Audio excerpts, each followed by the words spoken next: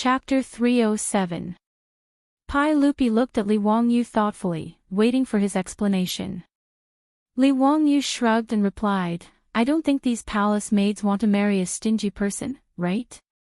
It's better not to know someone who doesn't even want to pay a copper coin. He paused and continued, since uncle asked me to properly settle these palace maids, I hope they can have a good home. How can someone who can't even pay a copper coin let them live a good life after leaving the palace? Pai Lupi pondered for a moment and asked, but you can't deny that some poor scholars may not have any family property now, but they may be able to pass the imperial examination in spring. In the future, they may be carps that can jump over the dragon gate. Zio, why don't you give them a way out? Let these scholars enter. Li Wangyu disdainfully curled his lips. What can these poor scholars do other than study? They can't lift their shoulders and can't lift their hands. If we let the palace maids marry them, are we going to serve them? Besides, if they are really capable, even if they help people copy articles, they should be able to pay a copper coin, right? What he said was actually the truth. The literacy rate in the Tang dynasty was low, so it was not difficult for these scholars to find a way to make money. Even if they helped people copy books, they could earn a lot of copper coins. If they were so poor that they couldn't even pay a copper coin to marry a wife, other than laziness, Li Wangyu couldn't think of any other explanation. For this kind of people, it was better to stay as far away as possible. I set the entrance fee of a copper coin to keep those good-for-nothings outside the door, so that these people can't deceive the palace maids with their flowery words. After listening to Li Wangyu's explanation, Pai Lupi thought for a moment, nodded slightly and didn't say anything more. In fact, there was another reason why Li Wangyu collected the entrance fee. It was because there were too many people who signed up. In the past few days, the number of people who went to Wanyan County and Chang'an County to register and participate in the Chu-Jiangqi Blind Date Convention was beyond Li Wangyu's expectations. He had thought that he would be able to attract a lot of men, but he did not expect that there would be so many.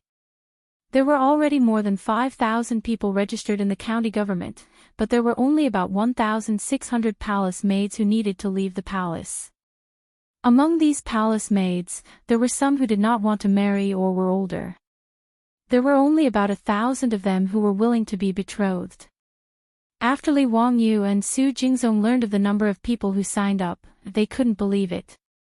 It was beyond their expectations that 5 men would fight over a palace maid. Thus, the two of them came up with an admission system. They would have to pay a fixed amount of copper coins as an admission fee. Through this, they would be able to filter out those who were purely there to join in the fun. The group of people bypassed the noisy crowd gathered at the entrance and went straight inside. In order to ensure the safety of the blind date, Li Wangyu and Su Jingzong had borrowed many bailiffs from Chang'an County and Wanyan County to maintain order. Especially when they learned that Pai Lupi was also participating, the great generals of the Jin Wu Guards had almost sent an army to surround the entire Tsujiang Pond. Therefore, Li Wangyu was not worried at all that these people who were not even willing to pay a fixed amount of copper coins could cause any trouble. On the spacious lawn beside Tsujiang Pond, it was already quite lively. The men who wanted to marry palace maids had already been waiting there for a long time. However, there were many decorations at the scene that no one had seen before. For a moment, they did not know what to do. They just gathered around the lawn and whispered to each other. Pai Lupi looked at Li Wangyu's decorations and could not help but be curious. Zio, there are many tables over there. There are all kinds of food and wine on them. What is the meaning of this? What are the tall round tables on the lawn for? They are so tall. How can people use them? Li Wangyu chuckled and said, Uncle, this is called a buffet party. You can take the food and wine on the tables. As for those tall round tables, they are not for sitting. Instead, they are for people to stand and chat. The matchmaking venue that this fellow ordered people to decorate had the appearance of a cocktail party in the modern world. The long tables were filled with wine and all kinds of food. the only thing missing was a champagne tower. As for the tall round tables scattered on the lawn, they were naturally for people to rest and chat. The round tables were only for people to place their plates and wine glasses. Pai Lupi found this new and interesting. He took the lead and walked toward the long table where the food was placed. There was no need for Li Wangyu to introduce him. He quickly took a set of tableware from the clean bowls and plates that were placed at the side and started to eat. The leader of the Imperial Guards at the side wanted to dissuade Pai Lupi. How could he allow Pai Lupi to casually eat food that was not in the palace? However, Pai Lupi did not care so much. He glared at the leader of the Imperial Guards and forced him to retreat to the side. He did not dare to say anything else. Li Wangyu also took some food and walked with Pai Lupi to a tall round table. They placed the food on top of it and chatted as they ate. The crowd that had been watching immediately understood after seeing Pai Lupi and Li Wangyu's demonstration.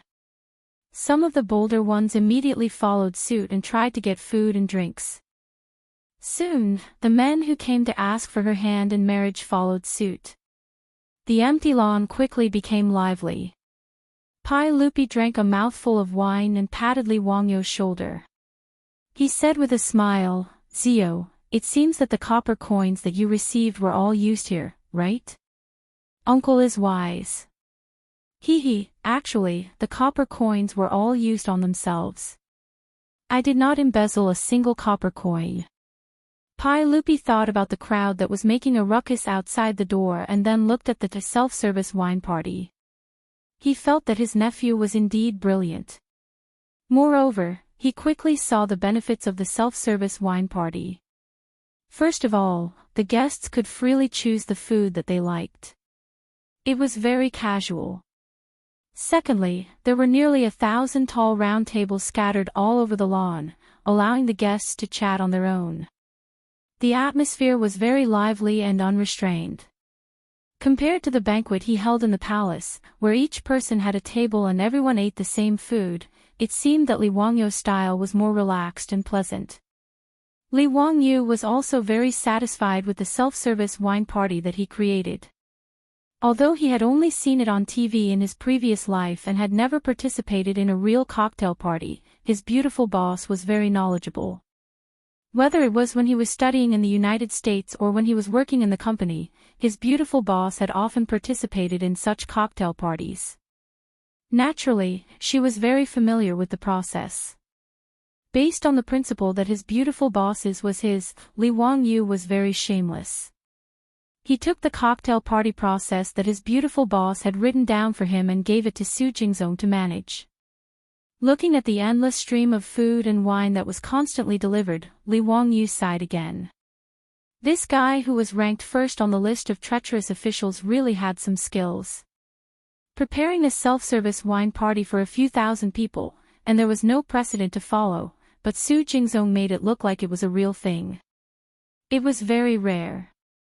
Just as he was sighing, someone suddenly patted his shoulder heavily. "Wahahaha, Zio, your brothers are here." Damn, why did this group of foppish people come? Li Wangyu's face darkened. Chapter 308. Li Wangyu couldn't understand why these debauches would want to join in on the fun when he was clearly organizing a matchmaking event. He knew that these debauches weren't good people. Although these debauches had yet to marry, they had many concubines at home. Even so, these debauches' favorite places to hang out were still Peace Square and the Hu restaurants in Shi City. Li Wangyu could only express incomparable disdain and deep envy towards this group of drunkards who lived in a drunken stupor. Ching Chumo and the others were just about to speak when they turned their heads and noticed Pai Lupi. They were so scared that they quickly stood properly and bowed to Pai Lupi. "Greetings, Your Majesty." "Forget it. Today is a matchmaking event and I'm also traveling incognito. You brats don't need to put on an act. Just call me Li Gong." Pai Lupi was in a good mood today and waved his hand without a care. Li Wangyu rolled his eyes. "What are you guys doing here today? Don't tell me that you're also here for a matchmaking event." Zio, you're wrong. As the saying goes, a fair and graceful woman is a gentleman's good mate. My brothers haven't married yet, so why can't we come for a matchmaking event? Fong Yai laughed mischievously. Li Wangyu was speechless. What kind of status did these debauches have?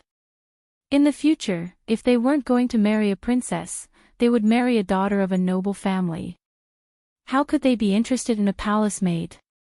Moreover, these palace maids were much older than these debauches. Even if they were to take in concubines, they probably wouldn't be willing. Clearly, these damned debauches were treating the matchmaking event that he had painstakingly organized as a fun event. They were purely here for fun. However, after thinking about it carefully, Li Wangyu suddenly felt a chill run down his spine. This group of debauches, because many of them married Li Er's daughter, in the end, their fates were really not good. Not to mention Fong Juanfang's widow, Li Wangyu looked at this cuckold of the Tang dynasty with pity when he thought about how this guy's future wife was Princess Gao Yang. Not only had he been cuckolded, but Princess Gao Yang had also plotted a rebellion. In the end, both of them had been sentenced to death. Chai Lingwu married Princess Bailing, who was also a foolish woman. She plotted a rebellion with Gao Yang and was killed. Du He had married Princess Chang'an. In the end, because she had been implicated in Li Qingqian's rebellion, she had been killed. His brother, Du Go, was also implicated and was exiled to Lingnan. Wei Shiyu almost married the princess of the new city, but the engagement was later cancelled. Qing Chuliang married Princess Qinghe in the future. Speaking of which, Pai Lupi was really good at giving birth. He had a lot of women in his harem and had a lot of children. Pai Lupi also liked to marry princesses to the sons and grandsons of nobles in order to win people's hearts. However, in Li Wangyu's opinion, it was better not to marry Pai Lupi's daughters. None of them were easy to deal with. While he was lost in thought, wondering if he should warn the other rich kids in the future. Just as his thoughts were running wild, he was patted heavily on the shoulder again. Zio, why are you in a daze? Fong Yai shouted, why haven't the palace maids come out yet? His tone was very similar to the way people urged the old madam in the brothel of Peace Lane. Li Wangyu was so angry that he gave him the middle finger. It's useless for you to call me brother. Hurry up and tell me, when are the palace maids coming out? Fong Yai still remembered the words Li Wangyu used to trick them. Giving the middle finger meant calling him brother. He had no idea that he was being scolded by Li Wangyu again. Li Wangyu was speechless. It's not like you're going on a blind date. Why are you in such a hurry? It's not time yet. Oh right, how did you guys get in? Did you pay? Pay? Pay what? We entered Crooked River Pond. Who dares to ask us for money? Ching Chumo replied casually. Li Wangyu was exasperated. He knew that these bastards would definitely come in without paying. They would eat and drink for free, and they would even look at the girls. Oh, no, the maids for free. How could they be so heartless? Pai Lupi was too lazy to pay attention to the quarrel between the younger generation. He noticed that there were a few new dishes on the table and couldn't help but ask curiously. Zio, you're really extravagant. There's actually ice cubes under the fish slices. Which ice cellar did you get this from? This must have cost a lot, right? I see that you only charge 1 copper coin. I'm afraid it's not enough to cover the cost. The fish slices that Pai Lupi was talking about were sashimi, or sashimi, which was often called sashimi in the future. In the future, when eating sashimi, the bottom of the plate was usually covered with ice cubes. This was to maintain the freshness of the ingredients and to maximize the taste of the sashimi. Although the Tangs loved to eat fish slices, in an era without refrigerators, it was very extravagant to put ice cubes under the plate. Pai Lupi naturally didn't know that Li Wangyu could use saltpeter to make ice. He thought that he had bought the ice cubes from a rich family's ice cellar. That was why he asked. Li Wangyu chuckled. Hee hee, uncle, these ice cubes weren't bought. I made them. Made them? It's already summer. How can you make ice cubes? Pai Lupi asked doubtfully. Hee hee, it's a secret. Li Wangyu didn't want to reveal his business secret. He still wanted to make a fortune from this summer's ice-making technique. Although the Li family didn't lack money now, no matter how small a mosquito's leg was, it was still meat, right? He couldn't let Pai Lupi know the secret of his ice-making technique for no reason. Pai Lupi glared at him in annoyance and didn't bother to continue asking. In his eyes, this was just a small trick. He reached out with his chopsticks and picked up a piece of iced fish slices. He dipped it in the sauce and put it into his mouth. The iced fish slices were even more delicious in his mouth. Pai Lupi couldn't help but exclaim, "Good. It's very popular. The ice melts in your mouth. It's sweet. Zio, you've really used your little cleverness on these unorthodox methods." Li Wangyu was speechless. Couldn't he speak properly? If the food was delicious, then say it was delicious. Why did he have to say that it was unorthodox? It really made him want to flip the table. However, Li Wangyu decided to swallow his anger for the sake of the fierce palace guards by Pai Lupi's side. He asked the waiter to bring everyone fruit juice and other drinks. He added a lot of ice cubes inside. This kind of ice-cold and refreshing cold drink made the group of people yell and cry out in satisfaction. Humph, a bunch of country bumpkins. Emperor. Look down on him. Li Wangyu felt a great sense of psychological satisfaction. He looked down on Pai Lupi and the group of debauches. Everyone ate and drank. Just as they were chatting happily, a bell rang not far away, followed by the sound of stringed and woodwind music. The time for the blind date conference had arrived. Under the burning gazes of the thousands of men present, 1,000 or so palace maids with graceful figures leisurely walked over. They smiled sweetly and had beautiful eyes. Thousands of beautiful women gathered in one place. All the men present, except for Li Er who was used to it, were shocked. Even the debauches who were used to seeing the spring scenery in Peace Square stared blankly at the palace maids in front of them. Wei Shiyu couldn't help but recite the lecture ode to lust, eyebrows like emerald feathers, skin like snow, waist like a bundle of silk, teeth like a clam, a sweet smile, bewitching Kaiyang City. Chapter 309. Because there were too many people participating in the blind date, Li Wangyu had already announced the rules of the day before everyone entered the venue. All the men participating in the blind date were not allowed to disturb the palace maids. They could only wait for the palace maids to take the initiative to communicate with them. Those who did not abide by the rules could only be expelled. With the deterrence of the golden guards in shining armor and the great sincerity of the men who were willing to pay a copper coin to enter, no one wanted to leave a bad impression on the palace maids at this time, so the scene was very orderly. More than 5,000 men who came for the blind date gathered in groups of 3 to 5 around the tall round table. They stared at the palace maids with burning eyes full of expectation, hoping to gain the favor of the beautiful woman. Since they could not take the initiative to strike up a conversation, they had to find a way to attract the attention of the palace maids. Therefore, among the people present, some loudly recited their poems, some pretentiously took out the guqin they brought, sat cross-legged on the lawn, and began to play the guqin as if there was no one around. There were even many scholars who brought paper and ink with them and began to draw for the palace maids on the spot. As for those who had a lot of property, they naturally had their own skills. Some of them took out gold toys inlaid with all kinds of gems and played with them in their hands. Some of them tidied up their expensive silk clothes. What made Li Wangyu dumbfounded the most was that there was actually a fat man who placed dozens of gold ingots on the round table in front of him. In short, these 5,000 men, in Li Wangyu's eyes, were like peacocks spreading their tails, competing to show off in front of more than 1,000 palace maids. He could not help but laugh. But soon, something that made him dumbfounded appeared. Among these 5,000 men, there seemed to be some strange creatures mixed in. Not far away at the round table, there were several burly old hooligans. What the hell were they?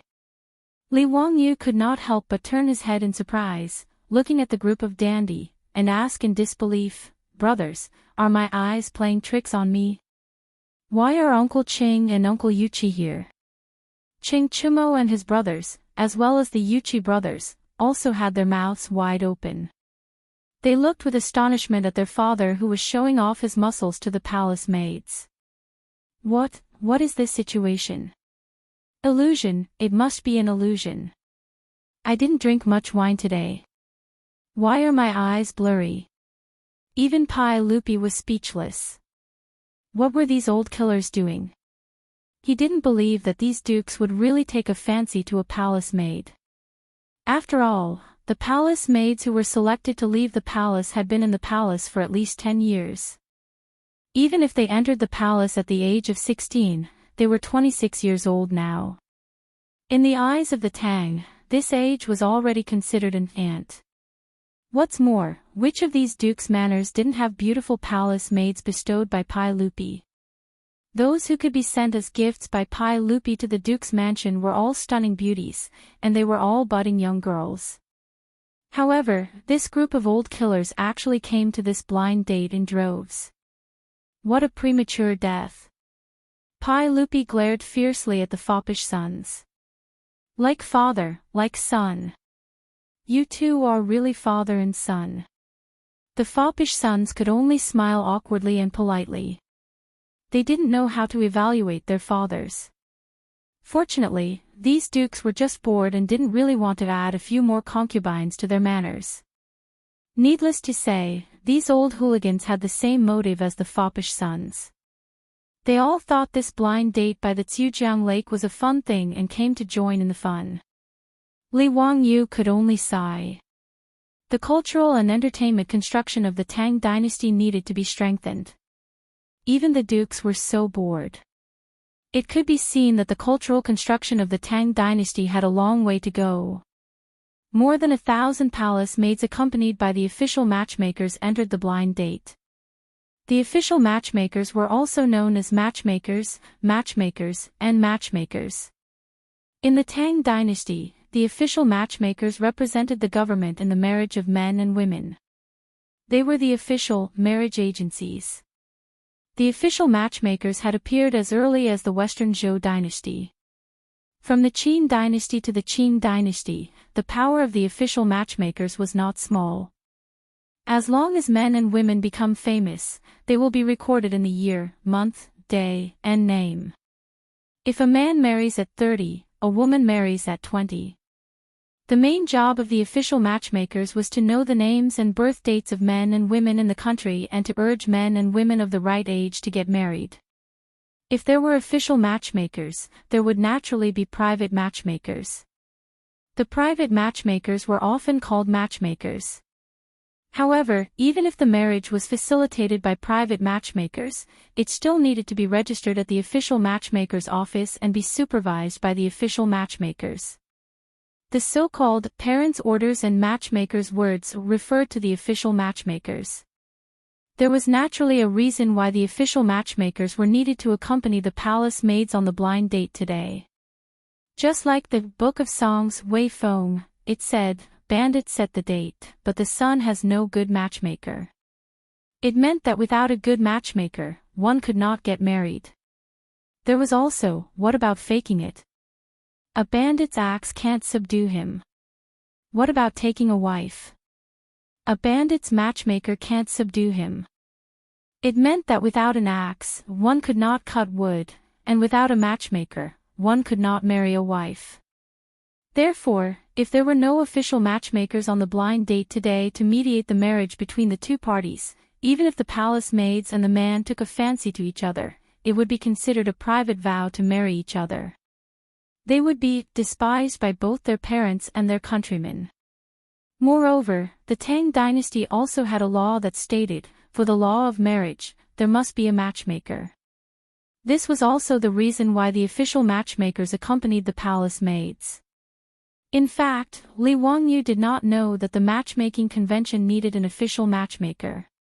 He only understood after Su Jingzong reminded him. However, even though there were millions of people in Chang'an city, there were not that many official matchmakers. Fortunately, Su Jingzong was capable and ordered people to urgently mobilize manpower from the counties around Chang'an city.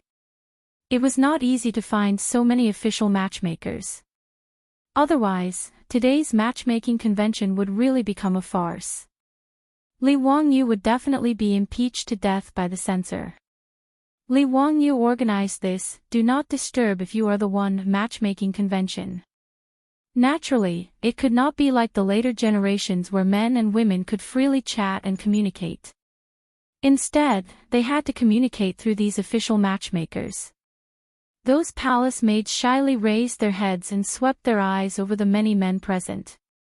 Those who liked each other would whisper to the official matchmaker beside them. Naturally, the official matchmaker would go to the man's side and ask about his name, family background, and whether he was interested in the palace maid. If both parties were satisfied, the official matchmaker would record it. Even so, the 3 matchmakers and 6 certificates could not be left out. There were 6 procedures: accepting, asking for names, naive sign, asking for dates, and welcoming in person. In addition to the 6 certificates, there was an ink bucket on the heaven and earth table, a ruler, a pole, a scale, a pair of scissors, a bronze mirror, and an abacus.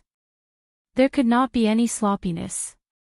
However, these procedures were naturally much simpler. Compared to a blind marriage, it was completely based on the matchmaker's description of the appearance and situation of the 2 parties. Without a doubt, today's matchmaking convention in Chujiang Pool that Li Wangyu organized could allow men and women to clearly see each other face to face. This was a great improvement. In this regard, whether it was the more than 5,000 men who wanted to marry a wife or the palace maids who left the palace, they were all extremely satisfied. Li Wangyu accompanied Pai Lupi and wandered around the matchmaking convention. Pai Lupi had already seen with his own eyes that many palace maids and men looked at each other. After being recognized by the official matchmaker, it could be said that they were already considered to be husband and wife. In this regard, Pai Lupi was very satisfied and repeatedly praised Li Wangyu for handling this matter beautifully. While the 2 were chatting, Pai Lupi pointed at a group of people not far away and laughed. "Ziyu, does this count as a man attaining the Tao and his chickens and dogs ascending to heaven? That group of men, are they all from the Zhou village that you chose? How did they all get a matchmaking convention with my palace maids?" Chapter 310. Pai Lupi was pointing at the group of handicapped old soldiers from Dingzhou village. Most of these old soldiers came from poor families and were handicapped. Naturally, none of their wives were willing to marry them. All of them were old bachelors. Now, in just a little over a month, the income from the Shunfeng Express Carriage Company had filled the pockets of these old soldiers and made them quite wealthy. After Li Wangyu's persuasion, he managed to convince this group of old soldiers to come to the Crooked River's lakeside.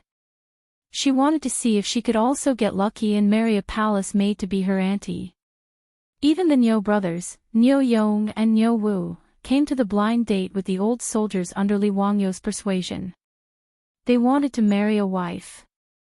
Although the 2 had joined the Li family as soldiers, they could still marry a woman from a good family. Moreover, Li Wangyu could let the 2 brothers go at any time.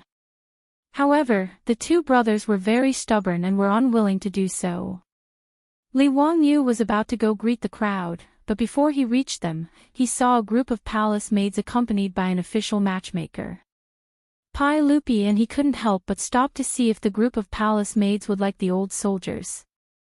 However, even Li Wangyu didn't think that the group of old soldiers would be chosen by the palace maids. After all, compared to the other people present, this group of handicapped old soldiers really didn't have any advantages. However, Li Wangyu still wanted to help the old soldiers of his manor. Just as he was thinking about how to do it, he heard a discordant sound.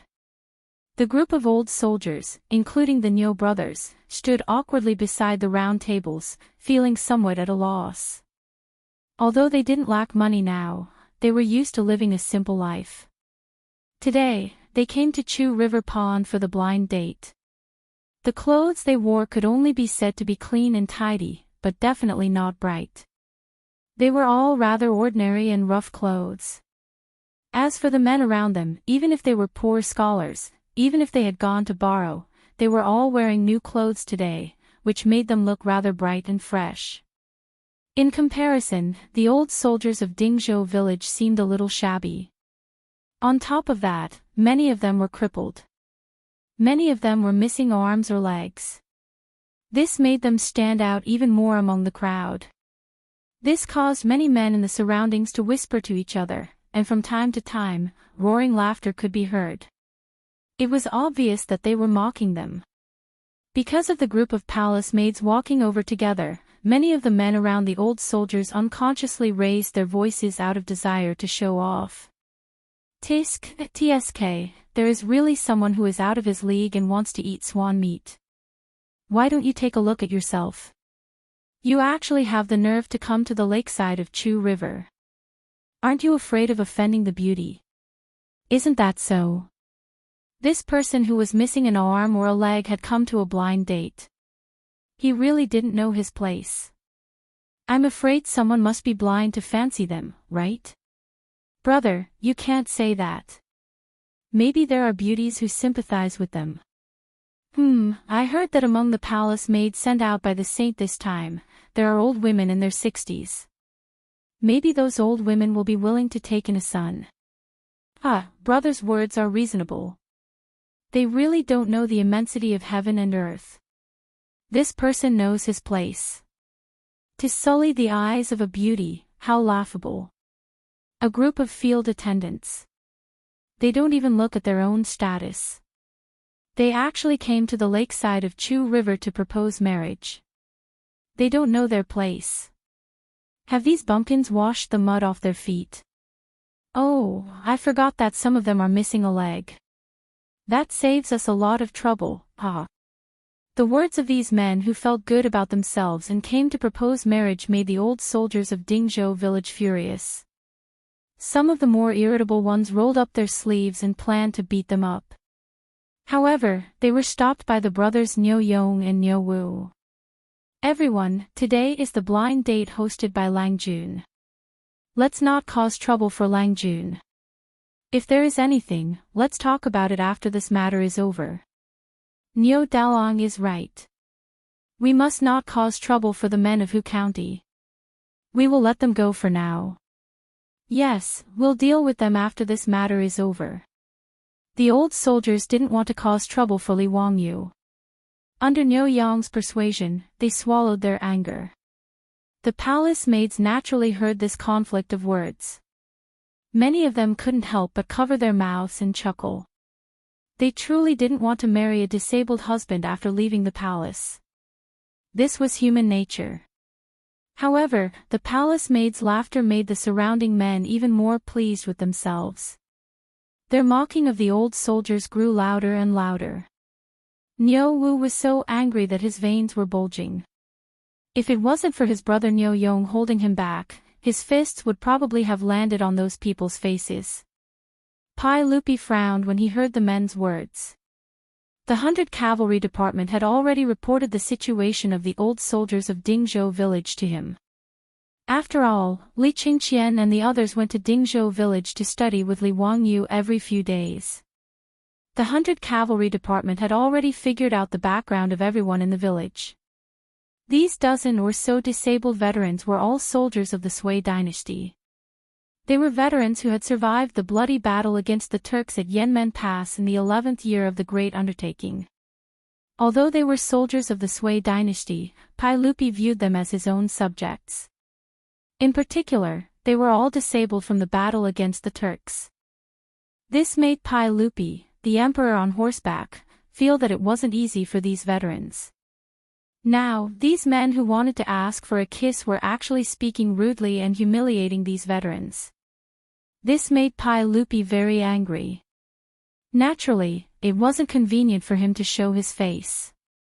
He only glanced at Li Wangyu from the corner of his eyes. Li Wangyu was naturally unhappy. Even without Pai Lupi's words, he was already planning to flip out. After apologizing to Pai Lupi, Li Wangyu looked at the group of wastrels behind him. Brothers, what should we do if someone has a bad mouth? His mother. Slap him. Ching Chumo and the others naturally understood what Li Wangyu wanted to do. They were all very excited. They rolled up their sleeves and prepared to attack. My brother Ching is ruthless and doesn't talk much. Li Wangyu gave them a thumbs up and led the group of wastrels forward. Niu Yong, Niu Wu, and the others saw that their Lang Jun had arrived. Just as they were about to bow in greeting, Li Wangyu waved his hand at them, indicating that they didn't need to be so polite. Li Wangyu walked straight to the group of wastrels who were still chattering and mocking the old soldiers. Without wasting any time, he raised his arm and slapped them. That person was so enraptured that he didn't notice the arrival of Li Wangyu and the others. It wasn't until he felt a sudden pain on his cheek that he realized that he had been slapped. You, young man, who are you? What right do you have to hit people? Before that person could react to what had happened, the group of wastrels had pounced on him and knocked him to the ground with a few punches and kicks. To be able to beat someone up in such a carefree manner in front of Li Er, the group of Silk Pants felt that today's trip was indeed not in vain. The things that the Li family's young master did were all so interesting. Guards, someone is causing trouble. Imperial guards, quickly arrest them. Murder. Save me. Hero, please spare me, I was wrong, please don't hit me. The group of wastrels who had just ridiculed the villagers of Dingzhou village were now wailing like ghosts and howling like wolves. Chapter 311. Due to the men's cries, the conflict at Chu River Pond soon attracted the attention of the people around them. The imperial maids were so frightened that their faces turned pale. They kept exclaiming as they did not know what exactly happened. Tens of imperial guards from the Golden Guards, who were in charge of maintaining the order at the blind date at Chu River Pond, quickly rushed over. Stop! You! The Imperial Guard squad leader stopped abruptly as soon as he shouted. Even if he did not know Li Wangyu, who was from Huxian County, it was impossible for him not to know Ching Chumo and the other hedonistic young masters. Did a group of heirs from the dukes who founded the country need a reason to beat someone up? Did they? The Imperial Guard squad leader could only mourn for those people who were blind. It was obvious that they were beaten up for nothing, and there was no way for them to seek justice. Nevertheless, the men who were beaten up by the hedonistic young masters and Li Wangyu thought that their saviors had finally arrived when they saw the Imperial Guards from the Golden Guards around them. The man who was slapped by Li Wangyu crawled to the Imperial Guard squad leader and pointed at Li Wangyu as he yelled, quickly arrest that man. They're disrupting the order of the blind date and beating us up for no reason. The Imperial Guard squad leader glanced at him impatiently and said coldly, this is Huxian County's man, and those are heirs from the High Duke's public houses such as High Duke Lu, High Duke Lai, High Duke Zheng, High Duke Liang, High Duke Yi, and High Duke Qiao. Are you sure you want to accuse them of beating you up? The man was dumbfounded by the squad leader's words. Were we beaten up by a group of heirs from the High Duke's public houses and Huxian County's man?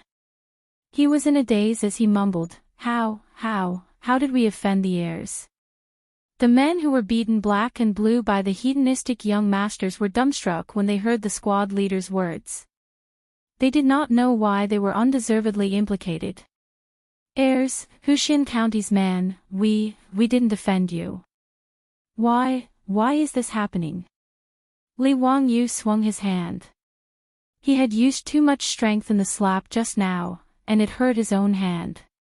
Hearing the man's question, he pointed at Niu Yong and the others. Do you know who they are? We don't know. What a good don't know.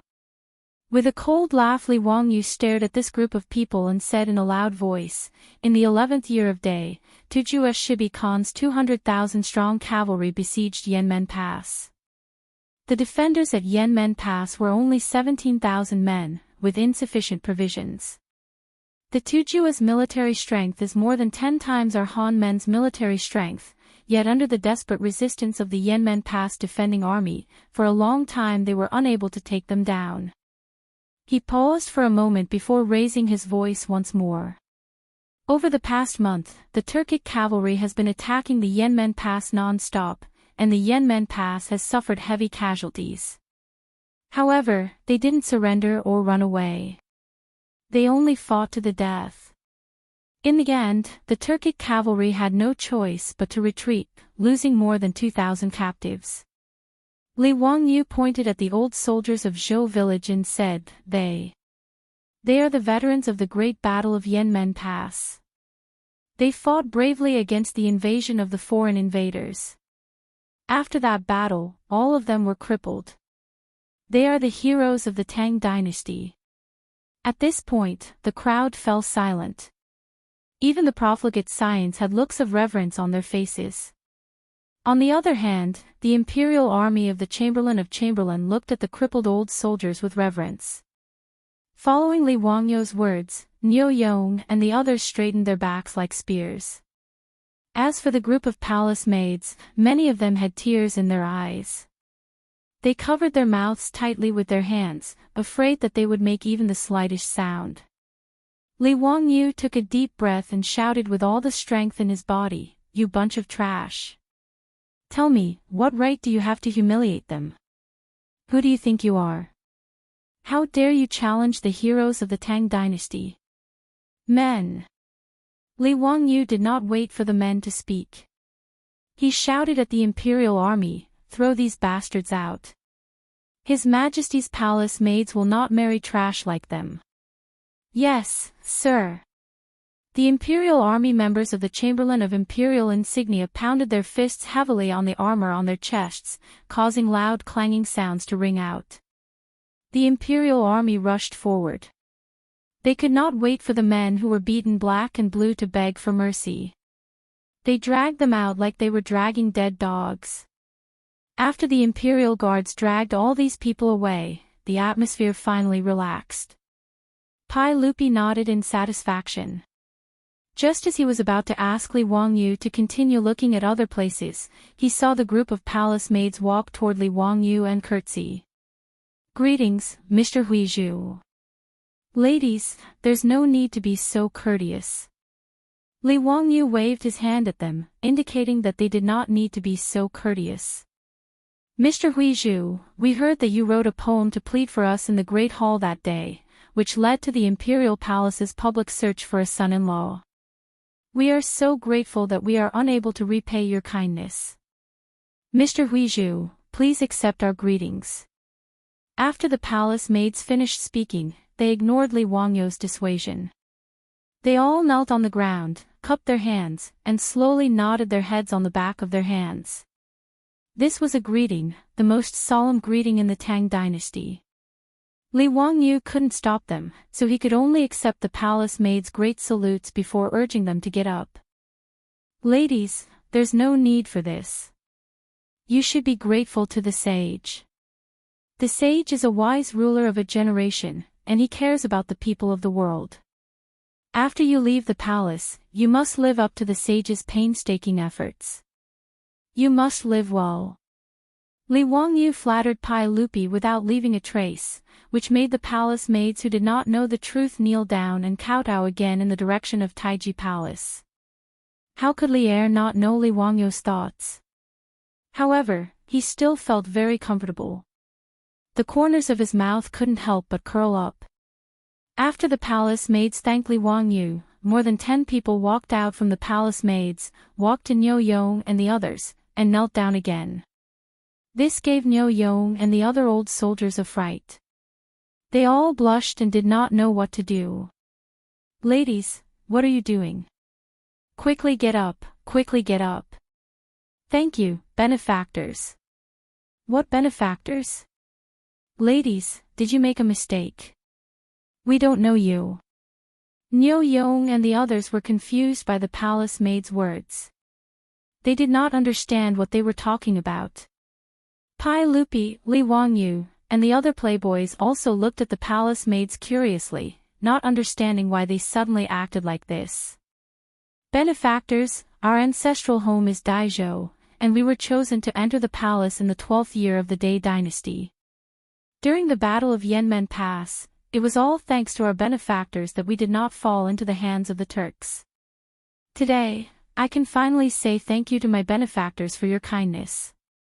The palace maid's words made Li Wangyu and the others come to a sudden realization. Yanmen Pass was under the jurisdiction of Daizhou, and these palace maids were originally from Daizhou. Back then, if Niu Yong and the others had not blocked the Turks' cavalry at Yanmen Pass, these palace maids would have met with a tragic end. Every time the Turks invaded, their favorite thing to do was to kidnap people. This was especially true for women. They loved to kidnap people the most. In this way, it was reasonable to say that Niu Yong and the other old soldiers were the palace maids' benefactors. After Niu Yong and the others understood the whole story, this group of strong men blushed and rubbed their hands, not knowing what to say. Li Wangyu was angry. Why did this group of idiots become mute at this time? Chapter 312. Li Wangyu was anxious for Niu Yong and the others. These bastards, did they forget their purpose of coming to Zhujiang Pool today? Blind date. Marrying their wives. Why are they standing there in a daze? Why don't they take the opportunity to chat with the palace maids? Are these bastards waiting for a sister Lin to fall from the sky and marry no one else but them? Sigh, I'm so angry. Li Wangyu grumbled in his heart.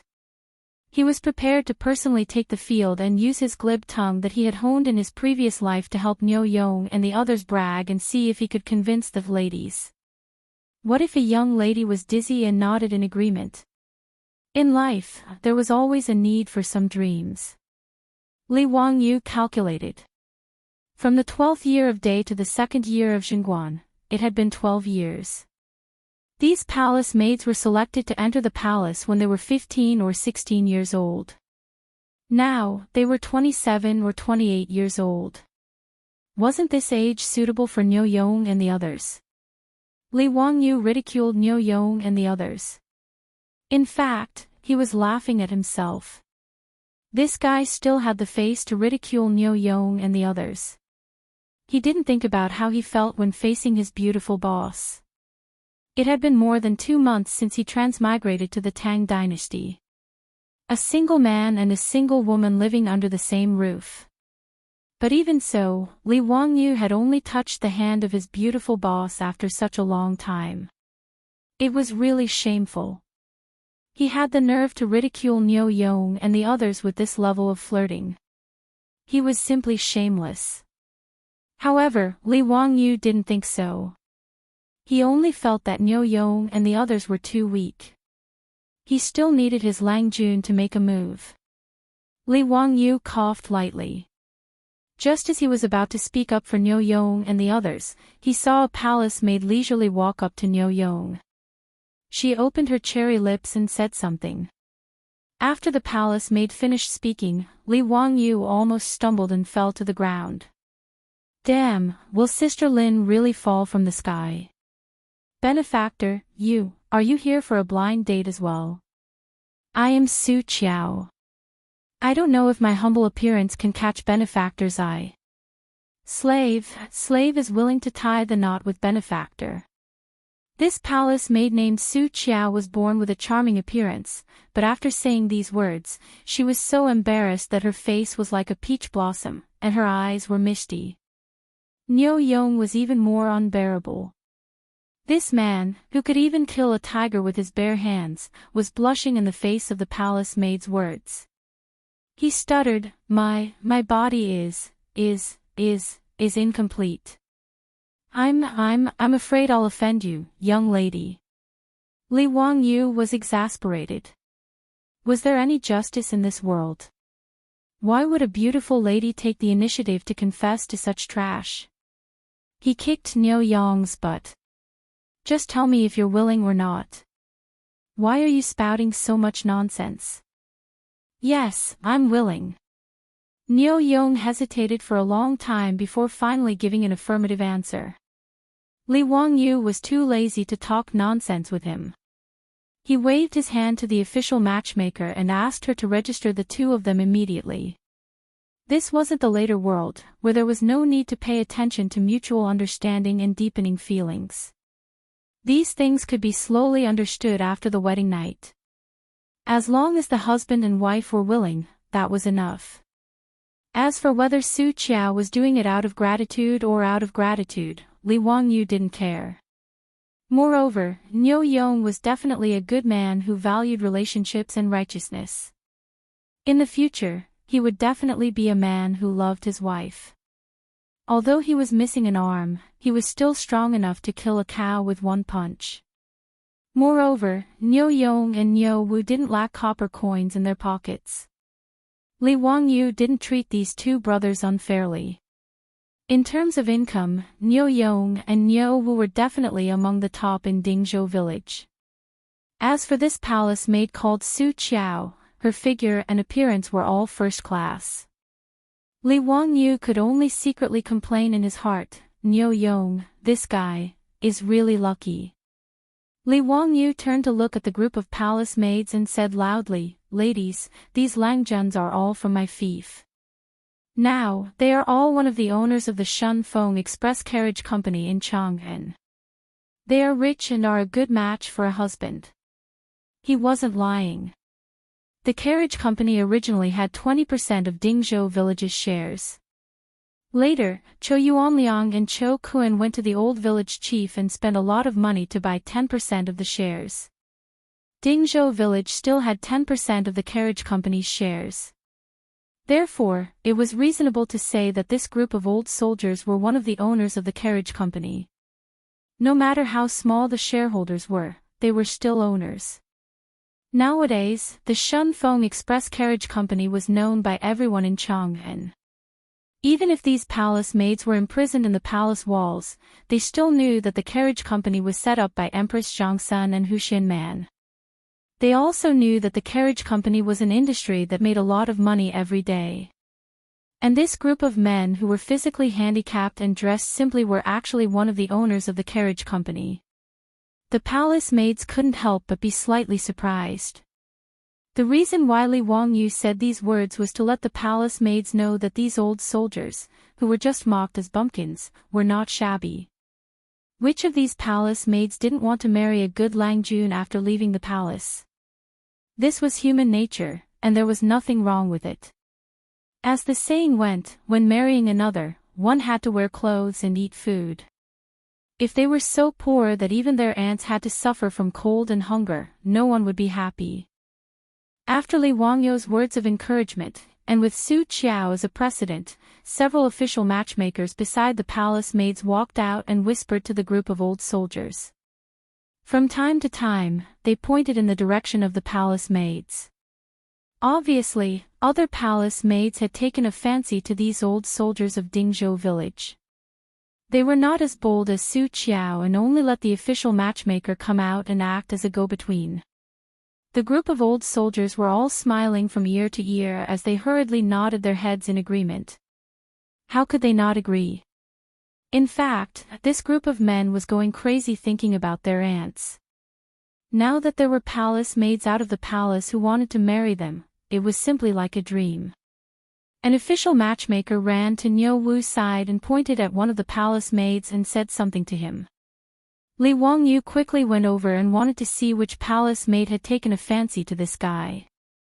Following the direction of the official matchmaker's finger, Li Wangyu looked up and couldn't help cursing in his heart that this guy was really lucky. The one who had taken a fancy to Niu Wu was the most beautiful palace maid in this group of palace maids. Li Wangyu felt that she looked like a movie star in the future. Seeing that Niu Wu was just grinning foolishly, Li Wangyu fiercely slapped this lucky guy's head. "What are you grinning foolishly for? Hurry up and say it, okay?" "Hee hee, okay, Okay. Why not?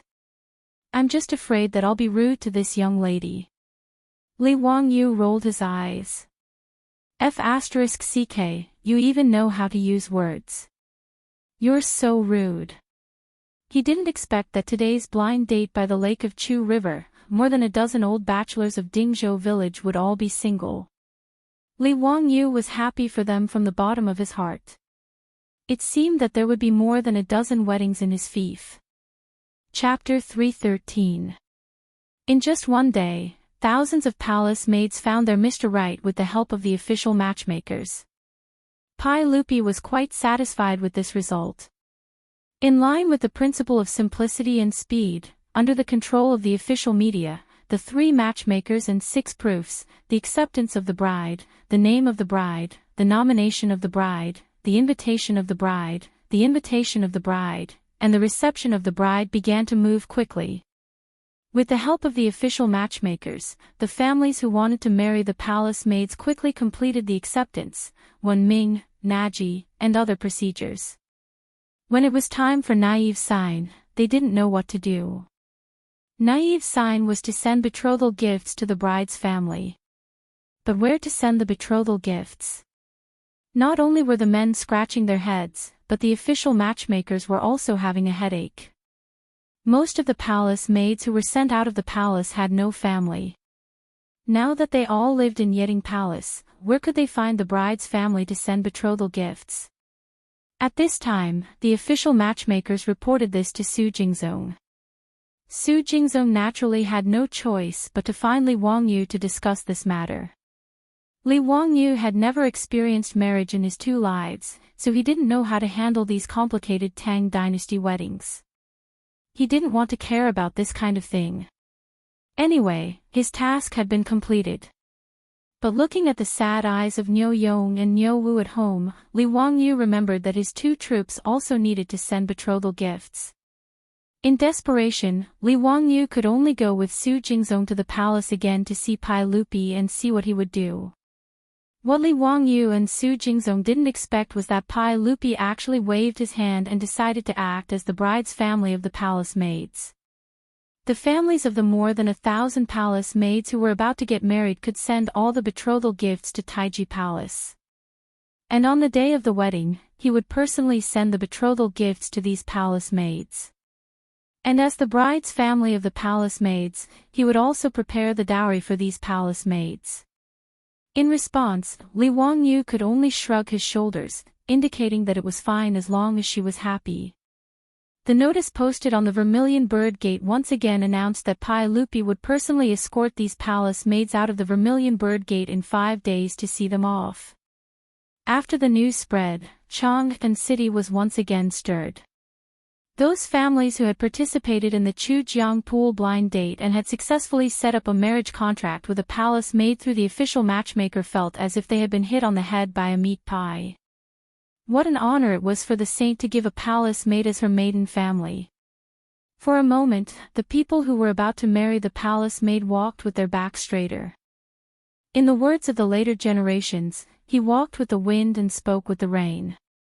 In Chang'an city, carriages carrying betrothal gifts drove one after another to the Taiji Palace. It was a spectacular sight. Li Er was not using this to amass wealth.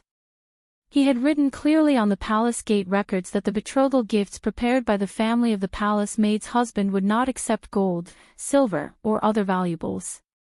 The betrothal gifts were all 9 types of gifts. The 9 gifts referred to 9 items, such as Hawan, Jiahe, donkey hide gelatin, josie pudding, vermilion reed, double stone, cotton wool, longevity thread, and dry lacquer. These 9 items all had the meaning of blessing the couple's love for eternity. Of course, this only referred to folk customs.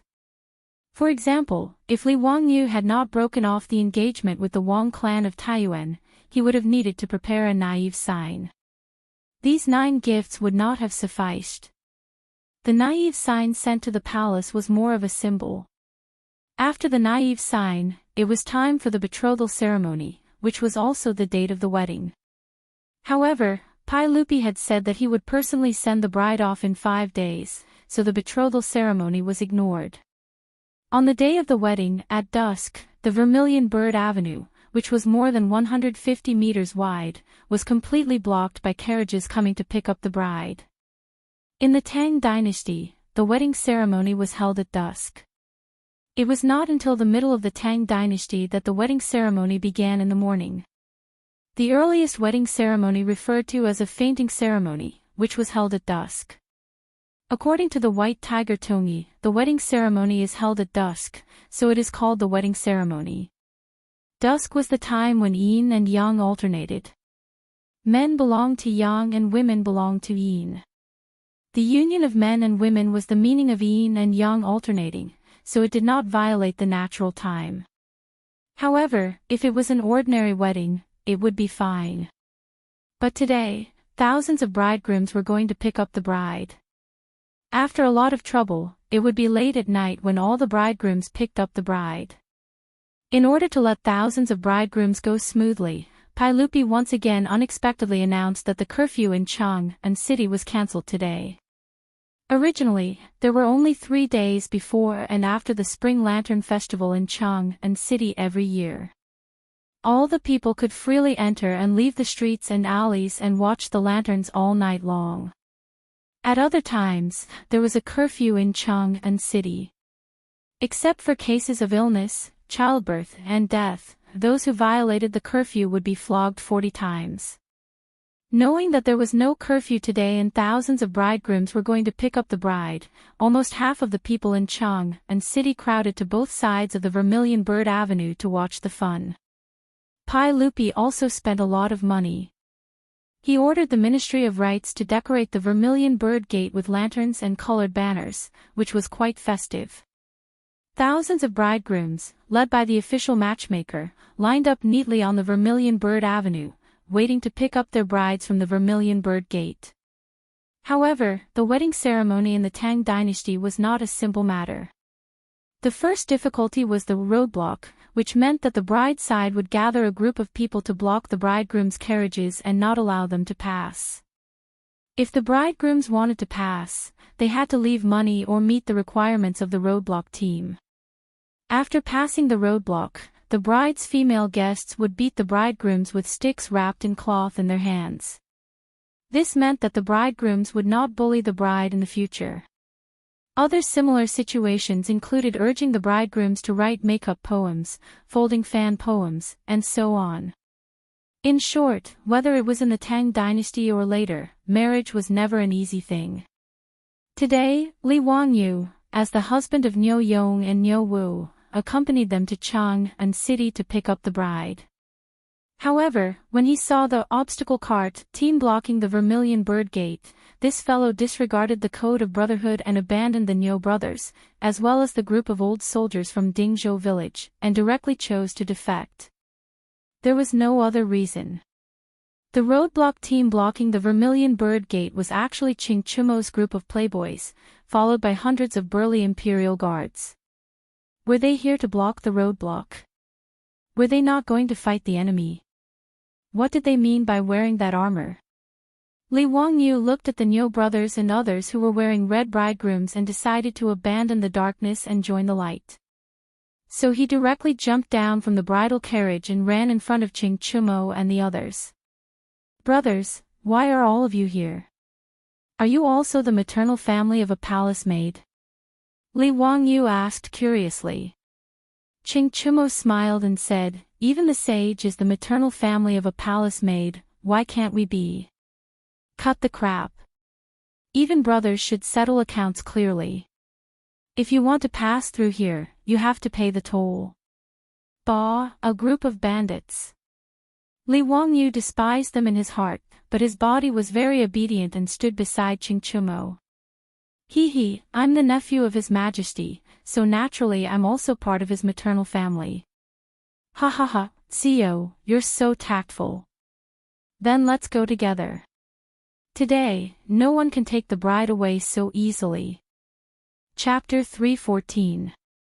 Niu Yong and Niu Wu were dumbfounded by their Longjuan's lack of loyalty. How could he be like this? There was a traitor in the revolutionary army.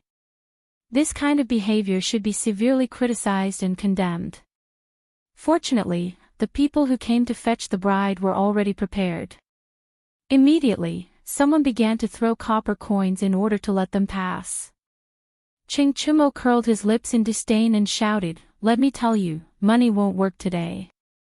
If you want to marry your wives, you have to rush over yourselves." His words stunned all the grooms. What? Money won't work? They still have to rush over. Looking at the hundreds of imperial guards who were wearing bright armor and blocking the Vermilion Bird Avenue, the grooms' faces turned green. This group of men who were going to marry the palace maids were not young anymore.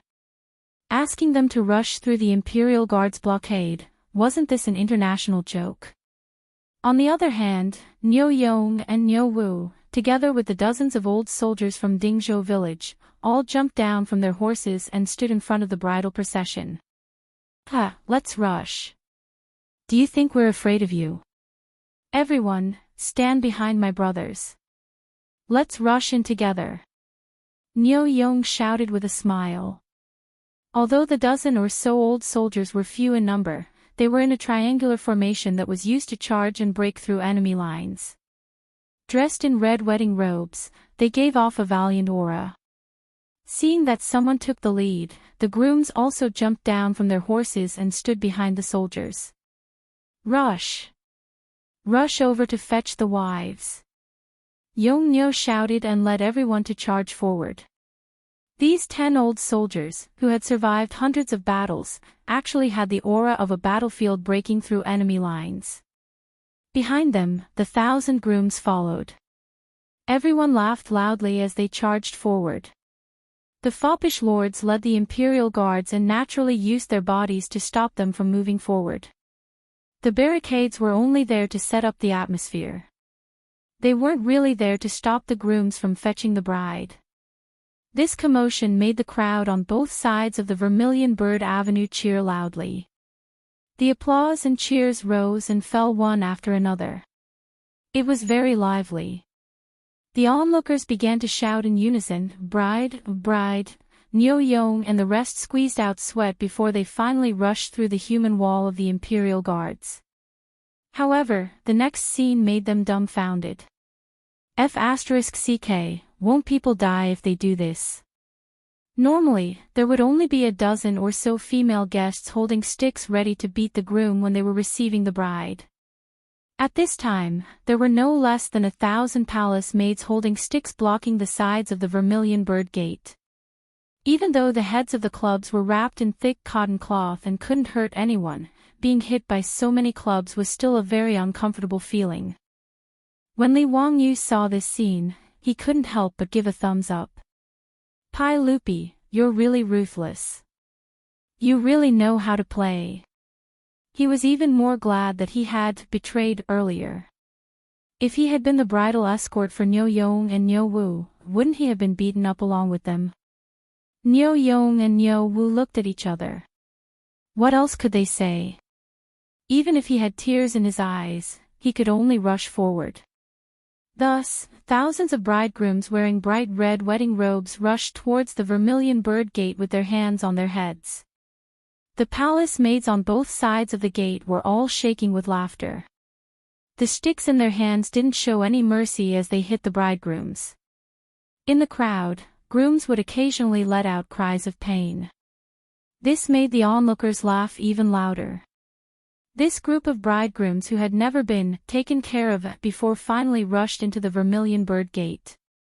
Then, there were servants who started to lead them to the Taichung Temple on the right side of the Vermilion Bird Gate. Pai Lupi would send the palace maids off here. The Taichung Temple was responsible for the ceremonies and music of the mausoleum. It was responsible for astronomy and divination. At this time, a red carpet was already laid out in the Taichung Temple. Thousands of palace maids and bridegrooms wearing emerald green wedding robes were waiting there. The wedding robes of the Tang dynasty weren't like those in modern TV series where both men and women wore red wedding robes. Instead, the bride wore green wedding robes. The men wore red to show their status, while the women wore green to show their beauty and gentleness. This was the meaning of the so-called red men and green women. Moreover, in the Tang dynasty, the bride didn't wear a veil. Instead, she held a feather fan to cover her face and shyly waited for her groom. After the two parties entered the bridal chamber, there was naturally no ceremony to remove the veil. Instead, the groom had to recite a poem to remove the fan. Then, the bride would delicately move the feather fan in her hand a little and slowly reveal her lovey-dovey face. These bridal clothes were also generously given to the palace maids by Pai Lupi. These bridegrooms were wearing emerald green long-sleeved gowns and long skirts. Their bodies were covered with long and exquisite shawls. Their faces were covered with gold foil ornaments, which made them look particularly shy and lovely. All the bridegrooms opened their eyes wide, wanting to see where their bridegrooms were. However, in the face of more than 1,000 palace maids who were also wearing emerald green wedding robes and covering their faces with feather fans, even Sun Wukong's fiery eyes of truth might not be able to find them. Fortunately, each pair of bridegrooms was in charge of the official matchmaker. These bridegrooms didn't have to worry about marrying the wrong wife. Li Wangyu even thought that these bridegrooms had only seen each other once by the Tsiujiang Lake. He was afraid that if they really made a mistake, they would just muddle through and make the best of it. Then, it would be lively. However, with the official matchmaker in charge, naturally, the things that Li Wangyu thought in his heart wouldn't happen. One by one, the palace maids in splendid clothes were led out by the official matchmaker and stood on the right side of their husbands. After the bridegrooms and bridegrooms stood on the red carpet in Taichung Temple, they heard the eunuch shouting in a sharp voice, "The sage has arrived. The empress has arrived." Under the reminder of the official matchmaker, the bridegrooms all knelt down and kowtowed to Pai Lupi. Today, it was not the ceremony of monarch and minister, but the ceremony of kneeling to Pai Lupi to make them a good matchmaker. The twin lotus flowers cuddled together, and the red carpet spread out to welcome the bride. On the red carpet, the bridegrooms knelt to Pai Lupi on the right side. The bridegrooms stood on the right side, but they didn't kneel. They just bowed to salute. This was also the wedding custom of the Tang dynasty. It was the custom of men bowing to women and not to men. Pai Lupi laughed and was in a very good mood. Empress Chang'an, who was pregnant next to him, also had a happy look on her face. Wei Ke has a nest, Wei Jiu lives there. Yu Gui, son of Wei Ke, 100 tales of Wei Quebec. Wei Ke has a nest, Wei Ke Fong lives there. Yu Gui, son of Wei Ke, 100 tales of Wei Ke. Pai Lupi gave the bridegrooms a blessing and a few words of encouragement, and then let the 1,000 or so bridegrooms leave the palace. The bridegrooms were taken out of the Zhuke gate and sent to the carriages of each family. The bridegrooms had to ride their horses around the carriages 3 times before they could set off to return to the groom's house. After the Niu brothers and the old soldiers of Dingzhou village helped their bridegrooms onto the carriages, Li Wangyu came out of nowhere and mounted his horse. "Let's go, take the bridegrooms home." After Li Wangyu finished speaking, he pretended to rub his shoulders and wipe off the non-existent sweat. It was as if he had put in a lot of effort to take the bridegrooms and had completely forgotten his previous rebellious behavior. Niu Wu secretly ground his teeth. If this guy didn't take into account that he was his Lang Jun, he wouldn't be wronged even if he was beaten to death. Chapter 315. It was a sleepless night in Chang'an City. In Chang'an City, almost all the houses had families getting married today. The pavilion closest to the water enjoyed the moonlight first. Most of the more than 1,000 palace maids had married into Chang'an City. Almost every one of the 108 houses was holding a wedding. Many houses even had more than one wedding today. On this day, all the wine in the wineries and restaurants in Chang'an City had been sold out. In addition, there was no curfew in Chang'an City today, so there were lanterns and colored banners everywhere. It was very lively. Many of the people in Chang'an City, even when they were old, still talked about this scene to their children and grandchildren. This was an unprecedented day of celebration in Chang'an city. After the wedding procession returned to Dingzhou village, the whole village became even noisier. The bride is here, the bride is here. When the naughty children in the village saw the wedding procession coming back, they screamed excitedly and ran around the carriage, making a lot of noise. Niu Yang's bride, the palace maid named Su Qiao, quietly opened the curtain of the carriage, wanting to see the village where she would live in the future and her future home. Although it was already dark, Li Wangyu had people hang wind lanterns and big red lanterns all over the village for the wedding. The village was quite bright. Su Qiao stole a glance. When she saw the environment of the village, she felt a little disappointed. It was the same as 2 months ago when Li Wangyu took the ox cart and entered Dingzhou village for the first time with his beautiful boss. All she saw were thatched houses made of yellow mud and dilapidated courtyards. Su Qiao naturally didn't know that the reason why the families in the village were still living in such dilapidated thatched houses was that they didn't have time to build new houses. Almost all the men in the village were working in the carriage business. They were busy every day and couldn't find time to rebuild their houses for a while. Therefore, every family hid nearly 100 strings of copper coins, but still lived in dilapidated old houses. There were many palace maids like Su Qiao who secretly observed the situation in Dingzhou village. Most of them were like Su Qiao. After seeing the dilapidated appearance of Dingzhou village, they couldn't help but feel a little disappointed. However, they were only slightly disappointed. Su Qiao and the palace maids didn't feel like they had been deceived. As the saying goes, if you marry a chicken, follow the chicken. If you marry a dog, follow the dog. In the Great Tang, women weren't as complicated as the women of the later generations. Even if she married a poor man, they could just live together as husband and wife. It was no big deal. Su Qiao even began to calculate how the 100 strings of coins Pai Lupi would give her as a dowry could help her husband improve his life after she left the palace. This time, Pai Lupi was very generous to marry a palace maid.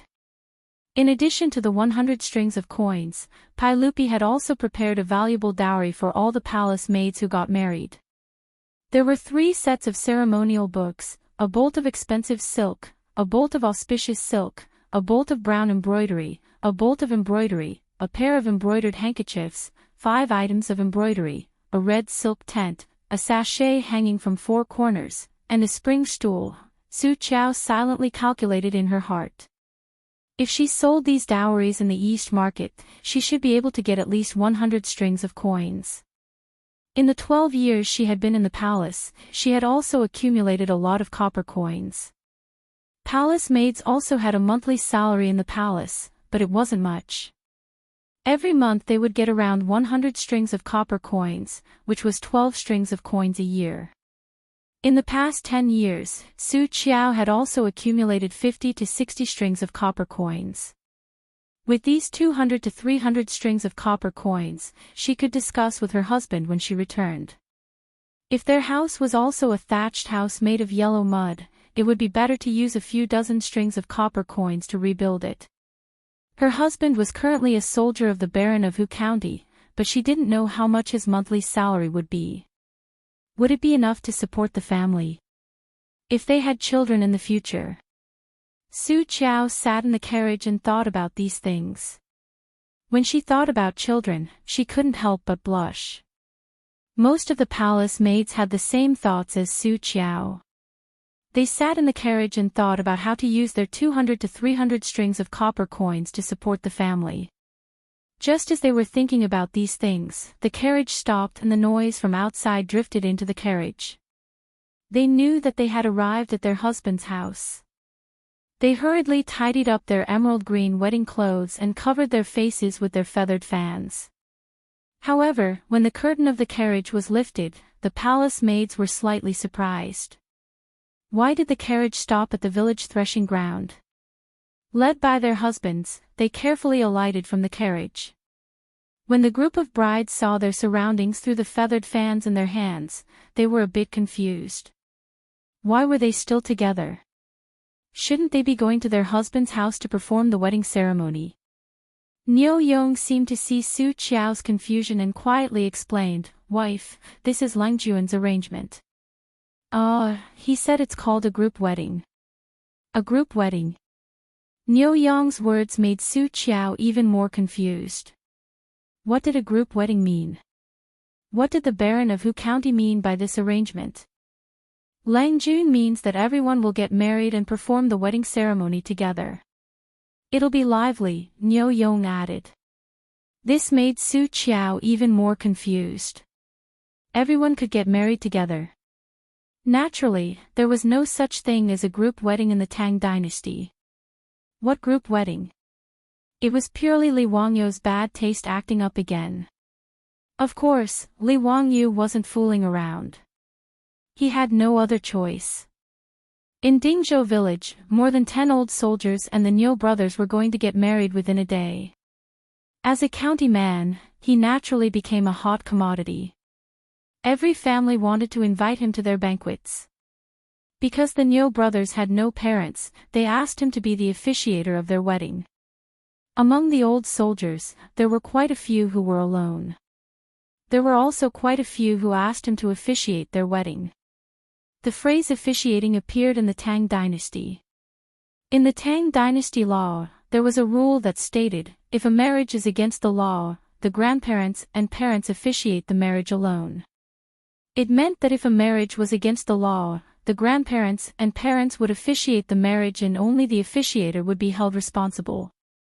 Although Li Wangyu was only 16 years old, he was the county man of Hu County and the head of the Niu brothers. Dingzhou village was also the location of his fief, so he naturally had the qualifications to be the wedding host and preside over this marriage. However, he was only one person. He couldn't split into several halves and attend every wedding and officiate the wedding, right? In this dilemma, Li Wangyu thought of the group wedding in the future. He found the old village chief and discussed with him that he might as well help the old soldiers and the Niu brothers hold a lively wedding together. He would pay for all the expenses. A group wedding was something that had never been heard of in China. The old village chief naturally shook his head and didn't agree no matter what. In order to convince the old village chief, Li Wangyu's saliva was almost dry. However, he still couldn't get the stubborn old man to agree with his idea. He didn't expect that the person who helped him convince the old village chief in the end would be the treacherous official Su Jingzong. Chapter 316. For Su Jingzong to be able to become one of the 18 scholars of the Qin king's manor, he naturally had some ability. After he found out about Li Wangyu's thoughts, he actually dug out a story from the Eastern Han dynasty to convince the old village chief. There was an official called Ren Yan in the Eastern Han dynasty who was appointed as the governor of Zhoushan. Zhoushan was the central part of Vietnam in the future. However, the people of Zhoushan did not have marriage rights, and they did not have a fixed wife. Ren Yan ordered all the men and women in the counties to get married and hold a wedding for them. At that time, there were over 2,000 men and women getting married at the same time. To thank Ren Yan, the people of Zhoushan named their children Ren.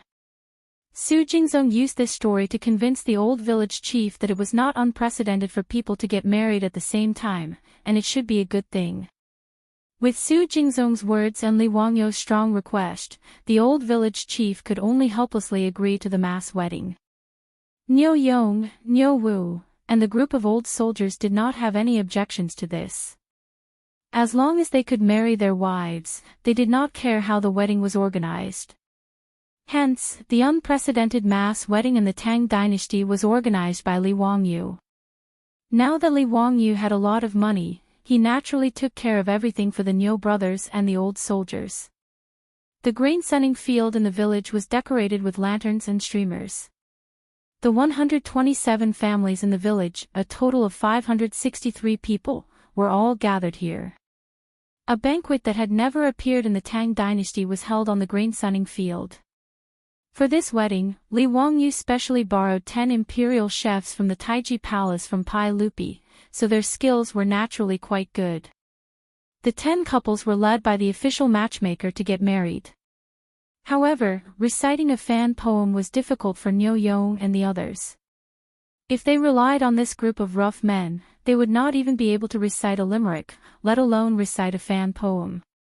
Whether it was Nyo Yong, Nyo Wu, or the old soldiers, the fan poem that they had to recite when they got married was all prepared by Li Wangyu in advance. They only needed Nyo Yong and the others to recite it. But even so, Nyo Yong and the other Guanzhong men used to wielding weapons were so anxious that they were covered in sweat. Hua! Hua! Hua! Hua! Hua! Hua! Hua! Hua! Hua! Hua! Hua! Hua! Hua! Hua! Hua! Hua! Hua! Hua! Hua!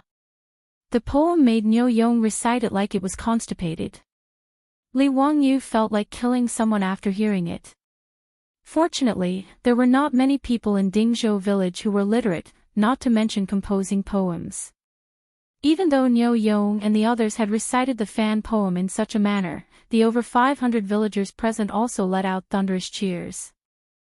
After reciting the poem, the palace maids shyly removed the feather fans in front of them, revealing their delicate and beautiful faces. Seeing the faces of the brides, the villagers of Dingzhou village cheered again. The men laughed and scolded Nyo Yong and the others for being so lucky to be able to marry such beautiful women. The women in the village joked with each other, gossiping about whose bride was more beautiful, and whether it would be easy for them to give birth in the future. They tied their hair in a bun, the husband and wife bowed to heaven and earth, paid their respects to their parents-in-law, paid their respects to Li Wangyu, the wedding officiator, paid their respects to the guests, and sent them to the bridal chamber. This wedding banquet was noisy until the second day of the night before it finally dispersed. Everyone drank until they were dizzy and returned home. Since the county mail mansion was still under construction, and the original Nyo family mansion was already dilapidated, Li Wangyu made the decision to let Nyo Yong and Nyo Wu temporarily set up their bridal chamber in the front yard of the Li family mansion. However, Li Wangyu soon regretted this decision. The next day, when the roosters in the village crowed, many villagers had already woken up and were preparing to take their carriages to Chang'an city to start work after washing up. However, Li Wangyu's expression was dull. He hugged his blanket and sat on the bed, wondering if he should chase the Nyo brothers out of the house. There was no other reason other than the fact that the two brothers had made too much noise last night. It was so noisy that he almost wanted to knock on the door. If not for the fact that the Nyo brothers were newlyweds and it was their wedding night, he would have gone berserk last night. Not only was Li Wangyu upset from the noise last night, his beautiful superior, Aphrodite, Perrin, and the others were even more unbearable today. When they left their rooms in the morning, they all had dark circles under their eyes and peach blossoms on their faces. Clearly, they had been attacked by the noise last night as well. Li Wangyu was even a little jealous of the Nyo brothers. They were indeed as strong as calves. To be able to torment themselves for an entire night, their waists were too good. It wasn't just the Li family who had been attacked by the noise last night.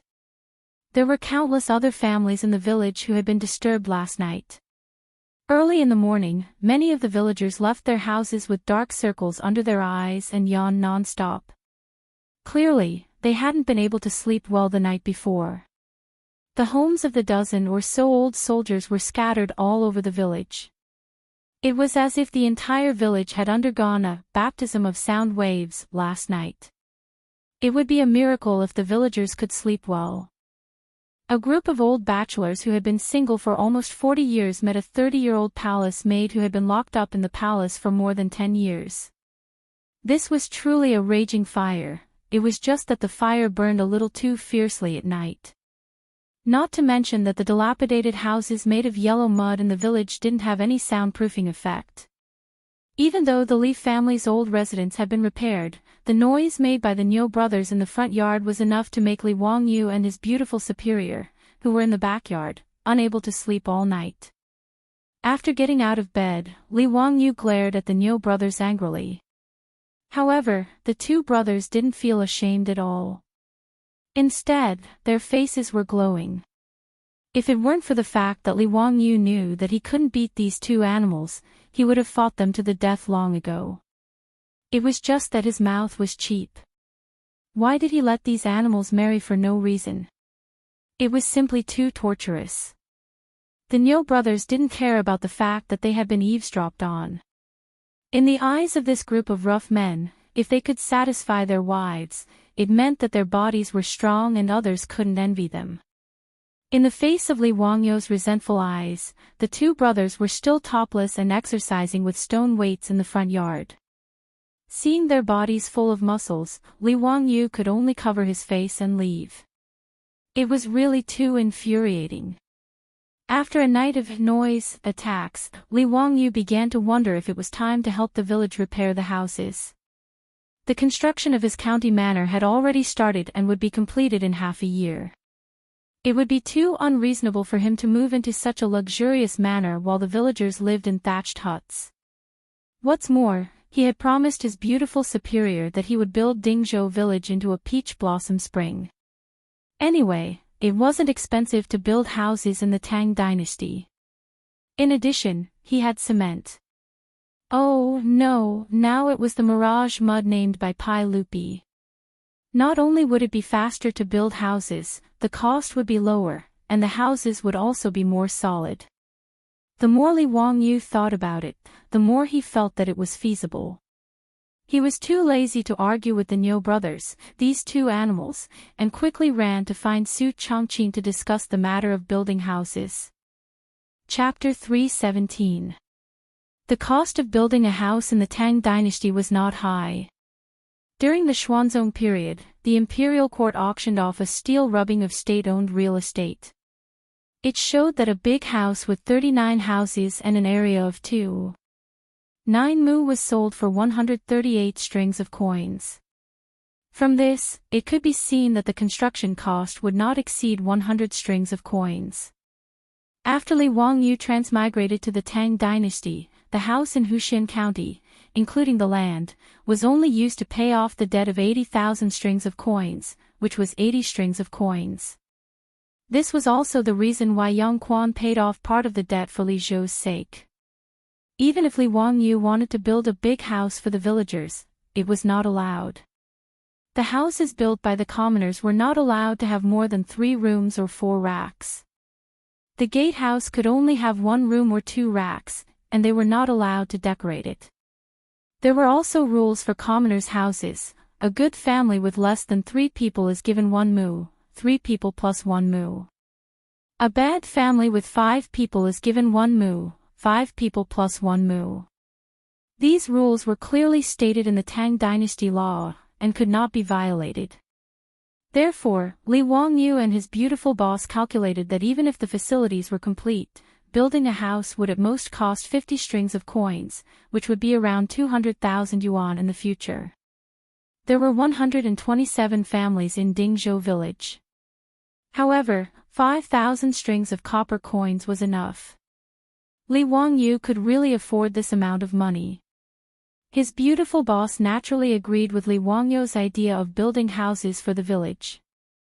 After some discussion, the two decided to build a new Dingzhou village near the county's manor. The new Dingzhou village not only had to have well-planned residences, but Li Wangyu and Su Changqing also planned to build a complete landscape, roads, sewer pipes, methane pools, toilets, ditches, and a series of other public facilities for the village. Li Wangyu naturally could not design a new village, but he did not plan to do it himself. He just needed to find Yan Liben. Yan Liben's older brother, Yan Lide, would be a master craftsman in charge of the construction of the palace. It was easy to find him to design a village for him. Li Wangyu made a special trip to Chang'an and to ask Yan Liben to introduce his brother to him. Yan Lide naturally knew about Li Wangyu, the county's man, the crown prince's teacher, and his younger brother's teacher. When he heard Li Wangyu's intentions, he patted his chest and agreed without hesitation. That day, Yan Lide led the supervisor to Dingzhou village to survey the terrain and measure of the land. Li Wangyu took out a sketch of the new Zhou village that he had drawn after discussing with his beautiful superior. On the sketch, 127 small courtyards were located in an orderly manner at the foot of the hill where the county magistrate's mansion was located, adjacent to the Gan River. Li Wangyu sketched out a sketch of Dingzhou village. Although it was simple, it incorporated many of the architectural features of Huaxia after the Tang dynasty, which made Yan Lai applaud. Although Li Wangyu made a lot of requests, which Yan Lai thought were strange, they were not troublesome, including using mirage mud to build tile-roofed houses. Now, the supervisor had begun to use the recipe Li Wangyu provided to make mirage mud on a large scale. The craftsman had figured out how to use mirage mud. It just so happened that the work supervisor did not have any tasks to build a palace, so Li Wangyu decided to ask Li Er to help him build a new village with his own money. Regarding this, Li Er naturally had no objections. He nodded and agreed to his request. When the supervisor's craftsman drove into Dingzhou village with all kinds of construction tools and materials, it immediately attracted the attention of the villagers. "Dalong, what are you doing? Is the county's man going to continue to expand the county's manor?" "I'm not sure, maybe. I'll call the village chief and ask if he needs our help." Let's go. The county's man's business is our business." When Li Wangyu's county's man's manor started construction, the village chief of Dingzhou village led a group of villagers to find Li Wangyu, wanting to work on the construction site. The villagers had to serve the corvée all year round, so they were good at construction. Toward Li Wangyu, all 500 people of Dingzhou village were moved to tears. Being able to work on his manor's construction site was also the old village chief and others' goodwill. Besides, Dingzhou village was now Li Wangyu's fief. The villagers would no longer serve the corvée, so it was natural for them to work on Li Wangyu's manor's construction site. However, Li Wangyu naturally declined the village chief's kindness. After all, he was born under the red flag and grew up in New China, so he still had this awareness. Although these villagers were now his, Li Wangyu didn't feel that he should exploit them. Nowadays, the villagers of Dingzhou village were all coachmen of the four-wheeled carriage company. A day's delay meant a day's worth of income. How could he have the nerve to ask the villagers to help him build a house? Therefore, no matter how the village chief and others asked, Li Wangyu refused, which made the village chief and others feel very regretful. However, a large number of construction tools and materials were transported to the village today, causing the villagers to misunderstand that Li Wangyu wanted to expand his manor. The village chief didn't look for Li Wangyu, so he led a group of villagers and rushed over. When he saw that the craftsmen had stopped their carriages and ox carts at the hillside outside the village and began to unload the tools, he hurried forward. "Everyone, you're wrong. The county's man's manor is on the hillside. You've got the location wrong." The supervising craftsmen stopped what they were doing and looked at an official in a light green official's robe. The official quickly walked over and cupped his hands towards the village chief. "Sir, you're not wrong. We're not building a manor for the county's man." "Not building a manor for the county's man? Then what are you doing?" the village chief asked. "We're here to build a new village." The words of the official who was going to be the supervisor stunned the old village head and all the villagers. "Build a village? What do you mean? This is our Dingzhou village's land. How can you build a new village? Who asked you to build a village here?" "This old man's surname is Qian, and I'm the village chief of Dingzhou village." "Why didn't I know about this?" the village chief asked with a frown. The official smiled. "Village Chief Qian, the one who asked us to build a village here is the county's man." The village chief was stunned. "What? The county's man asked you to come? What is the meaning of this?" The county's man funded us and asked us to build a new house for you. It's that simple." As the official spoke, he unrolled a scroll in his hand. "Look, this is the sketch of the village that the county's man personally drew. We'll build a new Dingzhou village according to this drawing. With a whoosh, the villagers all crowded over. When they saw the contents of the scroll, they were so shocked that they couldn't close their mouths. This is real. This paradise on earth is the new house that the county's man built for us. Erlang, hit me. I'm not dreaming, am I? Muramasa, what happened? Chapter 318. After repeatedly confirming that this group of craftsmen was really building a new house for them, all the villagers, including the old village chief, were so excited that they couldn't control themselves. It wasn't that the villagers couldn't afford to build a new house with their own money. 50 or 60 strings of cash was no longer an astronomical figure for the villagers of Dingzhou village. But the significance of Li Wangyu building a house for them was completely different. In the eyes of the old village chief and the villagers, it was simply too incomprehensible that the county's founding father, who was so noble, would actually pay to build a house for them. The news of the new house being built instantly spread throughout the village. Under the leadership of the old village chief, the villagers of Dingzhou village all knelt in front of the Li family's old house, regardless of gender or age. Li Wangyu was speechless. It seemed that he was only paying to build a house for the village. Was there a need to be like this? He naturally couldn't understand the thoughts of the old village chief and the others. It could be said that ever since the villagers found out about the construction of the house, the 127 villagers of Dingzhou village became completely loyal to Li Wangyu.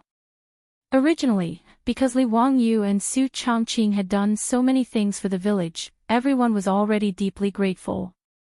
But today, the villagers of Dingzhou village were absolutely loyal to Li Wangyu. If the data of the computer strategy games of the future were used to describe it, then their loyalty was off the charts and had reached the max level. It was estimated that even if Li Wangyu ascended to the throne and raised an uprising, wanting to rebel and seize the throne, these villagers would not hesitate to take kitchen knives and hoes and follow him to Chang'an city. Of course, Li Wangyu wouldn't have such a brain-damaged idea, and the villagers didn't need to follow Li Wangyu to the end of the world. In the face of the people who were kowtowing in front of his house, Li Wangyu could only brace himself and persuade them to get up. Everyone, quickly get up, there's no need for this. Old village chief, please don't, please don't. Li Wangyu helped him up, but the person beside him knelt down again, making him extremely speechless. Yuqi village chief, this kind of old man, was kowtowing to him, which made Li Wangyu feel that his lifespan was shortened. What ability did he have to make these Dingzhou village villagers treat him like this? It took a Herculean effort to persuade the old village chief and the others, who were so excited that they couldn't control themselves, to the point of tears. The villagers expressed their gratitude again and again before slowly dispersing under Li Wangyu's persuasion. This caused a layer of white sweat to appear on his forehead. F***ck, feudal thinking is not good. However, the man was secretly pleased to be treated in this manner. This kind of treatment was impossible to experience in the future. While Li Wangyu was vexed, he also felt very satisfied. The news that Hu Xiannan had appointed Zhou Siyuan to build a house quickly spread through the surrounding villages. Regarding this, the commoners who heard of this could only feel envy. Originally, Dingzhou Siyuan, which was like mud, was famous for being poor among the surrounding villages. No matter which family wanted to marry their daughter, they were unwilling to marry into Dingzhou Siyuan. In Dingzhou Siyuan, it wasn't just the old soldiers who were single. There were many people who were so poor that they couldn't find a wife. Thinking about it, this was very normal. Which family would be willing to push their daughter into a pit of fire and refuse to marry into a good family and insist on marrying into Dingzhou Siyuan to eat rice and vegetables? However, following Li Wangyu's move to Dingzhou Siyuan, in a short 2 months, there were already people from the surrounding villages who had invited matchmakers to the village to act as matchmakers. When the news of Li Wangyu building houses for the village spread, those official and private media almost flattened the doorsteps of the unmarried families in the village. These families in the village were originally distressed over not being able to find a wife, but now they were distressed over which family to choose. However, this kind of distress was actually a happy distress.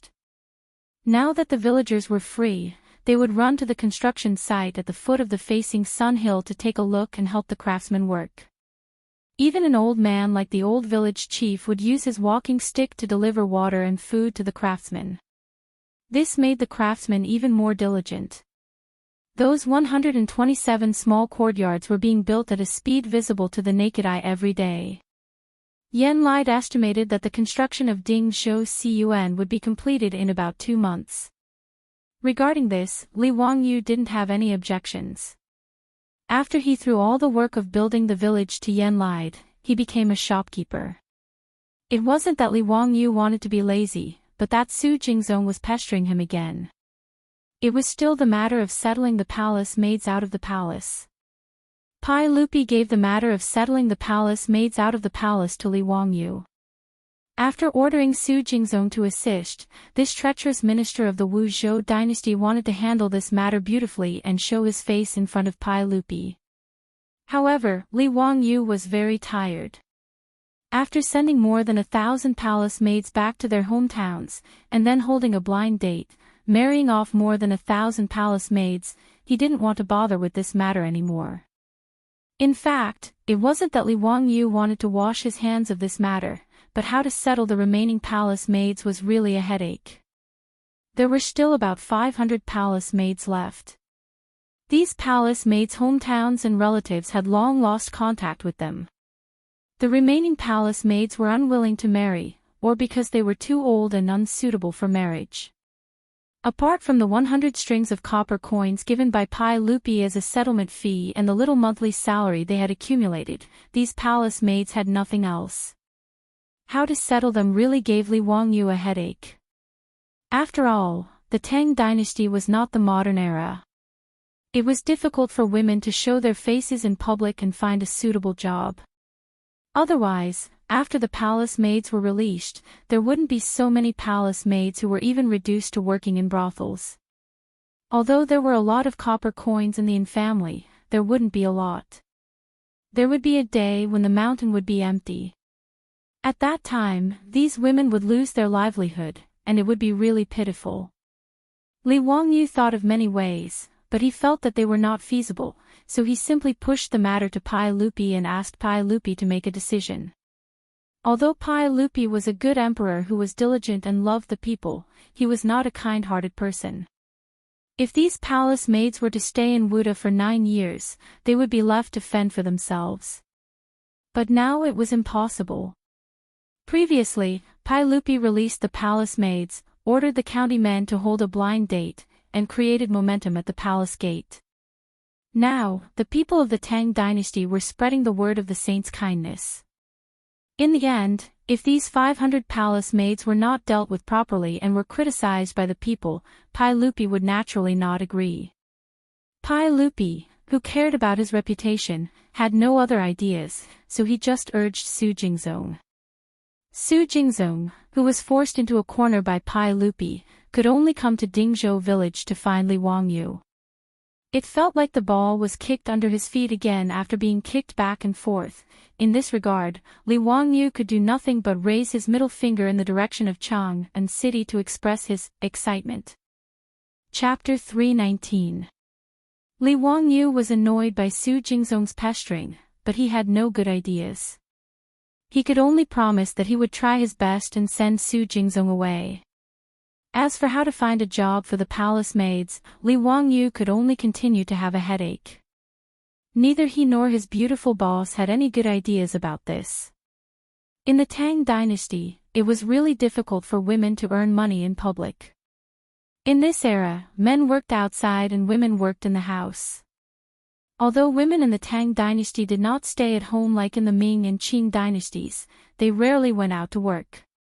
Of course, ordinary peasant women were not included in this list. In order to make a living, even women had to work in the fields with their men during the busy farming season. In addition to being performers, performing music, dancing, and entertaining people with their beauty, there were a few rich families who needed to hire some older and more cultured women to teach their women etiquette. After all, these palace maids had been trained by the female officials in the palace for a long time, so their abilities were needless to say. Many of the older palace maids were invited by the rich families in Chang'an to be female teachers in their mansions to teach their women.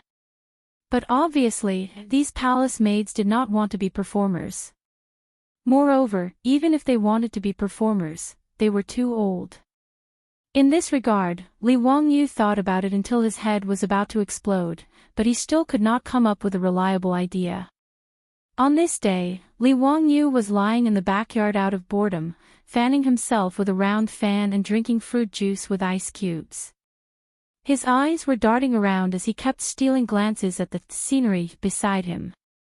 Now, except for Li Wangyu and Mosquito, who were male, no other men were allowed to enter the backyard of Li Hot. The reason was naturally because the women in the backyard were wearing thin and light clothes after the hot weather.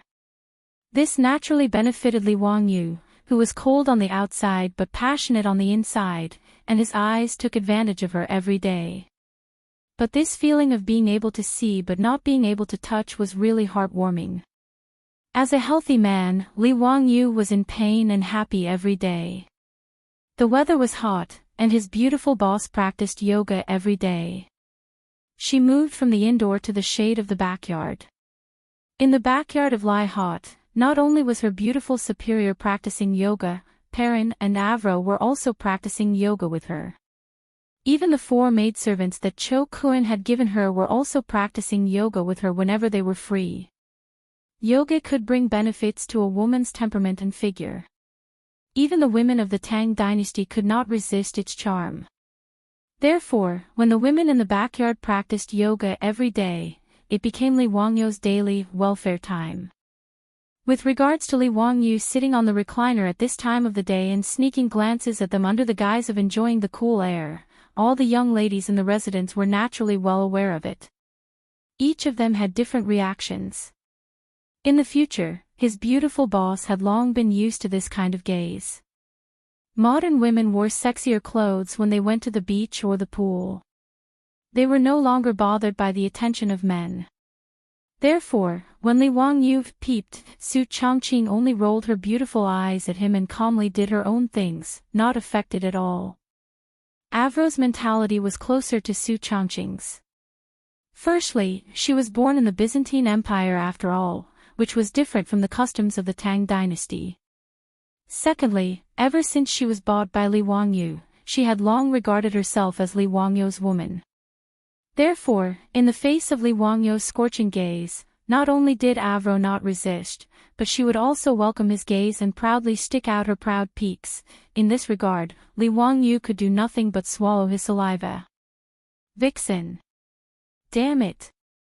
As for Perrin and the 4 maidservants, their pretty faces would turn red every time Li Wangyu looked at them, and they would lower their heads and not dare to look at him. Their bashful appearance made Li Wangyu feel that the ancient poem was indeed well written. Fragrant flowers smile shyly, willowy wastes are warm and cozy. Wasn't it exactly like this? Li Wangyu took a sip of the cold juice and shook the round fan twice, feeling that it seemed to be missing the taste. At this time, shouldn't the fan in his hand be opened with a swoosh and then elegantly waving the fan, looking like a distinguished scholar? He looked at the round fan in his hand with disdain. This fan was no different from the cattail leaf fan in the future. How could it show off his distinguished and elegant style?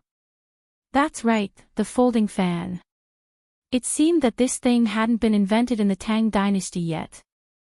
Li Wangyu thought for a moment and realized that he really didn't seem to have seen anyone use a folding fan in the Tang dynasty. He didn't know that folding fans only appeared in the Song dynasty, and it was only in the Ming dynasty that they were taken out of the palace and became popular for a time because of Emperor Yongl's love. If a distinguished scholar didn't have a folding fan made by a famous calligraphy artist, he would be ashamed to go out and meet people. Li Wangyu's interest was piqued. He got up and ran back to the study, took a charcoal pencil and paper, and began to draw the structure of the folding fan. The folding fan wasn't complicated. It was just made up of the ribs and the fan face. Although Li Wangyu didn't know how to make a fan, he believed that it wouldn't be difficult to make a folding fan if he drew a diagram and asked the village's carpenter Lu to perfect it. At that time, he would ask Yan Liben to draw the fan face for him, and then ask Pai Lupi to inscribe a few words for him. TSK, TSK. What kind of style would this fan look like when he held it in his hand? After finishing the drawing of the folding fan in a few strokes, Li Wangyu threw it aside and went back to find Carpenter Lu to make the fan. Now, he should continue to look at the beauties at home and do yoga. Under the shade of a tree in the backyard, there was a thick blanket.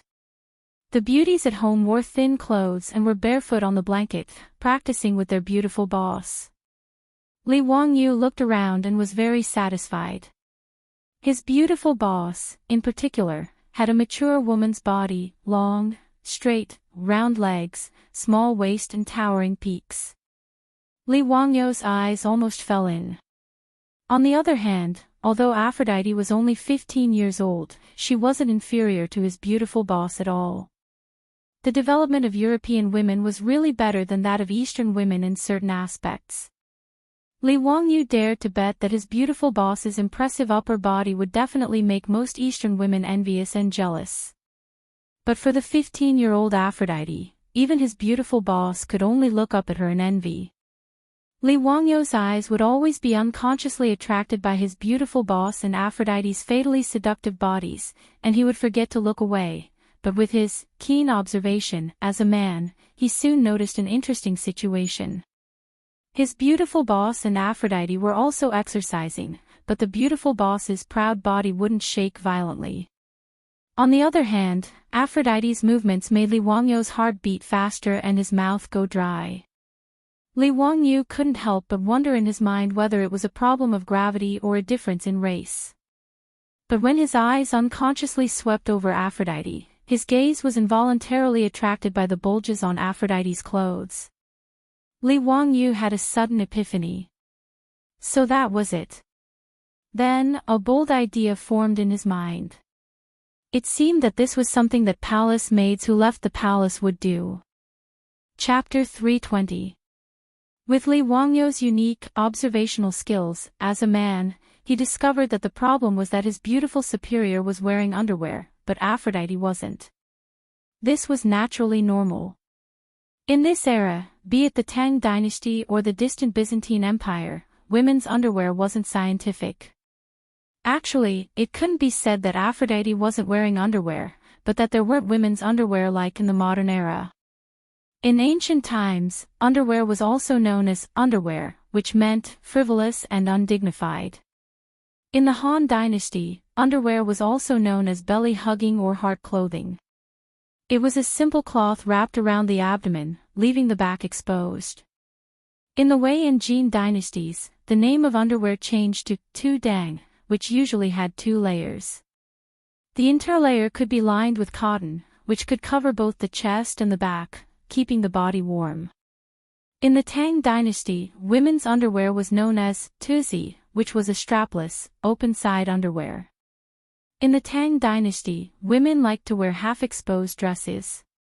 They would tie their dresses high above their chest, tie a wide belt under their breasts, and drape a transparent tulle over them. The tuzi would be faintly discernible, making them very bold. In fact, the Tang dynasty was the first to wear underwear outside. No matter if it was a stunning and beautiful woman, a pretty girl from a humble family, or a graceful and luxurious woman, they were all like this. As for the underwear commonly seen in TV series in the modern era, it only appeared in the Qing dynasty. After Li Wangyu noticed that Aphrodite wasn't wearing underwear, his nose started to itch again. After rubbing his nose, he suddenly had an idea. Could he organize the more than 500 palace maids to make and sell underwear? In Li Wangyu's opinion, underwear that could accentuate one's figure and was good for women's bodies in the Tang dynasty, an era when women weren't bound by feudal ideology, should have a lot of market prospects. In the prosperous Tang dynasty, women didn't wrap themselves up tightly like in the Ming and Qing dynasties. Instead, they boldly revealed their bodies just like in the modern era. Moreover, the more noble a woman was, the more revealing her clothes were. Revealing, and plump were the fashion trends of those noble ladies. This had long been confirmed by later generations of historians, and the paintings of princesses and noble ladies on various murals of the Tang dynasty had also shown this point to later generations after thousands of years of time. However, Li Wangyu was very lucky to be able to witness this scene with his own eyes. In his opinion, those sexy female stars in the various movie awards ceremonies of later generations may not be comparable to the noble ladies of the Tang dynasty. Revealing a bottomless cleavage was definitely a scene in the Tang dynasty. Old Mao Zi's movie, Curse of the Golden Flower, was once ridiculed because the cleavage on the screen was too plump. In fact, old schemer had been wronged. The women of the Tang dynasty really took the fair and plump cleavage as their beauty, and they were not stingy in showing it. When Li Wangyu was in the Taiji Palace, he saw that the palace maid's attire was no less reserved than in the movies. In fact, it was even bolder. Not only in the palace, but also among the commoners. Ouyang Sun once wrote a poem that went like this: 28 flower ornaments, chest like snow, face like flowers. What he meant was that a 16-year-old girl with a large area of her fair and tender skin was exposed. TSK, she was really an old hooligan. During the Tang dynasty, there were quite a few such wretched and weird uncles. The Tang dynasty poet Zhou Yi wrote a poem called Meet the Girl Next Door, because of the beauty of the girl next door. When the sun is high, the girl next door meets with a smile, slowly binding her skirt and half revealing her chest. Not to the autumn pond, but to the green water, the difference shames by Fu Rong. What was slowly binding her skirt and half revealing her chest? What was shaming by Fu Rong? The old driver Li Wangyu expressed that he did not understand. He was very simple. The complete Tang dynasty poems contained countless poems about the beauty of the chest. Even Bai Zhu Yi was not exempt from this. He also wrote a poem like half revealing the chest like snow, slanting her face like a wave. In short, the Tang people were very tolerant and appreciative of the way women showed off their cleavage. This strengthened Li Wangyu's confidence in developing the underwear industry. Li Wangyu naturally did not know how to make underwear. He was not a pervert who would spend his free time studying the structure of women's underwear. But it did not matter if he did not know how. His beautiful superior understood. Moreover, she still had the leopard print underwear that she had transmigrated to the Tang dynasty. It could be used as a sample. Pulling his beautiful superior to the side, he quietly told her about his genius idea. The beautiful superior could not help but shyly reach out and fiercely pinch Li Wangyu's waist. Damn pervert, you can even think of this sort of thing. It hurts, let go. Quickly let go. How am I a pervert? Am I not just thinking for the sake of those palace maids? Also, this is killing many birds with one stone. The women of the Tang dynasty will be grateful to you. Bah, damn pervert. The beautiful superior's face was bright red. She let go of the fingers that were pinching Li Wangyu's waist. Li Wangyu chuckled. Besides, aren't I doing this for your sake? Hee, when you fell into my bathtub, you should only have a set of underwear on you, right? You're still saying it.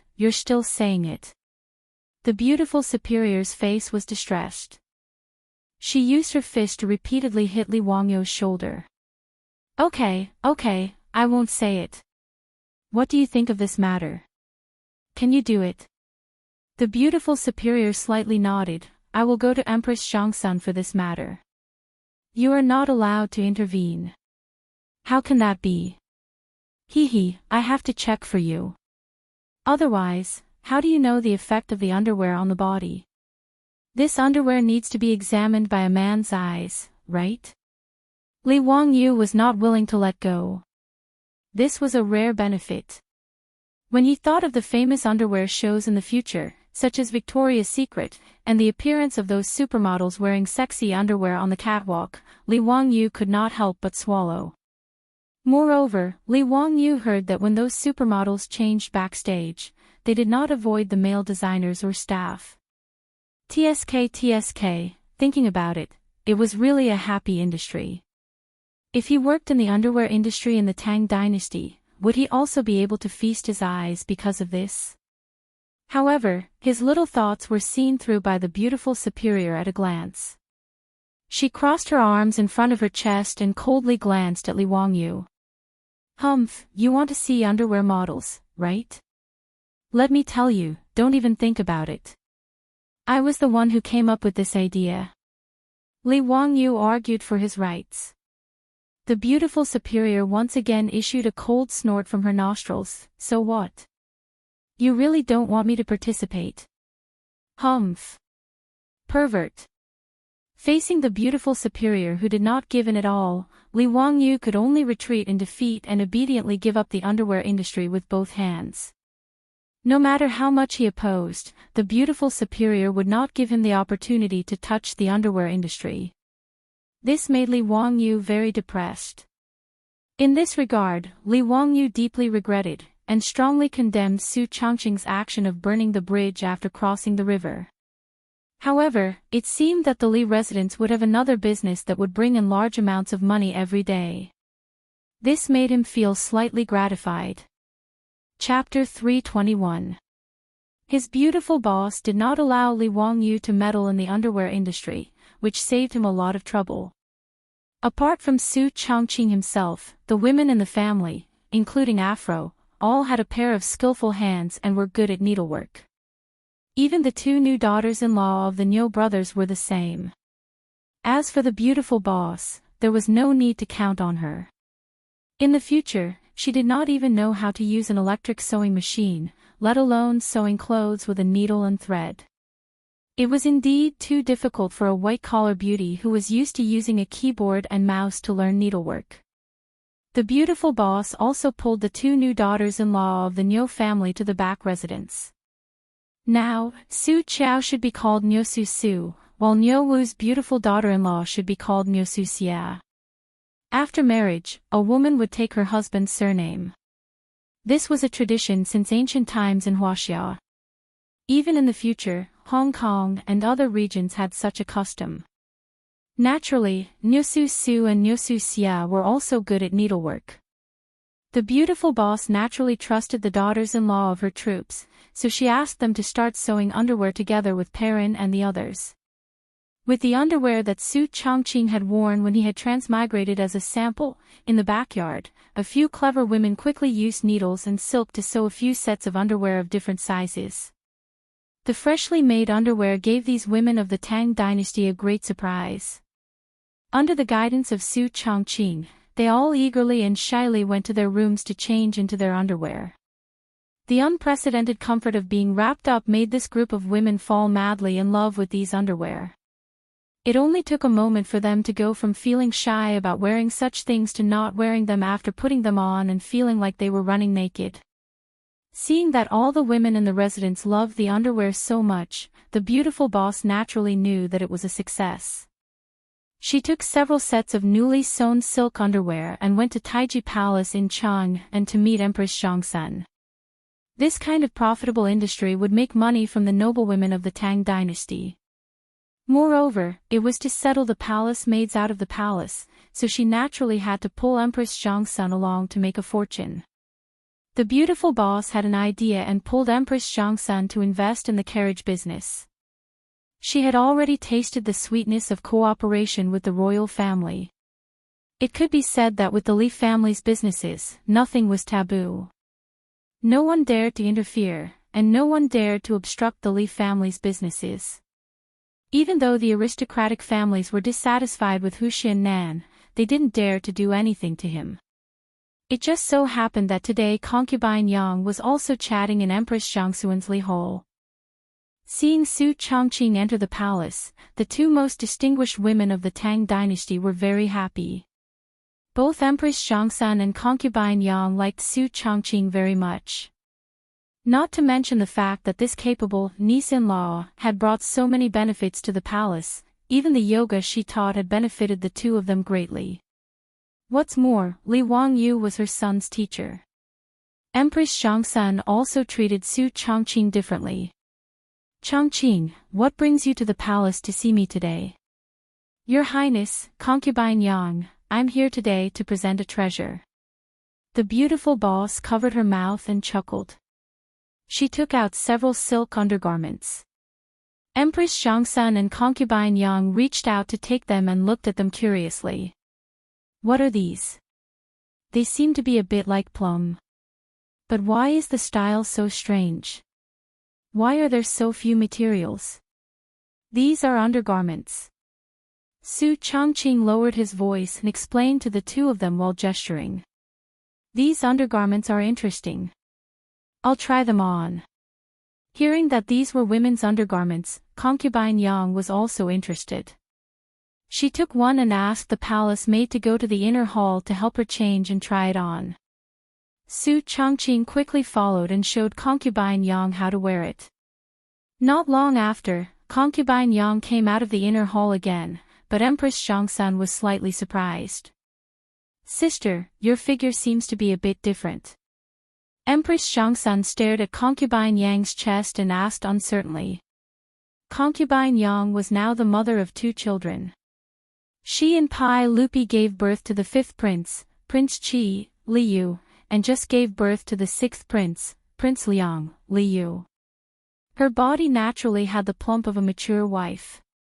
At this time, concubine Yang's chest was more and more towering, and her cleavage was deep.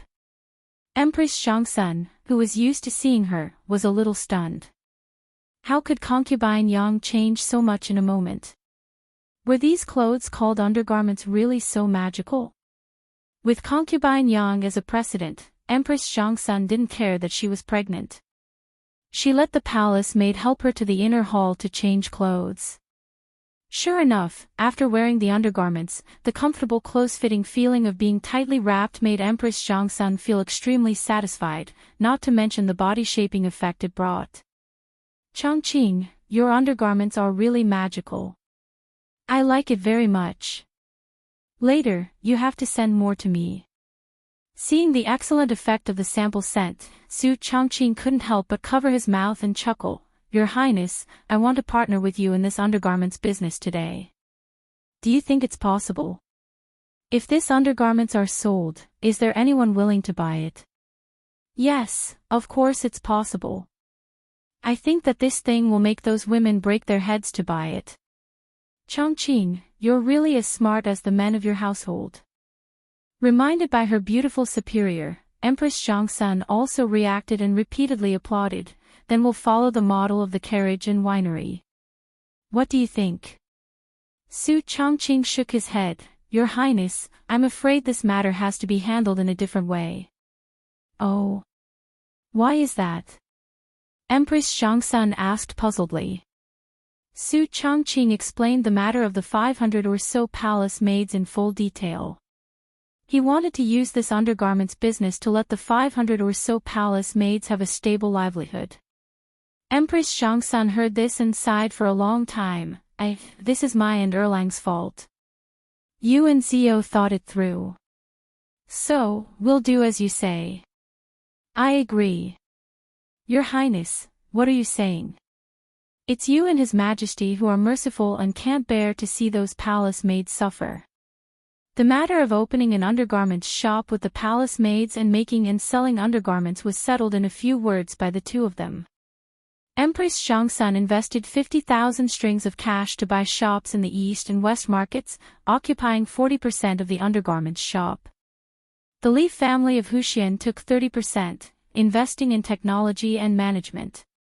The remaining 30% was divided among the 500 or so palace maids. However, these palace maids also needed to each take out 100 strings of cash as capital to invest. Originally, Empress Chang'an didn't want to take the palace maid's money, but her beautiful superior insisted.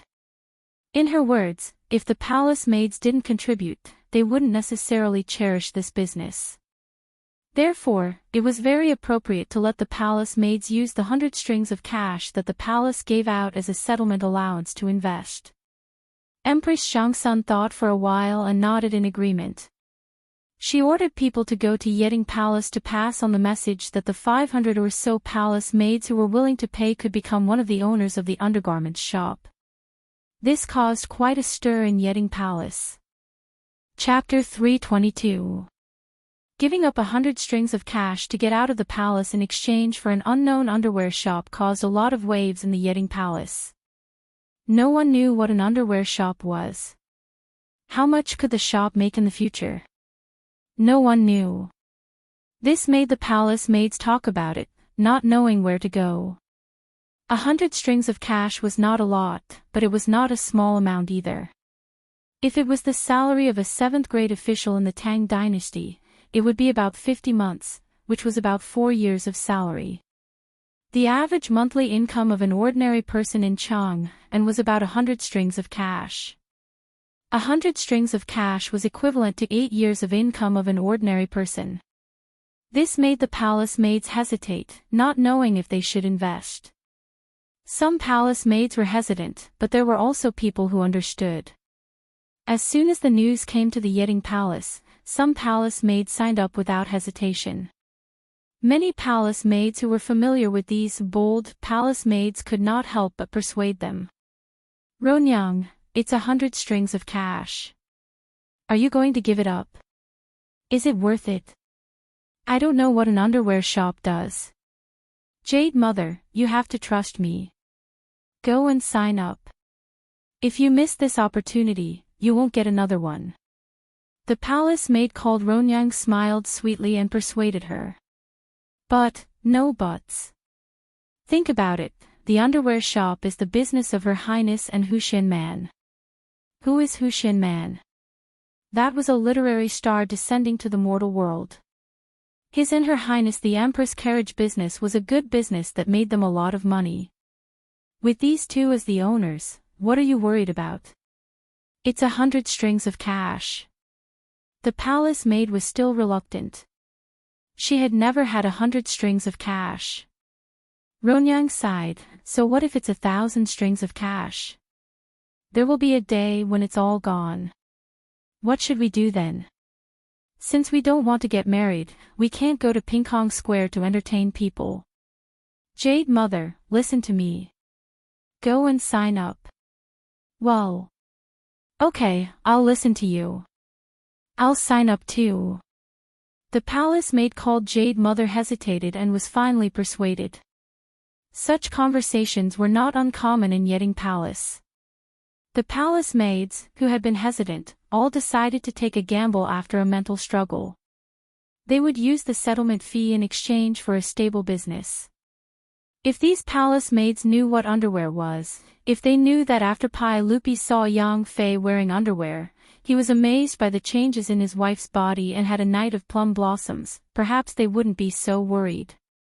Of course, the palace maids didn't know that after a few years, there would be more than 500 rich ladies in Chang'an. She was beautiful and wealthy, which attracted the attention of many people in Chang'an, but also caused a lot of trouble. These were all things that would happen later. At this time, the 500 or so palace maids who were nervous naturally could not foresee what would happen in the future. With the support of Empress Chang'an and enough copper coins, the establishment of the lingerie shop went smoothly. However, this had nothing to do with Li Wangyu. Having been excluded from the underwear industry, he didn't have to worry about how to settle the palace maids. Therefore, he spent a few days leisurely. The Romance of the Three Kingdoms had been copied and had been given to owner's son to slowly engrave and print. The Romance of the Three Kingdoms was popular in Chang'an and the surrounding counties. There were all kinds of pirated copies, which made Li Wangyu feel helpless. Fortunately, he didn't rely on this book to make money, so he didn't care. The two little kids, Li Qingqian and Li Tai, came to Dingzhou village more and more often, and became closer to Li Wangyu. The two little kids were full of admiration for this little teacher who could always think of all kinds of ways to bring them along to play. Li Wangyu's way of educating these two little kids was to combine education with fun. He took them to play with the other children in the village, hoping to re-establish a normal worldview for them, so that their future would not be so tragic and dark. As for Princess Royal Li Lizzie, she was taken away by her beautiful superior every time she came to Dingzhou village. After all, she was a girl, and it was more suitable for her to be taught by a beautiful superior. The carriage business was thriving, and the high alcohol content of the winery was also on the market. After tasting the highly distilled liquor, the people of Chang'an went crazy. They went crazy for the unprecedented wine. How could the Tangs, who were addicted to wine, resist such good wine? But all the restaurants and wine shops that sold wine were filled with an unprecedented and extremely rich wine fragrance. The wine fragrance made the Tang's wine worms feel uncomfortable, and many people were attracted to the winery by the rich wine fragrance. The Tangs, who were used to drinking low alcohol content wine, could not stand the alcohol stimulation of the high alcohol content wine. The Tangs, who could drink a bucket of wine and not get drunk, became drunk after drinking a liter of white wine. Li Bai wrote hundreds of poems when drinking wine, and could drink 300 cups in one go. If it was high alcohol content wine, he would have been drunk into a puddle of mud. For a time, the number of drunkards in Chang'an increased, and the number of drunk people was innumerable. Every day, the marquis who patrolled the streets had to drag out many drunkards who passed out on the streets. Especially after the curfew, those who passed out on the streets would not only be beaten 40 times, but also thrown into the prison to sober them up. But even so, the Shaodao wine brewed in the winery was still sold out. The high price of 50 strings of coins per bucket, which was 5 times the price of the most expensive wine in the Tang dynasty, still did not stop the drunkards of the Tang dynasty from chasing after the Shaodao wine. At present, the winery in the call of Mount Shuyang had just started production, so the output was not high, only about 10 tons of white wine a month. Converted into the unit of measurement of the Tang dynasty, it was 1,000 buckets. If all of them were sold, the income would be 50,000 strings of coins, and the profit would be at least 40,000 strings of coins. The output of the winery was still increasing. As long as there was enough sorghum, more wine could be brewed. Now, the Qiu family in Chang'an was constantly transferring sorghum from all over the Tang dynasty to Li Wangyu's winery. However, due to the locust plague in Guangzhou this year, the sorghum that could be transferred was limited, which also limited the output of the winery. Li Wangyu was not worried. After all, he knew that the grain of the Tang dynasty would usher in a bumper harvest 3 years after Chang'an. It was recorded in the comprehensive mirror of aid for governance, when the year is ripe, the world is vast, and the scattered people return to their hometowns, rice will be no more than 3 or 4 coins. Although Li Wangyu did not believe that the price of rice would be reduced to such an extent, at least the grain harvest was certain. After calculating the property of his family, Li Wangyu was very satisfied and lived quite leisurely every day. But today, a group of playboys suddenly came to the door and insisted on dragging Li Wangyu to Chang'an to watch the polo match. Li Wangyu looked up at the scorching sun in the sky, but he had no intention of going out. Going out on such a hot day was not like drinking iced fruit juice in his own backyard and looking at cool beauties. However, Li Wangyu could not resist the playboy's forceful pull. He was dragged on the back of a horse, and the group of people rode to Chang'an. Chapter 323. Polo was known as striking Jew in ancient China. It was invented in the Han dynasty and flourished in the Tang and Song dynasties. In the Three Kingdoms period, Chao Zhi's Mingdu chapter had a poem that said, even riding a horse to strike Ju Rang, cleverly pushing through 10,000 ends. This showed that polo had existed at least in the late Han dynasty. Polo was known as striking ball in the Tang dynasty. It could be said that it was the #1 sport in the Tang dynasty. Its popularity was far beyond that of football and basketball in the modern era. It was not an exaggeration to call it the national sport. Not only the civil and military officials and the common people loved polo, but even the emperors of the Tang dynasty were the same. Among the 23 emperors of the Tang dynasty, 2 of them actually died because of polo. This showed how passionate the people were. There was even a women's polo team in the Tang dynasty. Polo in the Tang dynasty already had detailed rules and etiquette, and there were polo courts all over the country. The mural, playing polo, that was unearthed in the tomb of the Tang dynasty's crown prince vividly depicted the scene of polo in the Tang dynasty. Unfortunately, with the rolling wheels of history, polo almost disappeared from China during the Ming and Qing dynasties and was instead popular in the West. It was a pity that this style of the Tang dynasty still existed in the West. Li Wangyu only knew about polo in his previous life. He had never come into contact with it, so naturally, he was not interested in it. However, since he was dragged here by the popinjays, he just went with the flow and treated it as a chance to experience the customs of the Tang dynasty. Today, the popinjays dragged him to a place that Li Wangyu had never been to, the Bei's 6 armies encampment in the northern imperial garden. Li Wangyu could not help but be curious when he saw that the polo match was held in the imperial army's encampment. Brothers, why is today's striking ball being held in the Bei Imperial Army's encampment? Who are the 2 sides of the match? Chang'an laughed. Today is the match between the Bei's 6 armies and the Nanya's 16 guards. Last time, this group of robbers lost in the Nanya encampment and were very unconvinced. They are clamoring for another match in the Bei encampment. Let's fight. Do you think I'm afraid of them? That's right, today, our Nanya will win. Yuchi Baochi also laughed.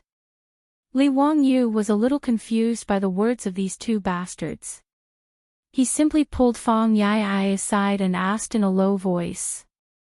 Only then did he figure out the reason. In Chang'an city, the northern Yamen 6 armies were Pai Lupi's personal troops. They were the soldiers and their descendants who served Li Yuan when he attacked Taiyuan. The 6 armies of Bei, also known as the Yuansong Imperial Army, were responsible for guarding the north gate of the palace and accompanying the emperor in hunting. They were Pai Lupi's closest bodyguards and were stationed in the north courtyard of the palace of Chang'an. As for the 16 guards of the southern Yamen, they were in charge of all the soldiers under the heavens, including Qing Chimo's left and right Jinwu guards and Yuchi Baochi's Qianyu guards. Because the 16 guards were located in the south of the imperial palace, they were called the 16 guards of the southern palace. Because the 6 armies of the northern Yamen and the 16 guards of the southern Yamen were both stationed in Chang'an city, there was no lack of friction between them. However, they were all imperial guards of the Tang dynasty. If there was a conflict between them, they couldn't fight with real swords and spears, could they? Thus, playing polo to determine the winner became a very good choice. Every time there was a conflict between the imperial guards of the southern Yamen, the generals of the 16 guards of the southern Yamen would negotiate with the imperial guards of the northern Yamen to play polo. The loser would retreat. Pai Lupi was happy to see this happen. After all, he liked to play polo. The imperial guards could resolve conflicts and train their horsemanship by doing this. Why not? With Pai Lupi's tacit approval and support, playing polo to resolve conflicts between the imperial guards of the northern Yamen became a common practice. The reason for today's game at the northern Yamen Imperial Army was also related to Li Wangyu. Li Wangyu was confused about this. What does this have to do with me? Brothers, don't talk nonsense. Nonsense. Isn't it because of the burning knife brewed by your winery? A few days ago, a group of soldiers of the 16 guards of the southern Yamen went out for a rest and drank your burning knife. As a result, they got drunk and had a conflict with a group of soldiers of the 6 armies of the northern Yamen who were also drunk. Qing Chimo patted Li Wangyu's shoulder and laughed. Damn it. They got drunk and caused trouble. What does it have to do with me? Li Wangyu didn't want to take the blame for this. Qing Chimo continued, Tisk, tsk. Those drunken cats fought each other so fiercely. In the end, they all said that it was the other party's fault. So, they had to play polo to solve the problem. The loser has to apologize. It's that simple. Li Wangyu rolled his eyes speechlessly. These generals of the Imperial Guards were so bored that they had to make such a big scene for such a trivial matter. He felt that it was most likely Qing Yaojin and Yuqi Jingde, these old bastards, who were so bored that they let the Imperial Guards play polo to pass the time. Li Wangyu was too lazy to ask about this matter. He looked around and asked the group of playboys, "How come I don't see that fatty Cho Kuan? This is the Northern Yamen Imperial Guards encampment. I'm afraid he can't come in by himself." This was the fatty who bought his Chang'an too from Ping Kong Fong.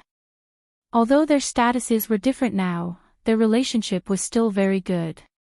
The Cho family owned 10% of the Shun Fong Carriage Company. The sorghum used in the winery was all purchased through the Cho family.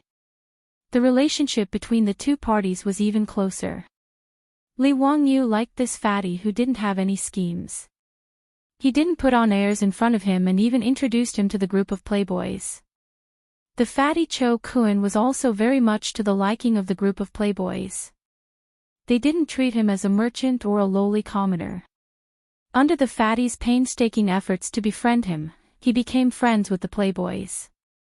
They often met up to drink and have fun together. Today, when they came to the Northern Yamen Imperial Guards encampment to watch the polo match, the playboys also called the fatty along. That was why Li Wangyu asked this question. The fatty sent a message.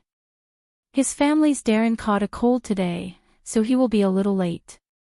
I ordered people to wait for him at the entrance of the barracks. When he arrives, they will bring him in. Cheng Chumo replied. Li Wangyu nodded. Everyone dismounted from their horses in the Northern Yamen barracks and left the horses to the Imperial Guards to take care of. The group of people walked together to the polo field. When they arrived at the polo field, Li Wangyu was slightly surprised. It was mainly because the polo field was too big. Han Yu once wrote a poem, Bien and Si communicate with each other at the corner of the county, the field is flat like a knife. The short fence is winding on three sides, with red flags beating drums and soaring trees. The baseball field has short walls on three sides and red flags around it. The field is 1,000 steps long and flat like a knife. Since ancient times, the distance of one step in China was different. In the Tang dynasty, one step was taken by Pai Lupi's left and right feet. It was defined as a unit of length, which was about 1.5 meters in the modern era. The polo field was 1,000 steps long, which was 1,500 meters long, which was 1.5 kilometers long. The standard football field in the modern era was no more than 120 meters long, which was equivalent to the length of 12 or 13 football fields. Li Wangyu could only click his tongue and express that he was also a country bumpkin for once. He was convinced by the scale and momentum of the great Tang dynasty. At this time, the three short walls of the polo field were full of armored soldiers from the Northern Yamen 6 armies.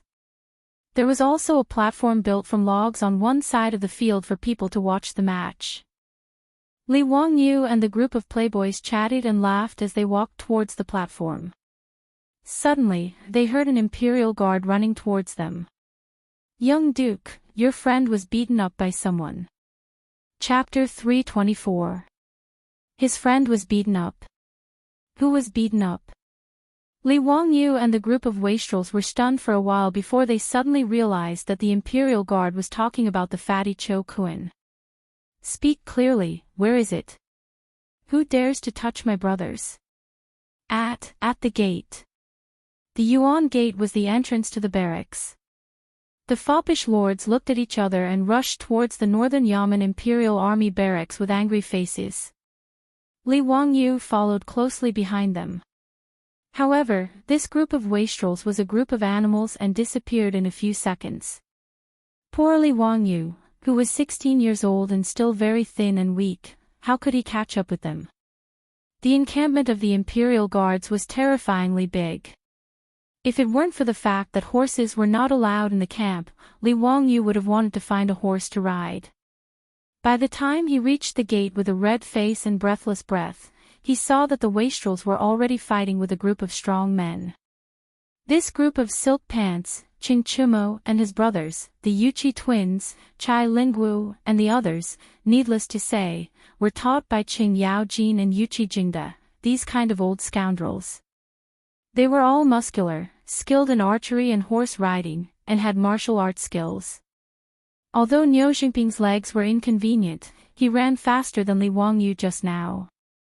At this time, when he fought, he was even more vigorous and didn't seem to be affected by his leg injury. As for Fang Yai's strength, it was recorded in the history books, so there was no need to talk about it. He didn't know how Fang Xianling gave birth to such a son. He really didn't know if Lady Fang had cuckolded Prime Minister Fang.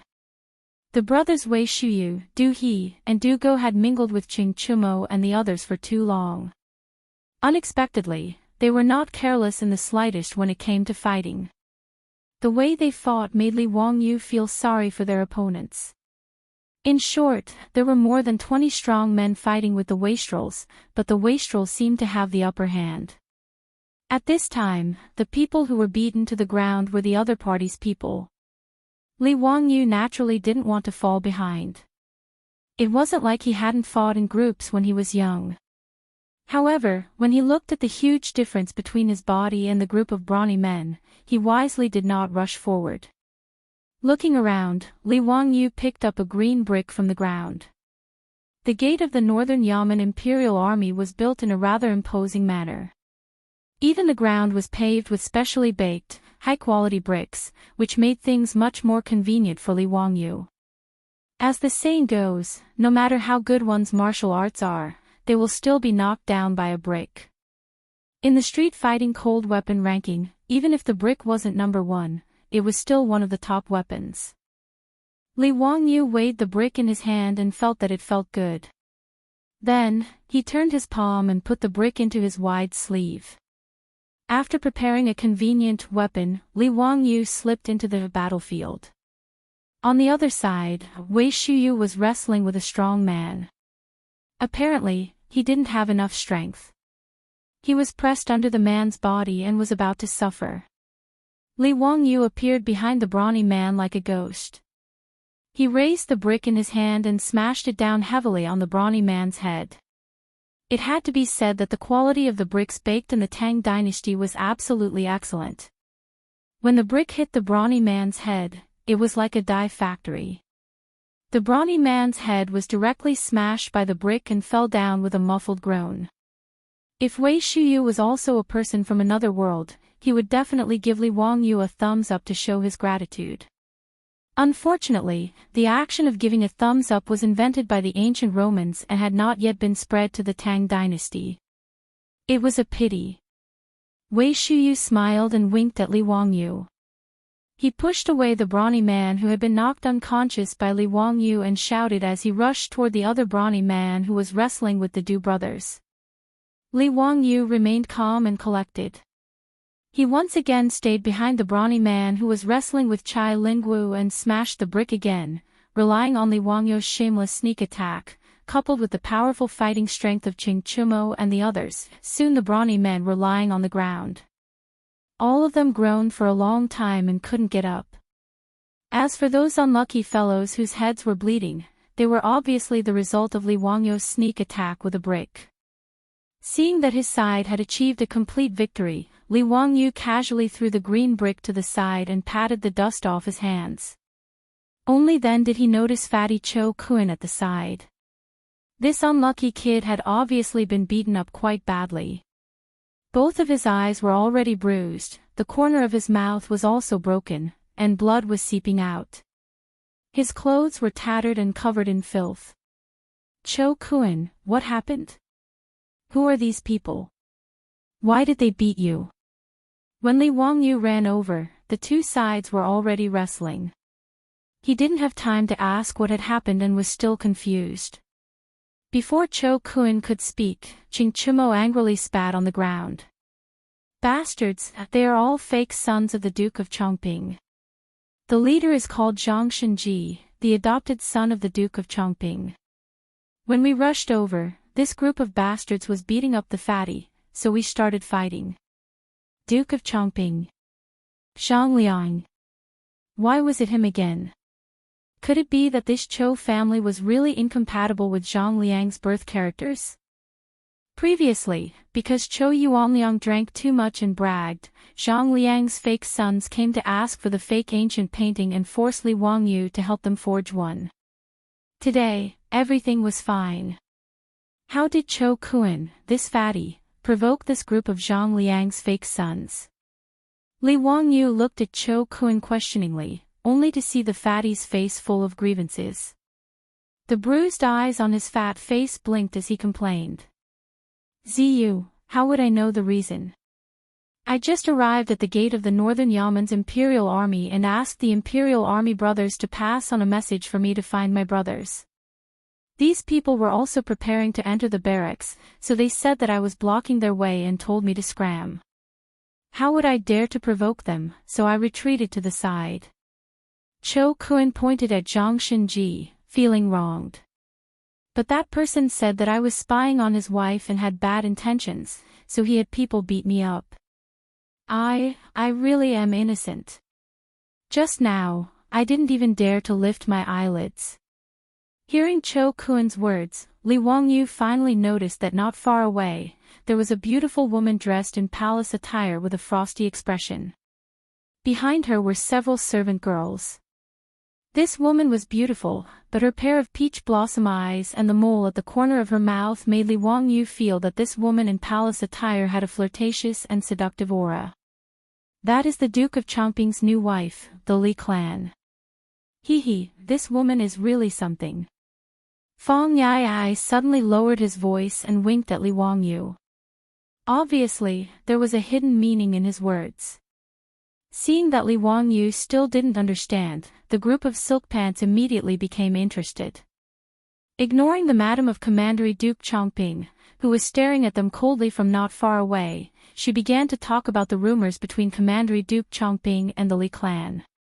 As the saying goes, Taiji gives birth to yin and yang give birth to the 4 symbols, and the 4 symbols give birth to the 8 trigrams. A group of gossipy top playboys of the Tang dynasty told the story of Zhang Liang and the Li clan in a few words, but Li Wangyu was dumbfounded. Talent, this is what a real talent is. He looked at Fang Yai, who was spitting saliva everywhere, with a complicated expression. Beloved brother, I was wrong. The cuckold of the Tang dynasty is not you, but Chongping Commandery Duke Zhang Liang. Chapter 325. The Duke of Chongping, Zhang Liang, came from a poor background. His greatest ability was his good luck, which allowed him to hug the right thigh. This was because of Pai Lupi's contributions during the Xuanwu Gate incident. As a result, after Pai Lupi ascended the throne, Zhang Liang was given the title of General of the Right Guard, Governor of Huai Province, and Duke of Chongping for his contributions. However, after Zhang Liang rose to power, he despised his wife, who was born a peasant, and divorced her to take a new wife, Li clan's wife. Although Li clan's wife was young and beautiful, she wasn't easy to deal with. This woman was as fickle as water, and went around seducing young and handsome men, making Zhang Liang wear many green hats. However, what Li Wangyu found hard to understand was that not only did Zhang Liang not divorce his wife, but because he couldn't bear to part with Li clan's beauty, he allowed her to do as she pleased. The one that made Li Wangyu speechless the most was Zhang Liang's adopted son, Zhang Shenji. This person was originally a male actor who was good at music, and Li clan took a liking to him. In the end, when the two were having an affair in the manor, Zhang Liang discovered them. From Li Wangyu's perspective, in the normal version of the script, Chongping County would draw his sword out of anger and chop this adulterous couple into pieces. However, it was clear that the script in Zhang Liang's hands was a blackened version. Not only did Zhang Liang not draw his sword to kill, he even adopted the male lead as his son and gave him the name Zhang Shenji. He allowed him to freely enter and leave the mansion, and from then on, there was no need to avoid taboos, all right, Li Wangyu could only say that the circle of nobles was really messy. Admirable, admirable. Naturally, he couldn't be bothered with what this cuckold Zhang Liang was thinking. However, Cho Kun had been beaten for no reason, and this matter had to be explained. Although the silk pants had beaten up Zhang Xinji, as well as Zhang Liang's adopted sons, this matter wasn't over yet. Li Wangyu didn't pay any attention to Li Clan's wife, and walked over to Zhang Xinji and Li Clan's side. This Zhang Xin was born as a male actor. He was not like Zhang Liang's fake actors who were strong and strong. He was thin and weak like a pretty boy. Just now, when he was fighting with the debauches, he didn't participate. Instead, he stood on the side with Li Clan and watched coldly. Seeing Zhang Liang's fake sons being knocked to the ground by the silk pants and Li Wangyu, he did not care. He only laughed coldly. Li Wangyu saw that this man's face was fair without any beard. He was actually born with good looks. No wonder he was able to seduce the Li clan to have an affair with him. Li Wangyu frowned and asked coldly, "Your name is Zhang Xinji. Let me ask you, did you order people to beat up that fatty? Why did you order people to commit murder and beat people up for no reason?" Zhang Xin had a disdainful expression on his face. He tidied up his clothes and pretended to be cool as he said, "He's just a lowly merchant. So what if I beat him up? What do you want? Did my brother offend you? So what if there is? So what if he didn't? Was there a need for a reason to beat a lowly merchant like him? You really don't know what you're talking about. But you Qiu Ba, how dare you beat up the fake sons of Royal Duke Chongping? Do you know that a great disaster is imminent?" Zhang Xinji spoke casually as he looked at Li Wangyu and the others with eyes full of disdain. Behind him, Li Clan also had a mocking expression on his face, saying that they had caused a great disaster and were about to be finished. Li Wangyu was stunned when he heard this. Did water get into this guy's head while he was bathing? It was fine if he didn't recognize him. Today, Li Wangyu was habitually wearing the white clothes of a commoner. It was normal that he didn't recognize him. But in noticed Chang'an, the number of noble families and officials who didn't recognize Qing Chimo's group of silk pants could be counted on one hand. Was this Zhang Xinji crazy? He dared to call the silk pants Qiu Ba. He really had guts. Li Wangyu silently gave Zhang Xinji a thumbs up in his heart. Respect to you for being a man. In reality, Li Wangyu had misunderstood Zhang Xinji. He was originally a male actor with a lowly status. How could he have come into contact with the nobility of the Tang dynasty? Naturally, he didn't recognize Qing Chimo, the top silk pants of the Tang dynasty. Zhang Liang's fake sons, however, did recognize some silk pants.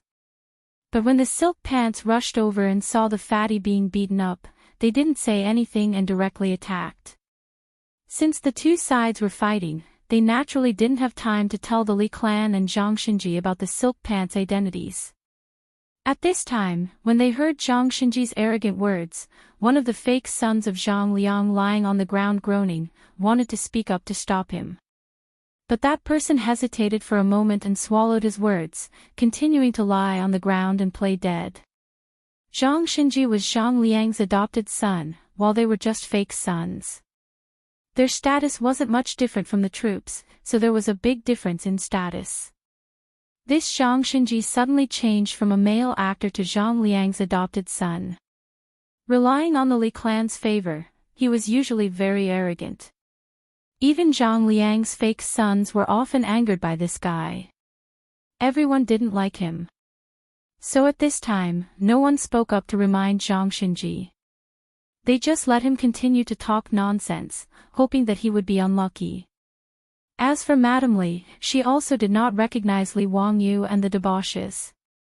Because she saw the debauches rushing out of the northern Yaman's gate, she, like Zhang Xinji, mistook the debauches for the northern Yaman's imperial guards and a group of vulgar bandits. The reason why Zhang Xinji and the Li clan had such a misunderstanding was also related to the clothes Qing Chimo and the others wore today. Today was the battle between the northern Yamen's 6 armies and the southern Yamen's 16 guards. Chingchumo and the others naturally had to support the southern Yamen's 16 guards. So everyone, including Wei Shuyu and Fang Yayai, wore the robes of the southern Yamen's imperial army to show their support. This was the same reason that fans in the future would wear the uniform of the team they supported when they watched a football match. But they didn't expect that the robes of the southern Yamen's imperial army would cause Zhang Xinji and the Li clan to misunderstand and treat the silk pants as imperial army soldiers. The Li clan maintained his status. He only had a gloomy face and didn't say a word. She was waiting for her husband to come and deal with this group of lawless imperial army soldiers. If he didn't make this group of lawless imperial army soldiers peel off a layer of skin today, the anger in Li clan's heart would be hard to vent. Li Wangyu couldn't help but laugh at Zhang Xinji's arrogant words. The group of silk pants also laughed. Everyone gathered around with their hands crossed in front of their chests and laughed, surrounding Zhang Xinji in the middle. "Oh, there's a noble here. I'm so scared. Should we kneel down and kowtow to you and beg you to let us go?" "Wahahaha, interesting. How do we face imminent disaster?" "You scared me to death." "Bah, you silk pants, why aren't you kneeling down and kowtowing to the noble?" "Ha!" Zhang Xinji was surrounded by silk pants. His face turned pale. He was also afraid of being beaten. But he still stubbornly said, "You scoundrels, why aren't you backing down? I'm the adopted son of the Duke of Chongping. As Imperial Army soldiers, how dare you be so impudent? Do you still have any respect for your superiors?" Chingchumo reached out and patted Zhang Xinji's face. He said with a mischievous smile, "It's been a long time since someone called me impudent." "Wahahaha, you scoundrel, do you really think you're a noble?" "Ha, Chumo brother, you can't say that. Other people's adopted sons were obtained with their own abilities. TSK, they must be skilled in martial arts." As Fang Yayai spoke, he wretchedly shrugged and winked at the nearby Li clan. The silk pants present were all veterans of the Tang dynasty. How could they not understand the meaning of Fang Yayai's words? Everyone laughed even louder. Naturally, Madame Li also heard their conversation, and her beautiful face was covered in frost. Chapter 326. Zhang Xinji was instantly enraged by the profligate son's mocking words. Zhang Xinji had an inferiority complex and was sensitive. As a wastrel, because of his lowly status, he had been played around with. It was quite pitiful. He was willing to go all out. For glory and wealth, not only was he willing to be Zhang Liang's adopted son, he even changed his surname. As an adopted son, it would be better to say that he was the Li clan's boy toy. If his ancestors were still alive in the underworld, he wondered if they would be so angry that they would crawl out of their graves to settle the score with him. Zhang Xinji had suddenly gained power, and with the Li clan's favor, he immediately became rude and unreasonable. Today, he accompanied the Li clan and led Zhang Liang's fake sons to watch the polo match. When he saw the black-clothed Chou Kun at the gate of the northern Yamen's imperial army, he was unhappy and purposely went up to find trouble. When he was a wastrel, he was often played around by those rich and powerful families. Now, he still had to humbly serve those nobles, but merchants like Chou Kun, who had money but no status, had become the target of his resentment. After becoming the adopted son of Zhang Liang, Chang'an's many merchants had been humiliated by Zhang Xinji using Zhang Liang's name. Zhang Liang's reputation in Chang'an had also been ruined by his 500 fake sons, Zhang Xinji, and the Li clan. Zhang Xinji now hated it when others talked about his original identity. After being mocked by the wastrels, he ignored everything and cursed at Chingchumo and the others. "You bunch of lowly wastrels dare to be disrespectful to the Duke of Chongping. You bastards with no parents to teach you. Today, I will let you know the power of the Duke of Chongping." He then turned his head and roared at Zhang Liang's fake son, who was lying on the ground, are you all King dead? If you can breathe, get up and ride a horse to the manor to invite His Excellency. How dare they? I'm going to skin these bastards alive today. Before Zhang Xinji could finish his words, he suddenly felt a sharp pain on his face, followed by a thunderous paw sound. At that moment, he felt his vision go black and stars appear in front of him. When Qing Chumo heard the vulgar words coming out of this fellow's mouth and dared to scold his father and mother, he immediately slapped him across the face. Qing Chumo's palm, which was as large as a palm leaf fan, immediately swelled up Zhang Xinji's cheek and knocked out one of his molars. Even Li Wangyu felt pain for Zhang Xinji when he saw this slap. TSK, it was really too tragic. Who do you think you are? How dare he speak such arrogant words? Even if Zhang Ji was here, he would not dare to do this. You are just a lowly actor. Do you really think that you are the son of Commander Duke Qingping? Bah! Qing Chumo slapped Zhang Xinji and knocked him down to the ground. Still not satisfied, he spat a mouthful of phlegm on Zhang Xinji. Zhang Lin was Zhang Liang's eldest son and also the son of his first wife. Zhang Lin's personality was completely different from his father, Zhang Liang. He was cautious his whole life. He had tried to persuade his father many times, but Zhang Liang did not listen to his son. In the end, Pai Lupi took him to Chang'an and executed him. It could be said that he had brought his own death. Fang Yai and the others naturally did not dare to show weakness. Including Li Wangyu, the group of people surrounded Zhang Xinji, who had been beaten to the ground, and kicked him.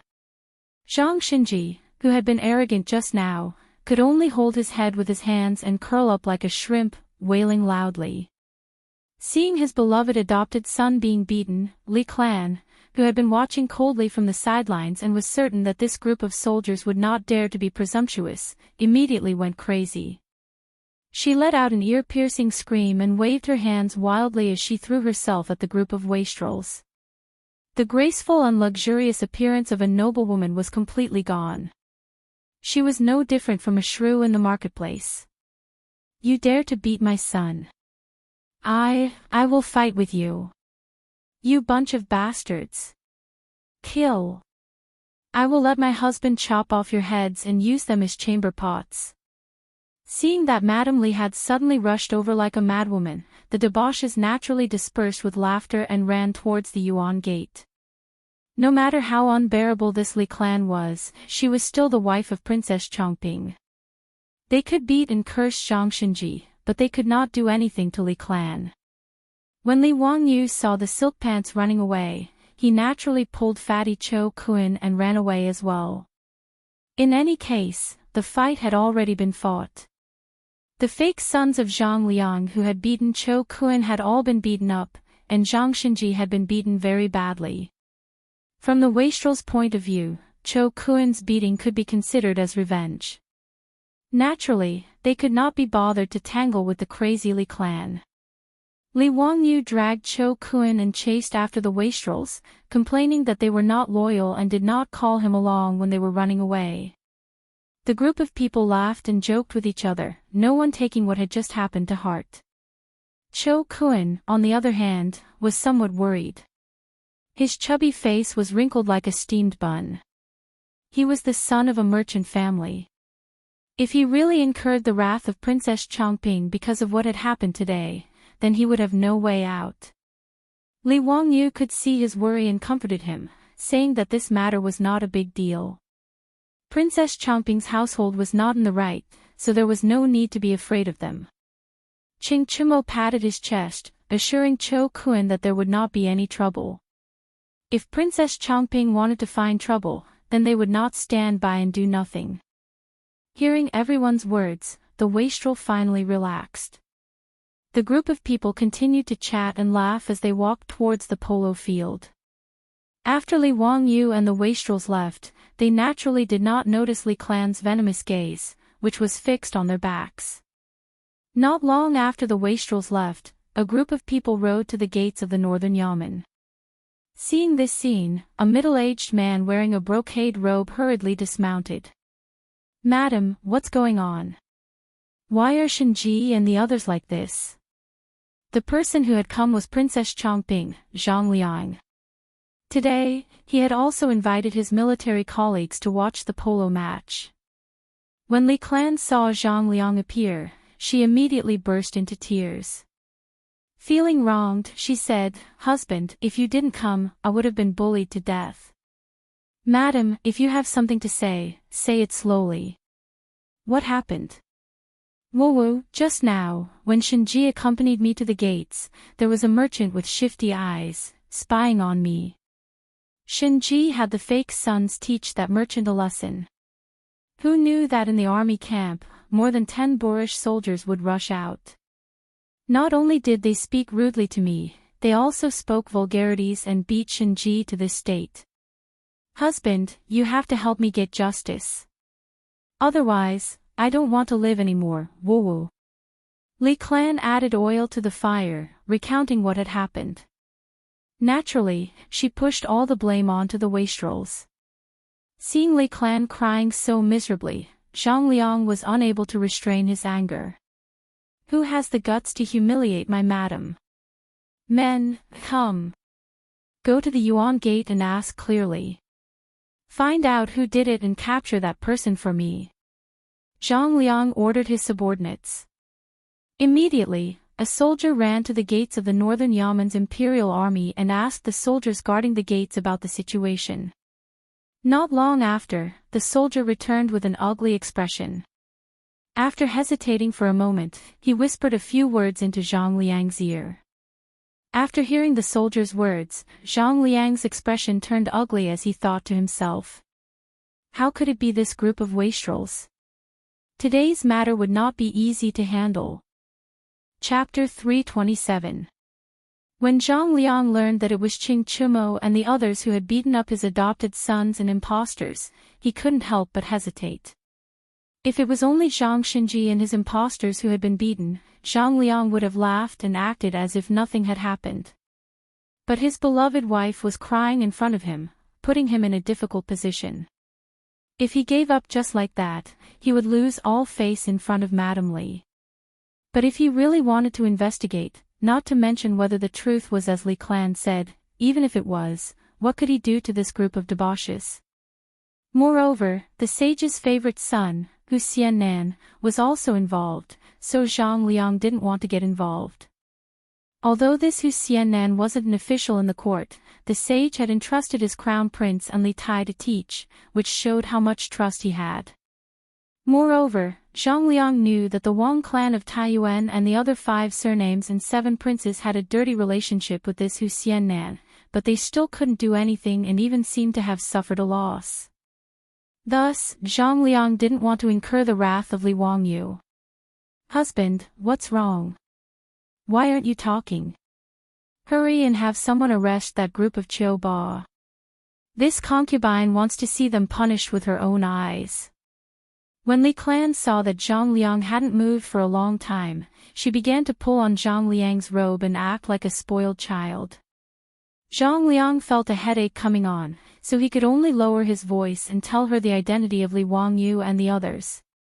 After learning the truth, Li Clan's woman stopped crying, and her face turned green and red.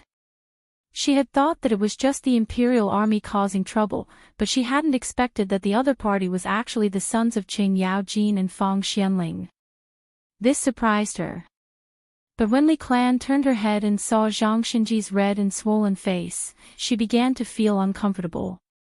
"Husband, are we just going to let it go like this? Even the son of Duke Lu can't casually beat people. Look at the injuries on Xinji's face, even I feel distressed." Zhang Xinji's body trembled like a sieve. He had just cursed the sons of a duke. When he heard Li Clan's words, he wanted to say that he was fine, but he didn't dare to speak for fear of angering Li Clan. "All right, you don't have to worry about this. I have my own plans. I'll have someone send you back home. You don't have to go today." Zhang Liang could only persuade Li Clan. "Humph. Husband, are you afraid of Qing Yao Jin and the others? Li Clan didn't give up and said, Husband, if you don't help me vent my anger, don't enter my room today. Alright, alright, alright. I'll do as you say. You take Shinji back to get treated first. I'll make sure you're satisfied, okay? With that said, Li Clan could only nod his head and reluctantly lead Zhang Xin and the others back to the residence. After Li Clan left, Zhang Liang's brows furrowed even tighter. It wouldn't be easy to get back at them. Prefectural Duke, what happened? Why did your wife go back? Just as Zhang Liang was feeling conflicted, a voice came from behind him. He turned his head and hurriedly bowed. Greetings, Duke Liu. It's nothing. It's just that my wife isn't feeling well and has returned early, Zhang Liang said perfunctorily. This person was none other than Hou Junji, the general of the left guard. He and Zhang Liang could be considered colleagues in the army. One was the general of the right guard, the other was the general of the left guard. The two of them were also subordinates of the old king of Qin's residence. They had fought alongside Pai Lupi on many expeditions and had also supported the Xuanwu Gate, so they had a rather good relationship. In the 17th year of Jingguan, when Hou Junji and Crown Prince Li Qingqian were plotting a rebellion, Hou Junji had even tried to rope in Zhang Liang. But Zhang Liang wasn't honest. He had turned around and reported to Pai Lupi, selling Hou Junji out. Hou Junji chuckled at Zhang Liang's polite words and said, Prefectural Duke, is there anything that isn't convenient for the two of us to talk about? This. Zhang Liang hesitated for a moment before recounting the conflict between his wife and those wastrels at the Yuan Gate. I was wondering what was going on. It's just the younger generation messing around. Prefectural Duke doesn't need to take it to heart. Hou Junji didn't take the matter to heart. Although that's the case, my wife is worried about my adopted son and insists on venting her anger. Prefectural Duke Liu, don't you think that this is just a woman messing around?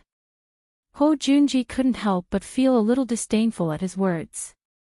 The Li clan's so-called adopted son had already been treated as a joke among the nobles of Chang'an, and Zhang Liang still had the nerve to speak of it. But because Hou Junji didn't have a good relationship with Qing Yao Jin and the others, he didn't mind egging Zhang Liang on and causing trouble for them. Prefectural Duke, what's so difficult about this?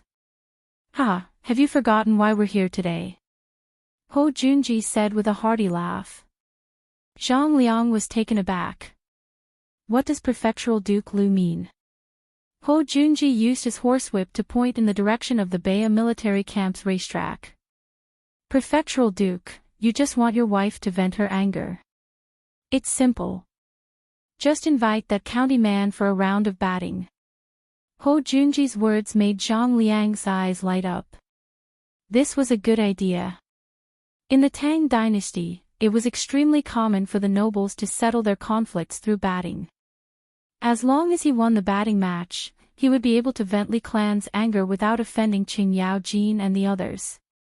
Of his 500 adopted sons, there were quite a few experts in batting. Zhang Liang loved to play polo, and he had even taken in many adopted sons just to play with him for fun. Prefectural Duke Liu is indeed wise. Let's go to the racetrack and not delay the match today. Zhang Liang laughed heartily as he invited Hou Junji into the Yuanmen Gate. Li Wangyu and the other scions had returned to the Baya Imperial Army racetrack, and they were watching the batters warm up on the field with great interest.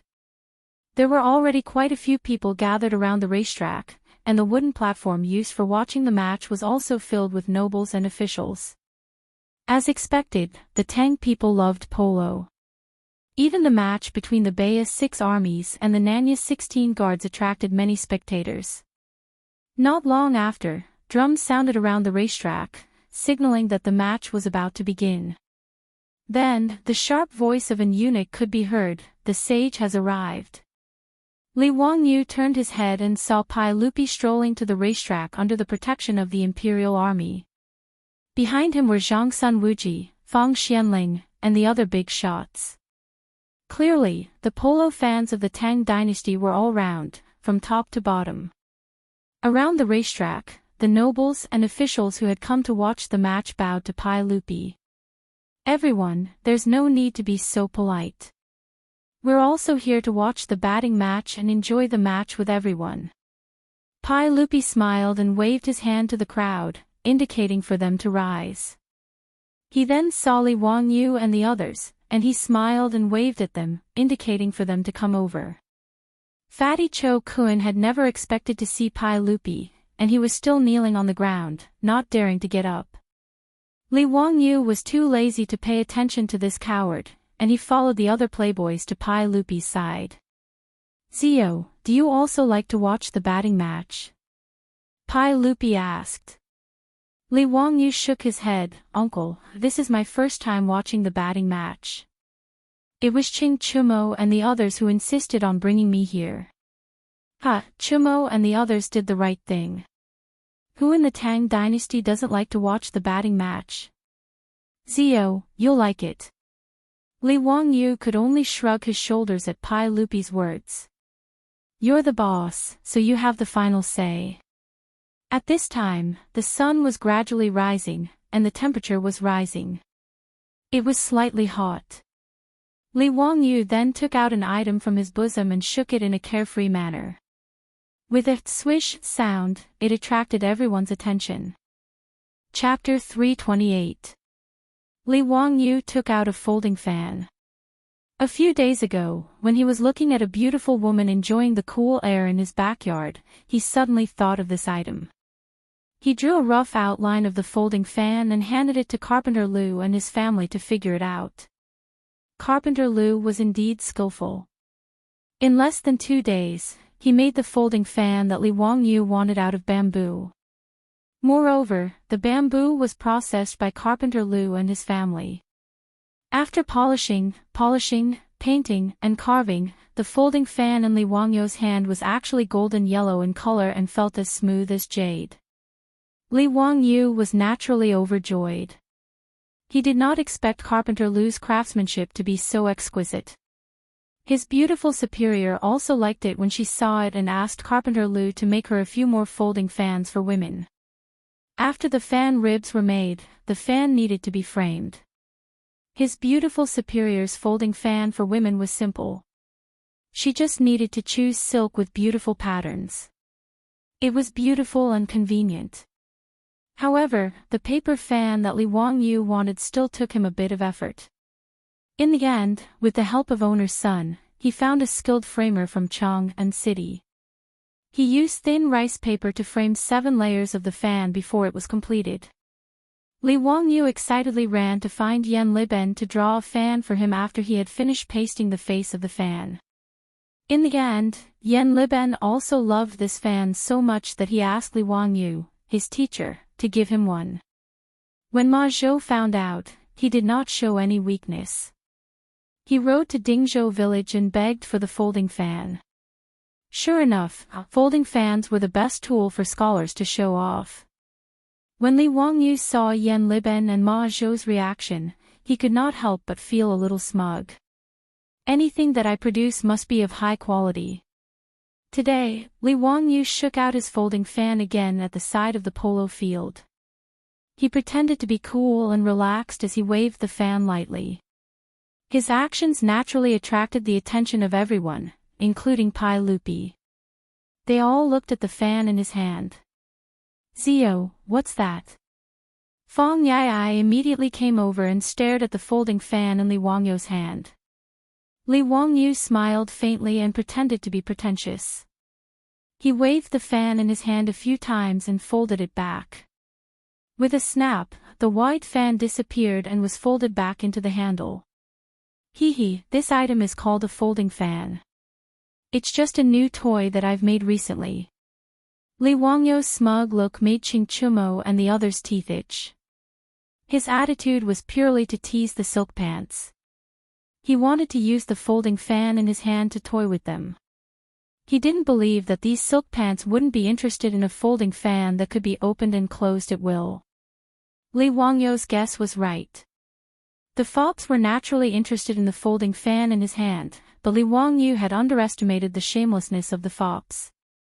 Before he could continue to tease the fops, he felt his hands suddenly empty. The folding fan in his hand had been snatched away by Ching'an. Zio, you're not being kind. If you had such a fun toy, why didn't you take it out earlier? Ching'an was fiddling with the stolen goods he snatched while scolding Li Wangyu. He almost angered him to death. Seeing the fops fighting over his folding fan and clumsily opening and closing it, Li Wangyu almost cursed out loud. Mother***, these shameless bastards. He had overestimated their moral bottom line. And this was in front of Pai Lupi. They were robbing in broad daylight. Where was the law? Pai Lupi, are you going to do something about it? Do you still want the law and moral construction of the Tang dynasty? Li Wangyu cursed in his heart. He took out another folding fan, opened it with a swish, and continued to fan it. Fortunately, this lord had great foresight and had already calculated the shamelessness of these fops. Wahahaha. Li Wangyu was secretly pleased. He had more than one folding fan on him. However, this folding fan didn't last long in his hand. Fang Yi Ai snatched it away again. F***ck. A group of bandits. Li Wangyu cursed in his heart. He took out another folding fan, but this time, before he could open it, his hand was empty. Blinking his eyes, Li Wangyu was speechless as he looked at his empty hands. Beside him, a pack of hungry wolves was still eyeing him covetously, wanting to see if he could still take out the folding fan from his bosom. Before Li Wangyu could speak, he heard someone coughing. Li Wangyu looked over and saw Pai Lupi staring at him and pretending to cough. It was another person who was eyeing his folding fan. However, this person still wanted to save face. As the emperor of the Tang dynasty, he couldn't just snatch it like the other fops. Li Wangyu obviously understood Pai Lupi's meaning. He obediently took out another folding fan and respectfully handed it to Pai Lupi with both hands. Uncle, this is a folding fan that I had someone make when I was bored. Please have a look. Pai Lupi nodded in satisfaction and took the folding fan without any hesitation. However, he still scolded Li Wangyu. Zio, you're using your talent in this kind of place. Using an object to play tricks on others is a waste of your spirit. Don't do it again in the future. Mother***, aren't you wicked? You took my things, yet you still want to lecture me with false intentions. Li Wangyu was so angry at Pai Lupi's words that he almost vomited blood and died. If it weren't for the fact that Pai Lupi was the emperor of the Tang dynasty, he would have snatched the folding fan back. After Pai Lupi finished lecturing him, he leisurely played with the folding fan in his hand. Just like the other fops, he kept opening and closing the fan. Before Li Wangyu turned around and left, he keenly felt several scorching gazes on him, which made him feel very uncomfortable. He looked up and saw Zhang Sun Wuji, Fang Xianling, Du Ruhui, and the other big shots. Their gazes were constantly shifting between the folding fans in the hands of Li Wangyu and Pai Lupi. Their meaning was self-evident. Li Wangyu faced the aggressive gazes of these big shots. How could he pretend that he didn't see it? He could only helplessly take out the folding fan from his chest again and respectfully give it to the big shots. He even had to politely ask them to accept it. He was prepared to show off this folding fan today. He was quite well prepared. Fortunately, the robes of the Tang dynasty were big enough. He had more than 10 folding fans in his chest, and now he had given them all away. However, on this wooden stage, there were too many monks and too little gruel. How could these fans be enough? The 3 folding fans that the fops snatched were confiscated by his father before they could even warm up. The empty-handed fops once again surrounded Li Wangyu. Ziyu, how can you be so stingy? You prepared too few folding fans. How can it be enough to share? That's right. It's all Ziyu's fault. Your actions really make me disappointed. Chang'an beat his chest and stomped his feet, lamenting his incompetence. This made Li Wangyu want to bite someone. *CKU, do I owe you anything? This group of bastards. Li Wangyu wanted to roll his eyes and spread his hands to show that he didn't have any either. However, he heard a voice that made his hair stand on end. Wahahaha, there's actually such an interesting fan. Kid, where's my fan?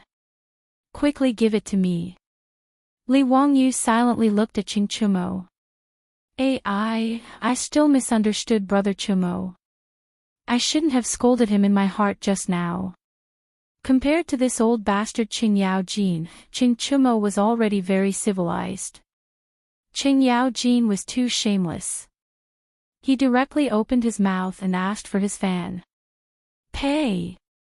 I despise this kind of old hooligan who doesn't want his fan. Chapter 329. Li Wangyu was already very experienced in dealing with old hooligans like Chang'an. That was to not resist and just admit defeat. Anyway, no matter how you resisted, you couldn't beat the shamelessness of the number one troublemaker of the Tang dynasty. After hearing Chang'an's words, Li Wangyu turned around and ran down the wooden stage. He wasn't scared off by Chang'an, but he was going to get a fan.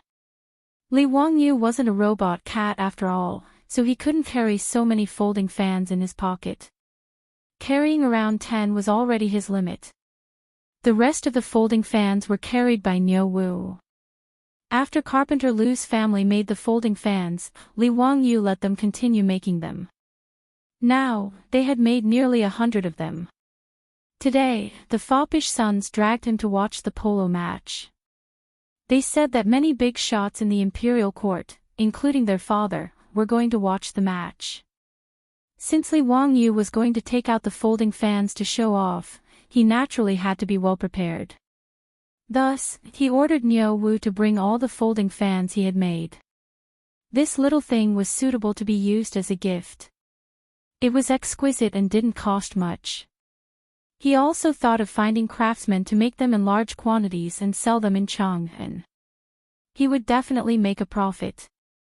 However, Li Wangyu didn't care about this small amount of money. Moreover, the folding fan's craftsmanship was very simple. Once it appeared, it would definitely be copied in large quantities. Thus, he didn't want to waste the effort. After asking Niu Wu to bring a large bag of folding fans to the wooden stage, Li Wangyu respectfully presented the folding fans to the big shots who came to watch the polo match. Sure enough, everyone was quite satisfied with this gift.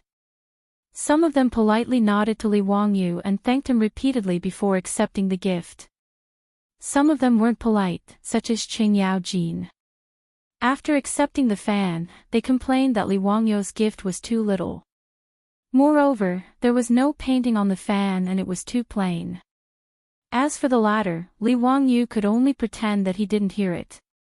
Apart from the few that were snatched away by the foppish sons, the rest of the fans he gave out didn't have any painting on them. Firstly, he was too lazy to find someone to draw so many fan faces.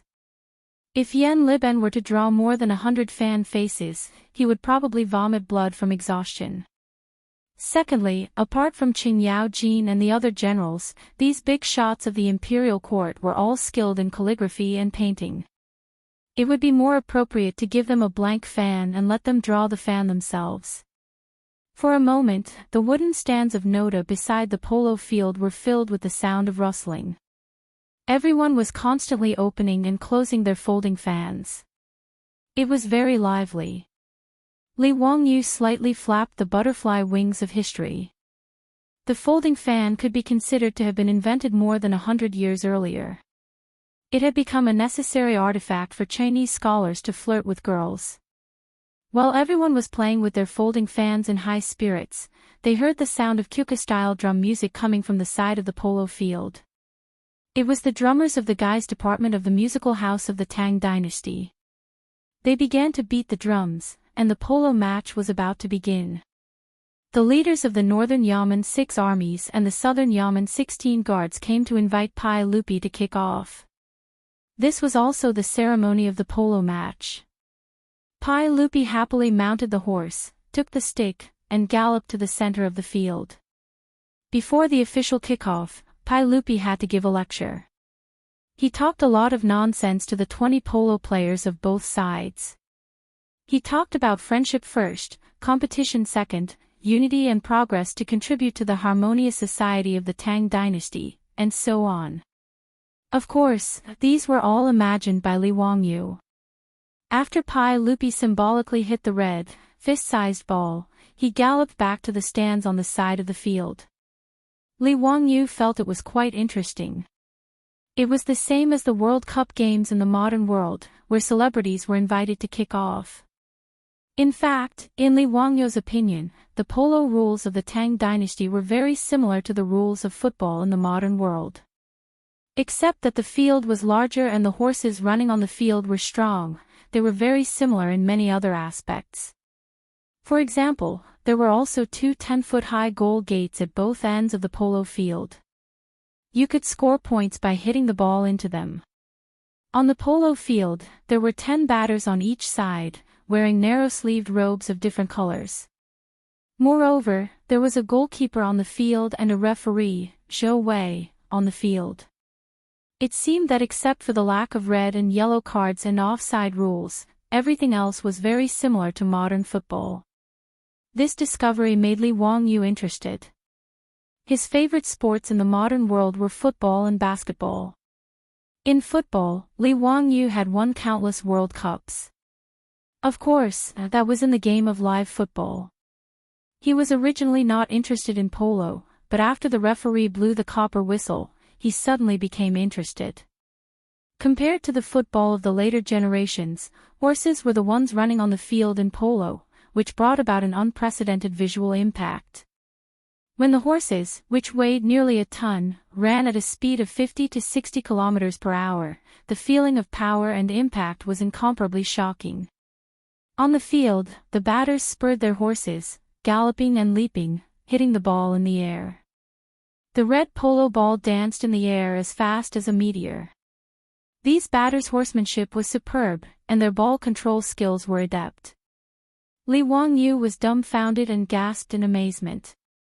Pai Lupi and the others on the wooden stands also occasionally applauded the batters for hitting the ball well. Those big shots still had their own statuses, so they did not have too much of a bias.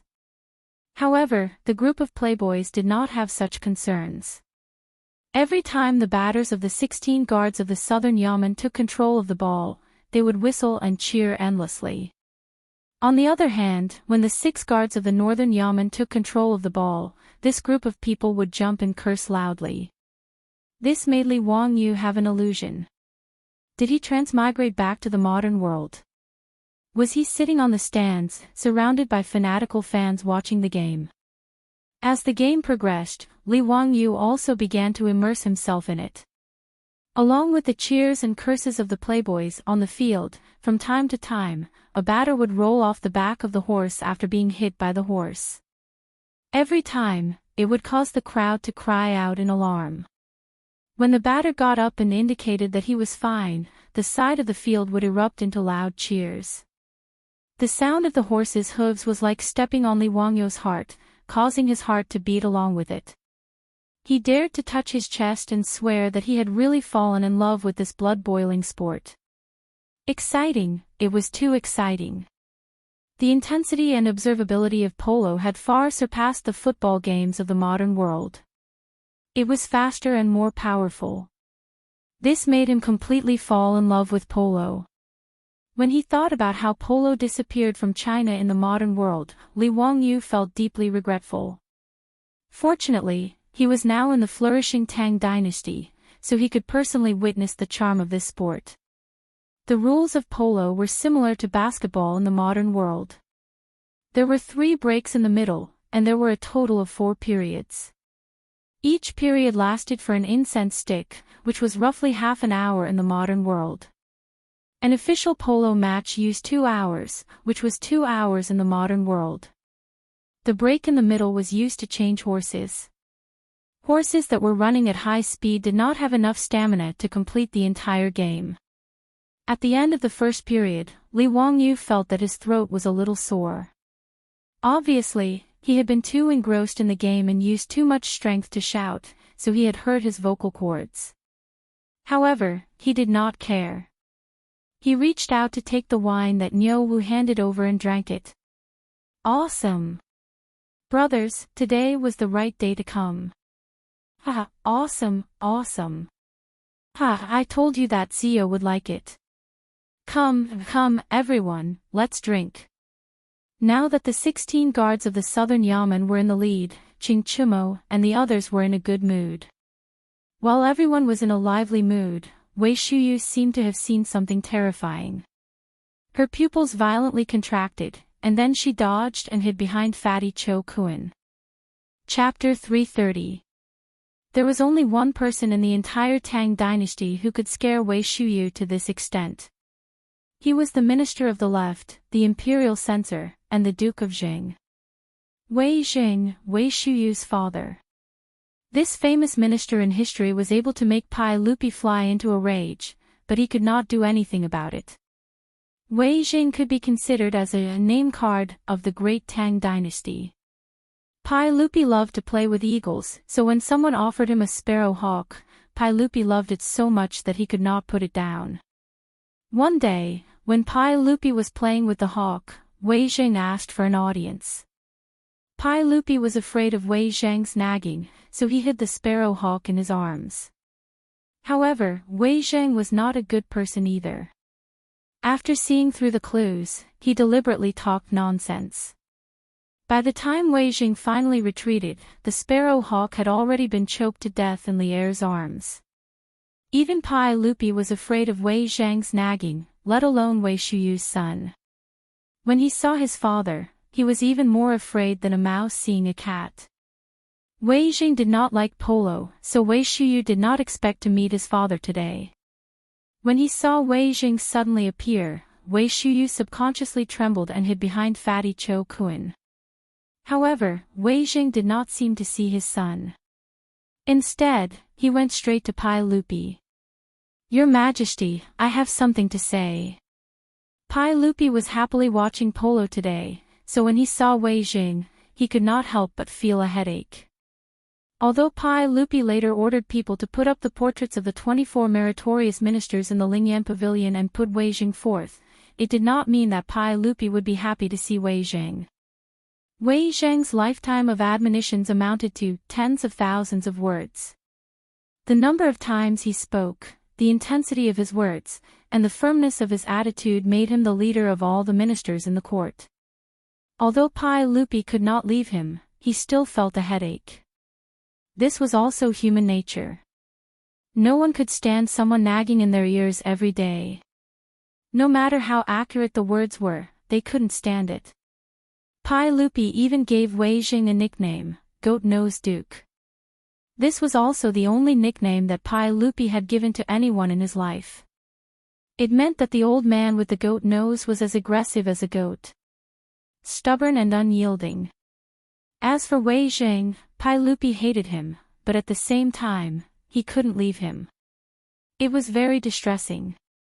Seeing that Wei Jing had something to say again, he couldn't help but frown. He reached out and rubbed his temples. Duke Wei, if you have something to say, can we talk about it after this match? Your Majesty, you mustn't. I came here to ask you to stop this match. Wei Jing didn't give Pai Lupi any face and directly retorted. Pai Lupi was taken aback. Stop hitting. Why is that? Because of horses. Horses. Pai Lupi was confused by Wei Zhang's words. The conversation between the monarch and his minister naturally reached the ears of everyone present.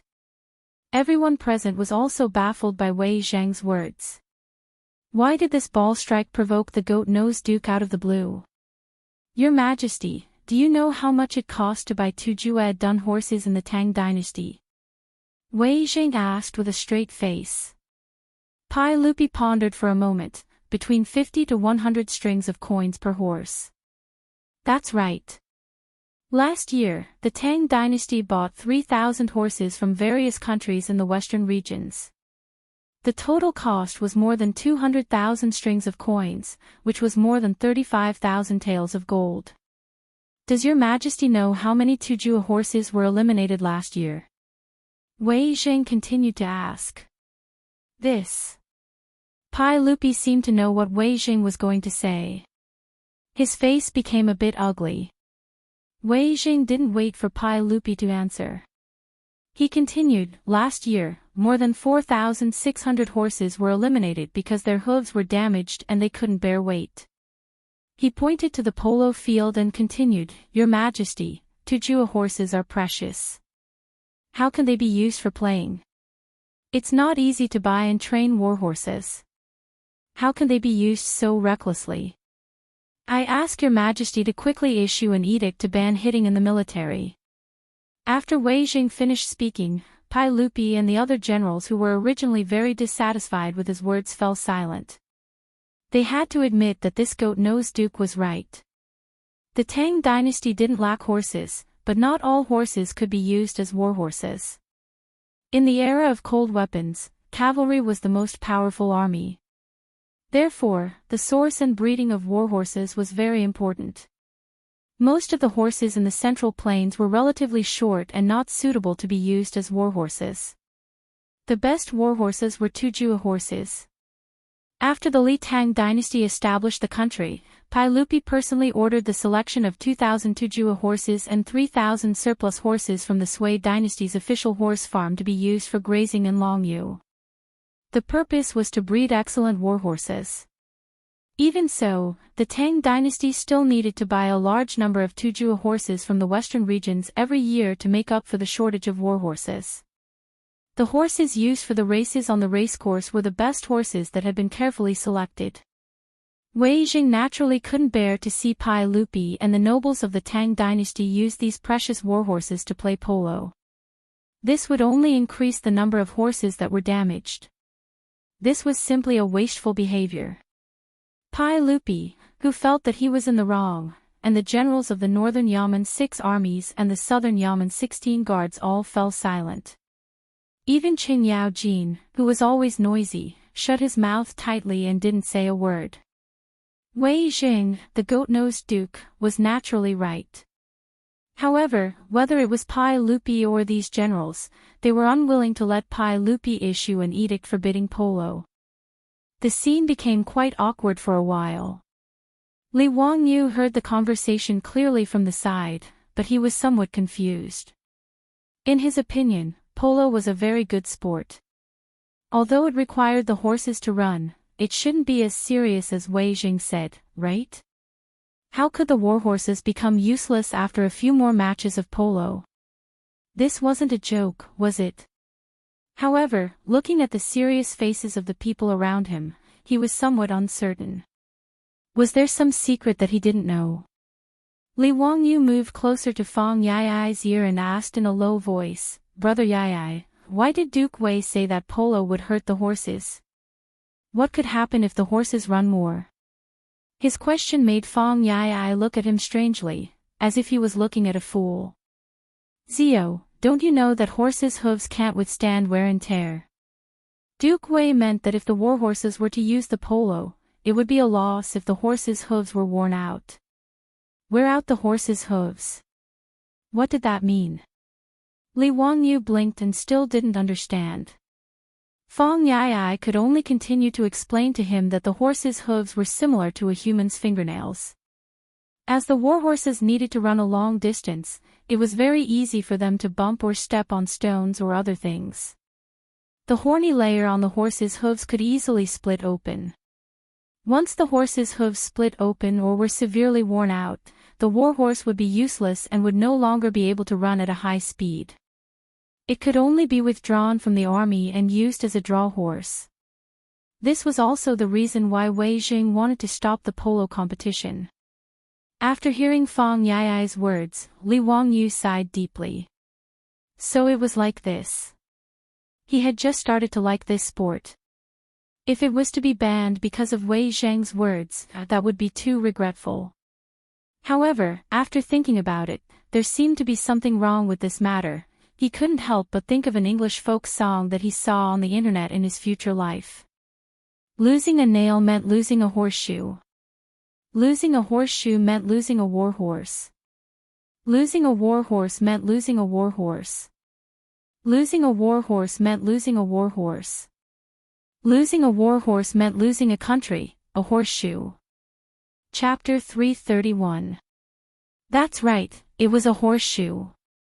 Li Wangyu could not help but pat his head. How could he have forgotten about this transmigration benefit? A horseshoe was also called a horseshoe. This item was extremely simple. It was a U-shaped piece of metal about the size of a horse's hoof. Using a nail to nail the horse's hoof, it could protect the horse's hoof. Li Wangyu had read many transmigration novels, and this horseshoe was a godly item for showing off and slapping people's faces. In the future, Li Wangyu was so bored that he argued with people on the internet about when horseshoes appeared in China. Although there was a saying in the future that horseshoes appeared before the Sui dynasty, the evidence was a mural in the Dunhuang Mogao grottos that depicted a horseshoe. However, Li Wangyu had seen that mural on the internet, and he could not tell that it was a horseshoe. Moreover, there were no horseshoes, and it looked more like it was a treatment for the horse's hoof. Moreover, there was a clear record in the history books. In the 5 dynasties and 10 kingdoms, Gao Juhui, a diplomat from the Jin dynasty, was sent to the western region's Yutian kingdom, where he saw horseshoe technology from the Uyghur people. However, China did use bamboo, rattan, and leather to make simple shoes to protect the horse's hoof. However, they were more of a decoration than actual protection, and these things would be easily damaged when the horse ran at high speeds. In history, Wei Qing and Hua Zubing led an army to attack the Xiongnu people. When they set out, they had 140,000 horses, but when they returned, they only had 30,000 left. Most of the horses that were worn out were because they did not have horseshoes. After running for such a long distance, they had no choice but to give up. Li Wangyu thought about how such a simple U-shaped piece of metal could solve the problem, but it caused Wei Zhang and Pai Lupi to confront each other, and he could not help but laugh out loud. His laugh was not a big deal, but it attracted everyone's attention. At this moment, on the wooden stage, Wei Zhang, Pai Lupi, and the other big shots were at each other. Everyone stared at each other in silence, and the atmosphere became tense. At this moment, Li Wangyu laughed out loud, and Wei Zhang could not help but stare at him. "Huxian man, why are you laughing? Is what this old man said funny?" Li Wangyu felt a chill run down his spine. He hurriedly waved his hands and said, No, Wei Gong, you're right." Wei Zhang glanced at him, then turned to Pai Lupi. "Your Majesty, hitting the ball will hurt the horse. You must not continue. Your Majesty, please grant this official's request to cease the practice of batting." Pai Lupi was forced into a corner by Wei Zhang's words. He could neither agree nor disagree. This goat-nosed duke was so stubborn that it made people uncomfortable. When Li Wangyu saw this, he hesitated for a moment, but still braced himself and stood up. "Your Majesty, eunuch Wei, there is actually a way to satisfy both sides. You don't have to stop batting, and you can also protect the horses." Pai Lupi's eyes lit up, but before he could say anything, Wei Zhang began to glare at him again. His words were quite rude. "Huxian man, don't mess around. This matter concerns the integrity of the country. How can it be treated as a joke? This old man sees that you are young and have gained the trust of His Majesty. You should be careful with your words and actions. Don't be like those traitorous officials and act recklessly." Wei Zhang actually didn't have any ill feelings towards Li Wangyu. Li Wangyu's water wheel, saline alkali soil management, and four-wheeled carriage were all good tools that benefited the country and the people. Wei Zhang greatly admired them. The old man was also a fan of the 3 kingdoms. When he had nothing to do, he would hold the romance of the 3 kingdoms and carefully study it. Wei Zhang loved Li Wangyu, no matter if it was his poems or essays. he loved them to the extreme. Wei Jing also knew that his son, Wei Shuyu, had a close relationship with this Huxian man. The old man became more and more impolite. He completely treated Li Wangyu as his own nephew and taught him a lesson. In the old man's opinion, his son and you are brothers, so he should control you and prevent you from being arrogant and unrestrained. Wei Zheng's words had good intentions, but it was hard to listen to. Li Wangyu's nose was about to become crooked from anger. What do you mean by child's play? What do you mean by acting recklessly? When Wei Jing said this, his stubborn donkey temper came out. He straightened his neck and said, "This matter is unnecessary trouble. If the war horse's hooves are worn out, then think of a way to protect the horse's hooves. Who would stop the war horse from running just to protect the horse's hooves? Do our Tang cavalry have to be careful when fighting and not let the war horse run? What nonsense are you spouting? How can these two be compared? This is a matter of the country. Huxian man, don't treat it as child's play." When the goat-nosed elder heard Li Wangyu's words, he also lost his temper. Li Wangyu was choked by the old man's words. He simply ignored him and cupped his hands towards Pai Lupi. "Your Majesty, I have a way to make the horse's hooves not wear out when running. It is very simple." Without waiting for Pai Lupi to speak, Wei Jing refuted, "Nonsense. Who has heard of horses running without wearing out their hooves? Which ancient book has such a record? Bo-Lu Sutra of Horse Identification, Essential Techniques of Chi People, Simu Anji Collection. I have read these books several times. How can there be a way to make the horse's hooves not wear out?" Li Wangyu rolled his eyes at the old man. "If Wei Gong doesn't believe me, why don't we make a bet?" When he heard Li Wangyu mention a bet, Wei Zheng's face couldn't help but twitch a few times. "Huxian man, don't make trouble. This matter concerns the horse administration of the Tang dynasty. How can you use a bet as child's play?" Li Wangyu simply looked at Pai Lupi. "Your Majesty, do you believe what I said just now?" This. Pai Lupi didn't know how to answer. Li Wangyu often exceeded his expectations, but he didn't believe that he could make the horse's hooves not wear out. As the horse emperor, Pai Lupi's understanding of horses was no less than those who raised horses. He naturally knew the nature of horses very well. In his opinion, it was natural for horses to wear out their hooves when they ran. What if it could be reversed by human power? But in the face of Wei Zheng's aggressiveness, Pai Lupi couldn't say that he didn't believe him. Wouldn't he have to let the sheep-nosed duke force him to issue an edict forbidding polo? As a fanatical polo enthusiast, it was too difficult for him to issue an edict.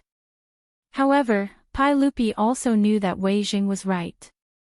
Nowadays, among the nobles of the Tang dynasty, playing polo was a trend.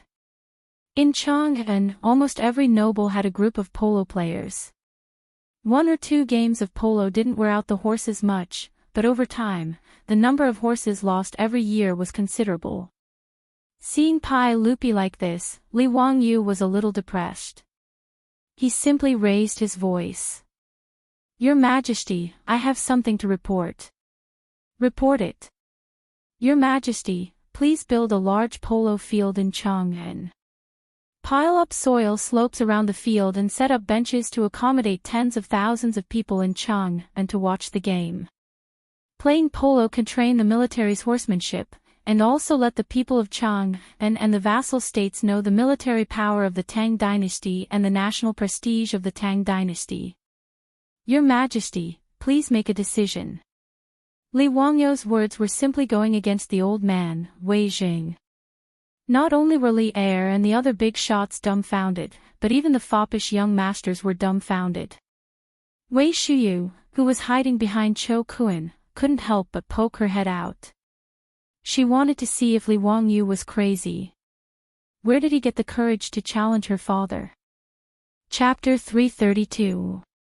Li Wangyu's words shocked everyone to the point of being tongue-tied, but he still felt that it wasn't enough. When he was watching the polo game, he was wondering why the Tang dynasty didn't promote polo to the common people since there was such a lack of entertainment. Even if not everyone would be able to play polo, at least they would be able to watch polo. For example, today's game between the 6 armies of the Northern Army and the 16 guards of the Southern Army only had less than 100 spectators. It was really a waste.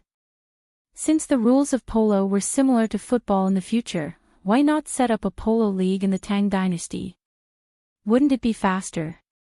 Originally, this was just a fantasy in his heart. But now that he was rebuked by old man Wei Jing, he didn't care anymore. He poured out all his immature thoughts cleanly and neatly. Your Majesty, I would like to present a memorial to ask Your Majesty to set up a royal polo league in the Tang dynasty. Li Wangyu raised his voice. Wei Zhang's face was as black as the bottom of a pot.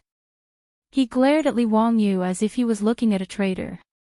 Pai Lupi felt a headache coming on, but he couldn't help but ask, what is a league?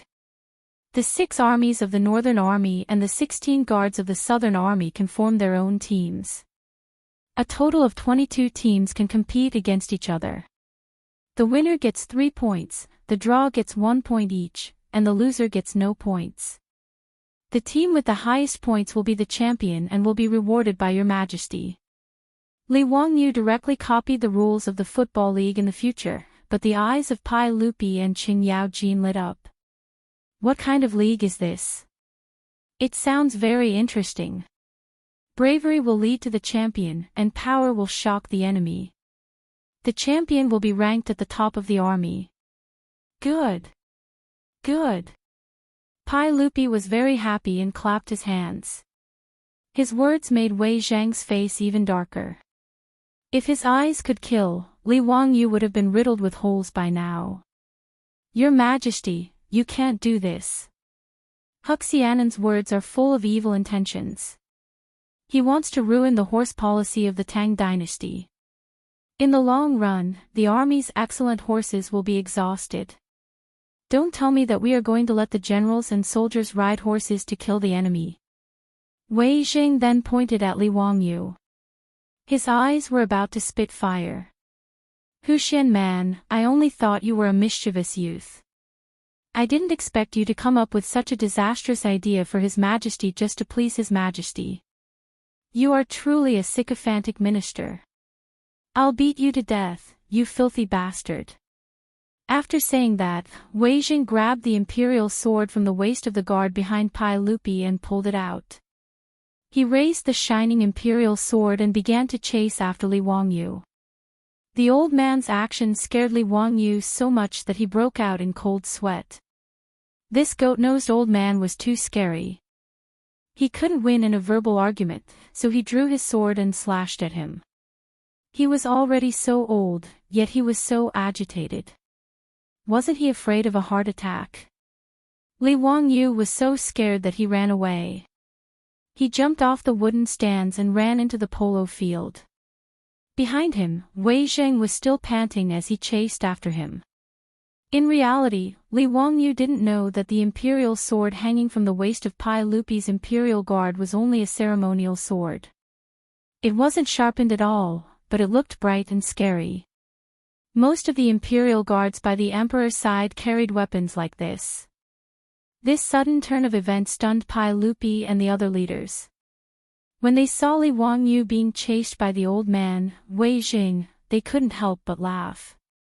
After Pai Lupi laughed a few times, he finally remembered his identity. He couldn't help but cough a few times to suppress his laughter. He ordered the imperial guards behind him, who were also unable to hold back their laughter. Why aren't you going to stop them? What kind of scandal is this? After Pai Lupi's words, the imperial guards finally reacted. They ran out in a hubbub, stopped the panting Wei Jing, and took back the imperial sword. Li Wangyu was also covered in sweat from running. Seeing that there was no danger, he walked back to the wooden stands. Zio, hurry up and apologize to eunuch Wei. Look at how angry he is. Pai Lupi held back his laughter and began to smooth things over. He wanted to give Wei Jing, this stubborn old man, a way out. Li Wangyu, on the other hand, felt that he had been wronged. What did this have to do with him? It was clearly the goat-nosed old man who was being unreasonable. Why did he want him to apologize? However, Pai Lupi winked at him, indicating that he should hurry up and apologize. Li Wangyu could only bow to Wei Jing helplessly. Eunuch Wei, it was all my fault. Please forgive me. Humph. The stubborn old man still ignored him. He let out a cold snort and turned his head to the side, refusing to look at him. Li Wangyu helplessly shrugged his shoulders and looked at Wei Shuyu. He was thinking about how to get revenge on Wei Shuyu when he returned. You bastard, I can't deal with your parents, but you think I can't deal with you? Wei Shuyu naturally didn't know whether to laugh or cry at the farce just now. When he saw Li Wangyu's threatening gaze, he repeatedly made a gesture of begging for mercy. As for Ching Chumo and the others, they were laughing so hard that they couldn't even straighten their backs. Regarding this, Li Wangyu could only curse in his heart. This group of bastards, not a single one of them came to help him stop the stubborn old man. They just watched as he was chased down. How hateful. Pai Lupi lightly coughed and asked Li Wangyu again, Zio, you said that there is a way to not damage the horse's hooves. Is this true? Of course. This matter is very simple. If we are barefoot, we will not be able to walk. It is the same for horses. If we put shoes on the horse, won't the problem be solved? Li Wangyu's words made Pai Lupi shake his head. Wei Jing once again snorted coldly. Qing Yaojin and the others couldn't help but burst into laughter. Haha, Zio, you finally showed your weakness. These horse shoes have been around since ancient times. They are made of bamboo, rattan, and leather. It is not a novel thing. But it is not practical. Once the horse runs, it will be damaged. Qing Yaojin laughed as he explained to him. In the eyes of the crowd, Li Wangyu's so-called method was just nonsense. Uncle Qing, how do you know that my method won't work? Do you want to bet? Li Wangyu was annoyed by Qing Yaojin and the others' laughter. He simply didn't tell them the truth about the U-shaped horseshoe. He straightened his neck and asked loudly. Little bastard, are you itching for a beating? I will slap you to death. The old hooligan didn't respond to Li Wangyu's words. He directly raised his large palm and threatened. Li Wangyu was speechless. What kind of people were these? If they didn't want to pull out a knife and cut someone, they would want to hit someone. Rude. Barbaric. Despising them. Pai Lupi shook his head. Zio, this matter is not child's play. Don't mention it again. He turned his head and said to Wei Jing, we will consider Duke Wei's words. We will discuss this matter another day. How about it? No. Just as he finished speaking, Li Wangyu and Wei Jing spoke at the same time to dissuade him. This made Pai Lupi so angry that his teeth itched. He couldn't say anything to Wei Jing, but he wasn't so polite to Li Wangyu. He glared at him, Zio, if you say any more, we will have someone kick you out. Li Wangyu's temper also flared up. He ignored Pai Lupi's threat and loudly said, since your majesty does not believe me, how about we have a match in 3 days to verify my words? Your majesty, please allow it. Before Pai Lupi could speak, he heard someone say, Your majesty, I am willing to have a match with Huxian Man in 3 days. Chapter 333. At this time, someone actually jumped out to support Li Wangyu. Was he not afraid of being spat to death by Wei Jing? Everyone turned to look. It was Zhang Liang, the Duke of Chongping. What did Zhang Liang mean by this? Including Pai Lupi, no one understood. Only Li Wangyu and the other wastrels looked at each other, as if they had guessed what the Duke of Chongping was thinking. Today, they had a conflict with his wife and adopted son at the gate of the northern Yamen. Could it be that the Duke of Chongping wanted to use this opportunity to take revenge? Li Wangyu's guess was correct. Zhang Liang had been urged by Li Wangyu to use this game of polo to give the wastrels and Li Wangyu a little bit of trouble, so as to vent his anger for his wife, Li Wangyu. Originally, Zhang Liang had been struggling to find an opportunity to speak. Now that Li Wangyu had taken the initiative to suggest that they play in 3 days, he did not care about Wei Zheng's anger and hurriedly interjected, expressing his willingness to play with Li Wangyu. He was afraid that Pai Lupi would not allow it, so he took the initiative to explain, "Your Majesty, this subject is willing to play polo with Huxian Man in 3 days. Today, Huxian Man and my wife had a misunderstanding at the northern Yamen gate. This subject wishes to use this opportunity to play polo with Huxian Man to resolve the misunderstanding. Your Majesty, please allow it." Zhang Liang's words might seem absurd and laughable to the people of the future. However, in the Tang dynasty, this was a common method to resolve conflicts between nobles. Before Pai Lupi ascended the throne, when Li Yuan was on the throne, there were conflicts between nobles in the Tang dynasty. Occasionally, there would be large-scale private fights between troops. When words could not convince the other party, they would use their swords to resolve the problem. This was also one of the reasons why nobles had their own troops. Ever since Pai Lupi ascended the throne after the incident at the Xuanwu Gate, he had decreed that nobles were forbidden from using troops to fight. Once discovered, they would be severely punished. Under the suppression of Pai Lupi's imperial power, private fights were suppressed. However, when nobles had conflicts, there had to be a way to resolve them. Therefore, it became an unspoken rule among the nobles of the Tang dynasty to solve conflicts by hitting the ball. The reason why Zhang Liang did not mention Qing Chumo and the other debauches, and only mentioned Li Wangyu, was because this fellow also bullied the weak and feared the strong. From his point of view, although Li Wangyu was loved by Pai Lupi, he was, after all, the lowest-ranked county official who founded the country. He did not hold an official position in the court and had no power or influence. But behind Qing Chumo and the others were Qing Yaojin, Fang Xianling, and other military bigwigs, so he did not want to offend them. Therefore, even when Hou Junji urged him to find trouble with Qing Chumo and the other dandy, he was very smart to bypass them and only mentioned that he had some misunderstanding with Li Wangyu. Li Wangyu didn't think much of Zhang Liang's words, but the group of silk pants became anxious and waved their hands at Li Wangyu. Qing Yaojin and Fang Xianling also spoke. "Zhang Gonggong, it's just a misunderstanding. Why do you have to do this? Son of a bitch, isn't it just a little conflict with your wife? You want to hit the ball with my nephew for such a trivial matter, don't you feel embarrassed?" Pai Lupi also glared at Zhang Liang. His dissatisfaction was obvious.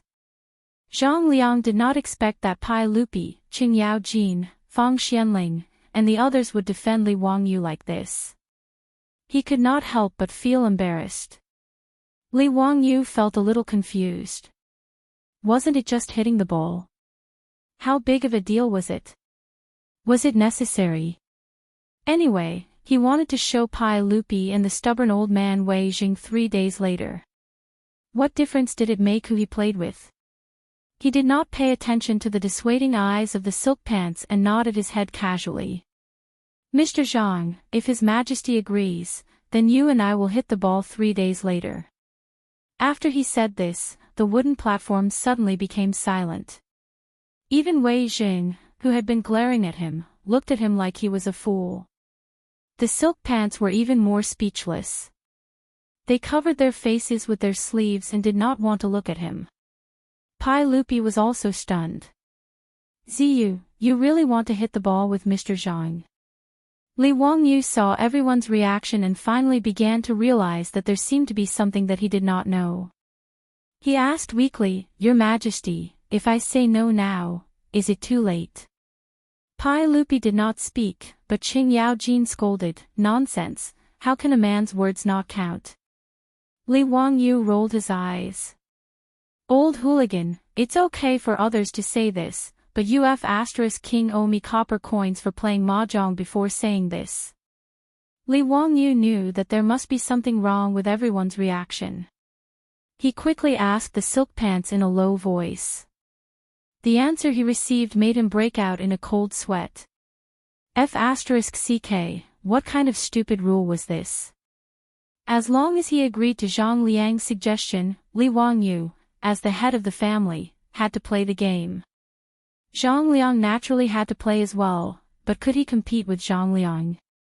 Although Zhang Liang did not have any great skills, he was still a veteran of the battlefield. Playing polo was a piece of cake for him. However, Li Wangyu had only learned how to ride a horse for 2 months.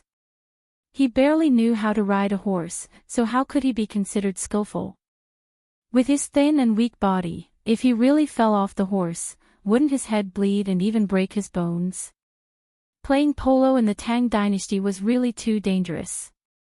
In today's polo, the players did not have any protective measures and were very easy to get injured. Han Yu said in the second book of Shang Pu Shi, small injuries to the face, large injuries to the body. During the Tang dynasty, there were many examples of people getting injured or even dying from playing polo. During the Tang dynasty, Li Hing fell off the horse and died from a stroke. During the Tang dynasty, General Zhou Bao was blinded in one eye. At the end of the Tang dynasty, General Zhu Quanzhong's son played polo with Tang Xiaozong. Unfortunately, he fell to the ground and died on the spot. In short, it was a very dangerous sport. Li Wangyu was dumbfounded. How was it possible for him to play polo? Before he could change his mind, he heard Pai Lupi stand up and announce, since Chongqing County Duke and Huxian County Duke have agreed to this, then 3 days later, we will have a match at Taiji Palace's Wuda Hall to test Huxian County Duke's words. Were they really going to play? It was as if Li Wangyu could already see himself rolling off the horse's back, his flesh lacerated and his flesh mangled. His back was soaked in cold sweat. In the face of the pressure of survival, Li Wangyu's thoughts were as fast as lightning. He came up with an idea. Your Majesty, I have something to say, Li Wangyu hurriedly shouted. Speak. Since 3 days later, you want to test whether my method of protecting the horse's hooves is feasible, then I will be responsible for setting up the polo field. Is that okay? Zhang Liang didn't have any objections to this. Pai Lupi thought for a moment, then nodded in agreement. The matter was settled. Even the stubborn old man Wei Jing didn't say anything. Everything would be decided in 3 days' time. After Wei Zhang's disturbance, today's polo match couldn't continue. Pai Lupi directly stopped the match and prepared to return to the palace. Li Wangyu hurriedly ran after him. Pai Lupi turned his head in confusion. Zio, is there something else? Li Wangyu rubbed his hands and laughed. Uncle, hee, there is something else. What is it? Borrow a horse. Chapter 334. In the Tang dynasty, 10 people were required to play in a regular cricket match.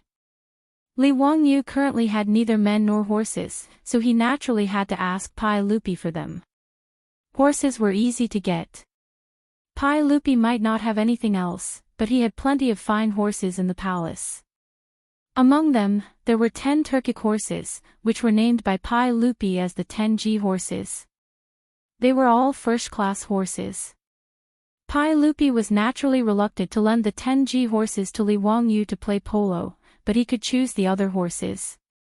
In a polo match, the horses had to be changed 3 times. 30 horses were enough. After solving the problem of horses, Li Wangyu still wanted to borrow people. His Li family was small in number, so he couldn't drag the old housekeeper Li Heng, his beautiful boss, Aphrodite, Perrin, and the 4 maidservants into the match, right? However, Pai Lupi shook his head and refused. Zio, the cricket match in 3 days is between you and Zhang Liang. It's not convenient for me to lend you a batter from the palace. Li Wangyu pondered for a moment and understood Pai Lupi's meaning. As the emperor of the Tang dynasty, he naturally had to be impartial. Although Li Wangyu was now his nephew, he still couldn't be biased. If he lent a batter, it would show his bias, and it would easily cause the court to criticize him. After sending off Pai Lupi, Li Wangyu began to think hard about where he could find a batter. Niu Wu and the other old soldiers were all skilled in archery and horse riding, but how could they know how to play polo? Just as he was feeling distressed, a group of playboys gathered around. Zio, if you don't bring us brothers to the cricket match in 3 days, we'll cut ties with you. Ching Chimo patted Li Wangyu's shoulder and said. That's right, us brothers also want to play. The Yuchi twins also expressed their stance. Fong Yai cracked his knuckles and said with a smile, heh, how can you not count me in for this kind of thing? Even Niu Jingping, whose leg was inconvenient, was the same. I'm lame, but I have no problem hitting the ball. Zio, don't forget about your brother. After beating up the young one today, I'll teach the old one a lesson in 3 days. What's there to be afraid of? Ziyu, there's no need to worry. We beat him up together. If the prefectural Duke Chongping is unhappy, we brothers will take it on together. Yes. 3 days later, I'll kill that old bastard Zhang Liang. The silk pants words made Li Wangyu's nose tingle. These bastards were really interesting. This was something that he couldn't avoid, but this group of silk pants actually wanted to step in personally. He had to remember this favor. And he would forgive Wei Shuyu and this group of bastards for not saving him when he was in danger. Li Wangyu nodded gratefully at the foppish young masters and sat down in a circle. Brothers, many thanks. Cho Kuan stood to the side and said sadly, Ziyu, this whole thing happened because of me. If there's anything I can do, I won't refuse. Of those who wanted to hit the ball, only Fatty Cho Kuan didn't say anything. It wasn't that he didn't want to, but that with his size, it was too difficult to find a horse that could carry him. Li Wangyu laughed and patted his belly, which looked like it was 4 months pregnant. Stop talking nonsense. If you continue to be so pretentious, I'll beat you up. The silk pants also laughed and stepped forward to trample on Fatty Cho Kuan's body of fat, laughing and joking. This made Cho Kuan feel less guilty. Ching Chimo laughed. Ziyu, you still don't know how to hit the ball, right? Let's go, brother will take you to practice. The silk pants also became interested. Knowing that Li Wangyu had borrowed a horse from Pai Lupi, they all clamored to ride the palace's imperial horses. Li Wangyu hurriedly stopped them. Brothers, please wait. There's no hurry to hit the ball. The most important thing right now is to make the horse's shoes. Have you all forgotten the reason why I'm hitting the ball with the prefectural Duke Chongping in 3 days? What's a horse's shoe? Ziyu, do you really have a way to reduce the wear and tear on the horse's hooves? Horse shoes aren't reliable. I think Ziyu can definitely do it. Ever since Li Wangyu's amazing performance at the Zhe Temple, Fong Yai had 100% trust in Li Wangyu.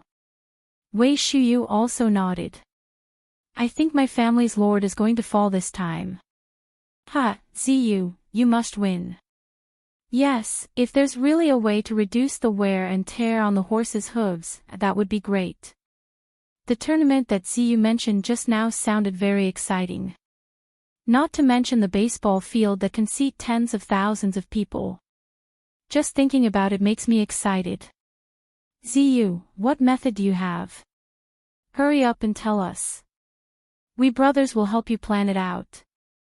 Li Wangyu smiled mysteriously. I'll keep it a secret for now. You all follow me. Oh right, does anyone know a good blacksmith? I need to make a batch of things. Fatty Cho Kuan hurriedly said, I know. Xie Ji blacksmith shop in the east. My family's rice business needs ironware and they make it there. Let's go quickly. Li Wangyu pushed Fatty Cho Kuan and ran out of the barracks. The group of debauches looked at each other and chased after them with a smile. In the East Market Xie blacksmith shop, shopkeeper Xie saw Cho Kun leading a group of people and quickly came out to greet them. Lang Jun, do you need to make ironware today? Cho Kun nodded and pointed at Li Wangyu. This is Hu Xian man. He needs to make some things. Shopkeeper Xie, let the blacksmith work hard. There can't be any delays. Shopkeeper Xie quickly went forward to greet the young man in front of him when he heard that the young man in front of him was Hu Xian man. When he found out the identity of these debauches, he became even more unwell. He couldn't even speak clearly. I can't walk downstairs. I didn't know you were here. I'm sorry for the neglect. Please wait for a moment. I'll call the blacksmith over immediately. After saying that, shopkeeper Xie turned around and ran into the shop. After a while, he came out with a middle-aged man. This is the best craftsman in my shop. If you have any requests, please do not hesitate to ask him. I'm not bragging, but our Xie blacksmith shop is one of the best blacksmiths in Chang'an city. I'm sure you'll be satisfied. Li Wangyu nodded, but he didn't rush to say what he needed to make. Instead, he asked Ching Chumo to bring a horse over. Ching Chumo was confused by him, but he still followed his orders and brought the horse over. Li Wangyu asked shopkeeper Xie to bring a brush, ink, and paper. He spread the paper on the ground and asked the debauches to help him make the horse's hooves stand on the paper and not move. He took the brush and sketched the outline of the horse's hooves. Zio, what are you doing? The debauches couldn't understand what he was trying to do. Don't worry. You'll know in a while. Li Wangyu took the paper with the outline of the horse's hooves. He compared the size of the horse's hooves and drew a U-shaped pattern. Then, he handed it to the strong blacksmith. Please help me make this object. It doesn't need to be too thick, just about an inch thick. You need to make holes in these places on the iron plate. Li Wangyu pointed to the marked places on the drawing and explained. The middle-aged blacksmith frowned and looked at it for a long time. He didn't know what this strange little iron plate was for. However, he knew that these were all nobles, so he didn't dare to ask. He just nodded and replied in a low voice, please wait for a moment. There's a ready-made iron bar in the workshop. You just need to bend it and make holes. That's good. You can make 4 pieces first. The middle-aged blacksmith nodded and went to the blacksmith shop behind to make. After about an hour, 4 pieces of steaming horse's hooves were sent to Li Wangyu. Chapter 335. Ching Chumo and the others grabbed the 4 pieces of horseshoes and looked at them for a long time, but they still couldn't figure out what they were used for. Ziyu, is this the horseshoes you were talking about? How do you use this? Li Wangyu didn't answer, but asked, which one of you has a good stable boy? Let me borrow it, and you will know the use of this horseshoes. Duke Lu's residence was not far from the East Market. After a short discussion, they got on their horses again and headed towards Duke Lu's residence. As soon as he entered Duke Lu's residence, Li Wangyu regretted it. He actually forgot that the old hooligan, Qing Yaojin, also returned home after the polo tournament was cancelled. Miscalculation, it was really a miscalculation. He turned his head and glared at Ching Chumo. You did it on purpose, didn't you? The 3 brothers of the Qing family had been with Li Wangyu for a long time now, so they also learned his movements. They shrugged their shoulders at Li Wangyu, meaning that it was none of their business. Wahahaha, boy, quickly come and tell me clearly, what method do you have to prevent the horse's hooves from being worn down? If you can't do it, if you can't hold the tournament, I will beat you up. Qing Yaojin waved the folding fan Li Wangyu gave him. His attitude was very arrogant. Faced with the old hooligan's threat, Li Wangyu could only obediently admit defeat. Uncle Qing, I came to your residence specifically to demonstrate to you. Why don't we go to the residence's stable now? Summon your manners stable boy, and I will teach him. How effective it is, Uncle Qing will know when you see it. Including Ching Chumo, the group of debauches looked at Li Wangyu with disdain. You have the nerve to say such words? You came here specifically to demonstrate to Qing Yaojin. Are you sure? Li Wangyu stared back at them. F***ck, do you dare to say no? All the debauches, we don't dare. Qing Yaojin was very satisfied with Li Wangyu's answer and took the lead to the residence's stable.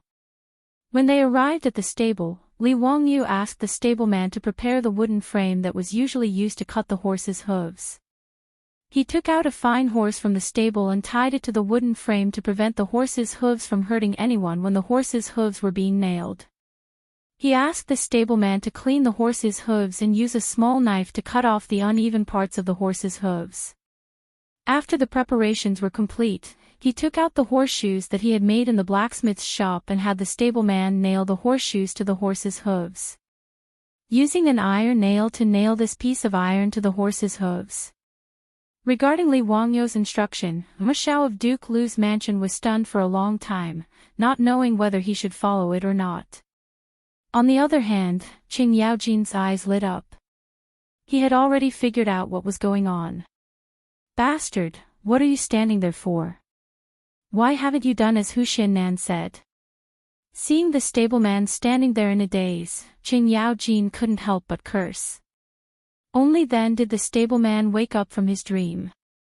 He hurriedly picked up the wooden hammer and nails and began to nail the horseshoes as Li Wangyu had instructed. The horseshoes were a layer of cuticles, similar to human nails, and did not feel any pain. Under everyone's gaze, the horse's hooves were nailed to the horseshoes. Li Wangyu had the stableman release the bound horse and was ready to test the effect of nailing the horseshoes. Qing Yaojin pulled away Qing Chumo, who was about to mount the horse, and directly jumped onto the horse's back. Duke Lu's mansion occupied a large area, and there was even a horse training field set up in the mansion. Qing Yaojin pulled the reins and urged the horseshoe-nailed horse to run towards the training field. Li Wangyu and the wastrels bitterly smiled. They could only slip away and chase after the horses, but the horseshoes nailed to the metal horseshoes made an unprecedented crisp knocking sound on the bluestone floor of the mansion. It was very pleasant to hear. Qing Yaojin's ears listened to this sound and became more and more excited. He rode the horse to the training field and began to gallop happily. This old bastard was so happy that he grabbed a long spear from the weapon rack next to the training field and began to practice a horse battle. Li Wangyu and the others were scared witless as they cowered in the corner of the training field. They could only helplessly watch the old hooligan behave atrociously. There were even several times when the old hooligan deliberately urged the horse to run in front of them. The shiny blade of the horse passed in front of everyone's eyes. Li Wangyu was so scared that he quickly shrank his body behind Qing Chumo. Brother Chumo, I'm sorry. Li Wangyu patted Qing Chumo's shoulder and said sympathetically. The other wastrels also looked at the three Qing brothers with sympathy. They were unlucky to have such a father. The three Qing brothers had tears in their eyes. As for their father, they also had to applaud with tears in their eyes. Finally, the old hooligan was satisfied. He rode the horse in front of everyone and dismounted. He personally checked the horse's hooves and then raised his head and laughed.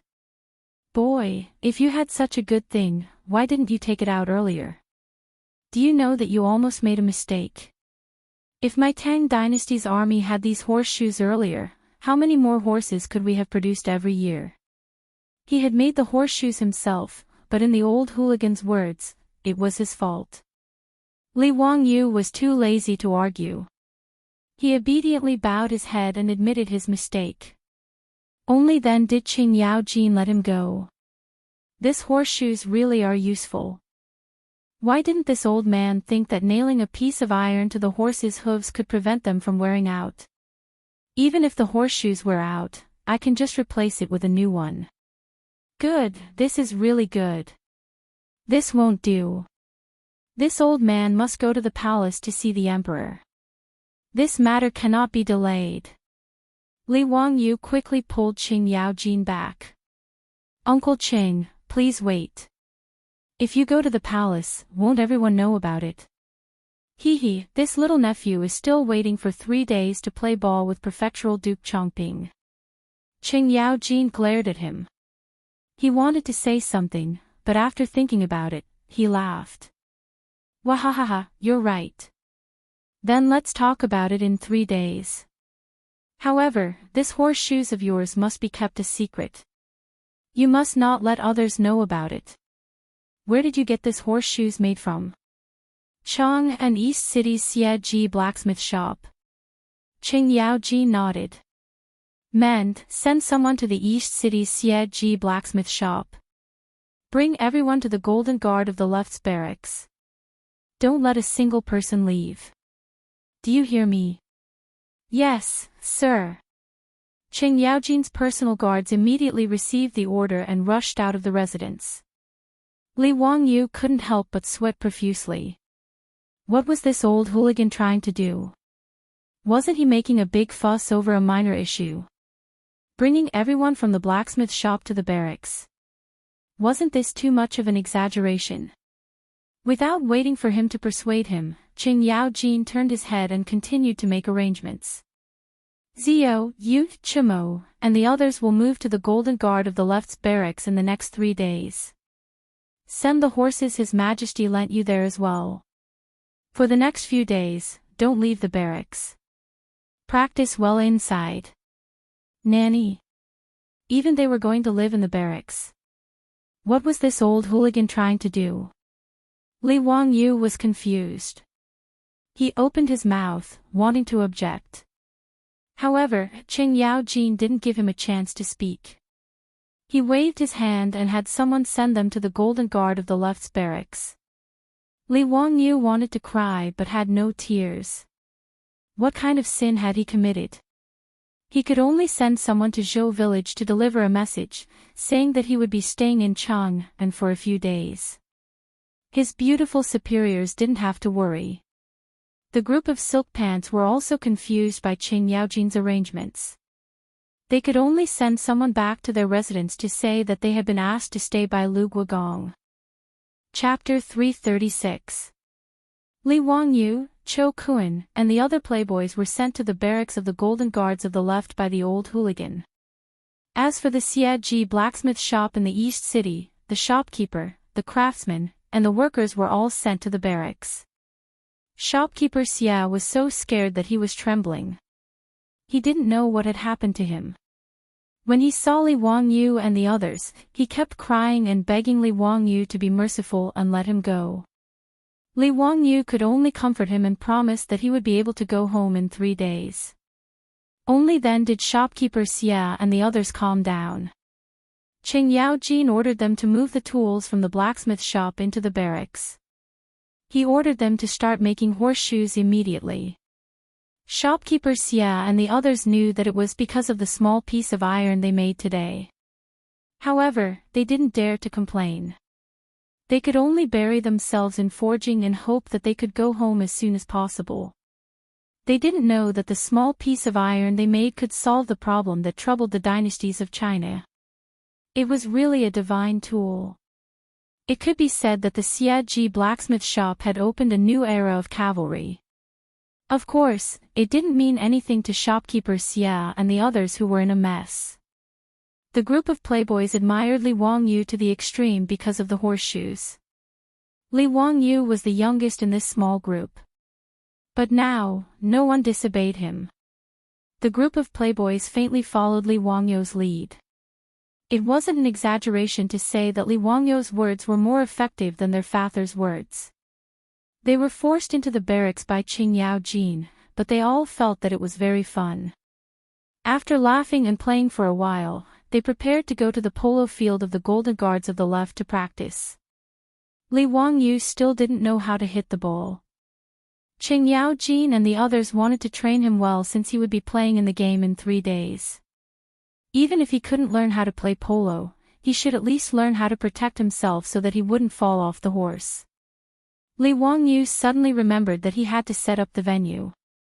This was the key to showing the effect of the horseshoe. Whether he could win the game with Zhang Liang depended on the layout of the venue. He hurriedly pulled Qing Yaojin aside and told him his thoughts. After hearing Li Wangyu's words, Qing Yaojin, this old hooligan, couldn't help but slap Li Wangyu heavily on the shoulder. The shock caused Li Wangyu's body to go numb. In the future, I will make my 3 foolish sons stay away from you so that they won't be fooled by you. Tell me the truth. Some time ago, people pasted those things on the gates of the markets in Chang'an overnight. Was it you who did that? Hee, Uncle Qing, what are you saying? That night, I was at your house, drinking with Brother Chumo and the others. Li Wangyu of course would not admit it, and replied with a smile. Qing Yaojin nodded. I know. It seems that it was you who did it. It must be my 3 foolish sons and your gang of bad friends. Damn, this Qing Yaojin was really cunning. Li Wangyu rolled his eyes, indicating that he was tired and didn't want to talk with this old bastard. Well, I will ask someone to prepare the things for you. But can you do it? Hitting the ball is not so simple. Be careful if you fall off the horse and your head bleeds. In my opinion, you are too impulsive. Although Zhang Liang doesn't have any *T ability, he is not someone you can compete with. Li Wangyu really wanted to raise his middle finger to this old hooligan. Damn, today on the wooden platform, who blocked my mouth with words, saying that a man's words should be nailed with a mouthful of saliva. Li Wangyu knew that he couldn't win the argument with this old hooligan. He turned around and went to find the playboys to practice. In the Tang Dynasty's polo tournament, each side had 10 batters. Everyone discussed for a while. Apart from Li Wangyu who had to play, the other 9 people were the Qing brothers, the Yuqi twins, Fang Yai, Chai Lingwu, Niu Jingping, and Wei Shuyu. As for Du He and Du Go, they could only serve as substitutes and cheerleaders. These 9 people, including Wei Shuyu, were all good at playing polo. Niu Jingping, who had always been low-key, was even more outstanding. After all, he was Niu Jinda's son. Although one of his legs was lame, it didn't affect him from learning his father's archery skills. It was also because his legs were inconvenient that Niu Jingping became more and more passionate about polo. Because riding on horseback had nothing to do with his legs. Speaking of his father, Niu Jinda, he was also a fierce general in the early Tang dynasty. However, he was too low-key and didn't have good luck. Even Zhang Liang, that kind of trash, later became a duke and was ranked among the 24 meritorious officials of Lingyan Pavilion. Niu Jinda, who came from Wagong village and joined Pai Lupi with Qing Yaojin, Qin Qiong, and the others, was only conferred the title of Langyi County Duke. He was so low-key that even the old and new Tang book were not given to him. As for himself, he had made illustrious military achievements and was far from what trash like Zhang Liang could compare with. Therefore, sometimes, being too honest and dutiful was not good. Niu Jinda, Qin Yaojin, Qin Qiong, and the others had a deep relationship. Even Niu Jingping, Qing Chumo, and the others had a deep brotherly relationship. They were so close that they almost wore the same pants. The people of old Niu's family really lived up to their surname. Each of them was as low-key as old Niu. Niu Jingping usually didn't talk much among the playboys. However, today, after riding on horseback and holding his polo stick, he was like a different person. He was abnormally excited. Zio, watch brother show you what hitting a ball is. Niu Jingping pulled the reins and the horse rushed out. Qing Chumo used all his strength to hit the ball in Niu Jingping's direction. However, Niu Jingping did not wait for the ball to hit the ground and directly hit the ball in the air. The ball was 70 to 80 feet away from the goal. The red polo ball was like a meteor. It flew straight to the goal and accurately drilled into the goal like a guided missile. Li Wangyu and the other playboys applauded and cheered. Niu Jingping's play was really wonderful. It was not inferior to the batters they saw in the Northern Imperial Army field today. In order to practice, Qing Yaojin even arranged opponents for the playboys. The left Imperial Guard's batters would practice with them. Li Wangyu temporarily stayed on the sidelines and watched. He planned to familiarize himself with the rules first. However, after watching the playboys practice for a while, he frowned. There seemed to be something wrong with the polo of the Tang dynasty. Looking at the scene of 20 people chasing the red polo ball in Noda's polo field, Li Wangyu hugged his elbow with one hand and supported his chin with the other. He started to think. Why did he feel that there was something wrong? At this time, on the field, Fang Yai had just intercepted the opponent's attack and hit the ball forward. The 20 horses turned their heads and chased the ball again. Li Wangyu suddenly clapped his hands, startling Cho Kun, who was next to him. That's right, that's it. I know. Li Wangyu didn't care about anything else. He quickly blew the copper whistle and stopped the game. Chapter 337. Although polo in the Tang dynasty was prosperous, in Li Wangyu's eyes, it was still very rough. In his opinion, including the playboys, whether it was horsemanship or batting skills, they could be called perfect. It was a personal skill that the stuntmen in the movies of later generations could not show. But these batsmen of the Tang dynasty mostly used cavalry formations when playing polo. Out of the 10 batters, other than one goalkeeper, the remaining 9 were in a cavalry triangular charging formation, with 3 men in a team cooperating with each other. There was no distinction between forwards, midfielders, and defenders on the field. As a result, the originally spacious polo field was not effectively used. In Li Wangyu's eyes, it was wonderful and lively, but there were no skills or tactics in it. He was used to playing live football games in later generations, so he was familiar with football tactics like 3-4-3 and 4-4-2. Why couldn't it be the same in polo? Ching Chumo and the others were playing happily, but the game was stopped by the whistle. They looked depressed. Zio, what's wrong? Why did you whistle? Li Wangyu asked someone to bring him a pen and paper, and while writing and drawing on it, he replied, "Brothers, don't worry. I have some ideas to discuss with you. Zio, you also know batting tactics. Hey, wait for me to draw it for you. You'll know when you see it." Li Wangyu drew a diagram of the polo field on the paper, picked up a handful of stones from the ground, and put 2 of them on it. "Brothers, please look. These 2 stones represent 2 batsmen." He pointed to Niu Jingping and Qing Chumo. Brother Jingping and Brother Chumo have good skills and can be responsible for the offense. They are the first line of the team's offense, mainly wandering in this area. I call them the forwards. He used the pen to outline an area in front of the polo field. Brother Jingping and Brother Chumo will be in this area, waiting for the opportunity to strike a fatal blow. Niu Jingping and Qing Chumo looked at each other and laughed. Forwards are good. We are the vanguard officials, directly attacking the enemy. Got it. Zio, go on. Li Wangyu nodded and took out 3 more stones and placed them on the paper. These 3 stones represent Brother Yuqi and Brother Eai.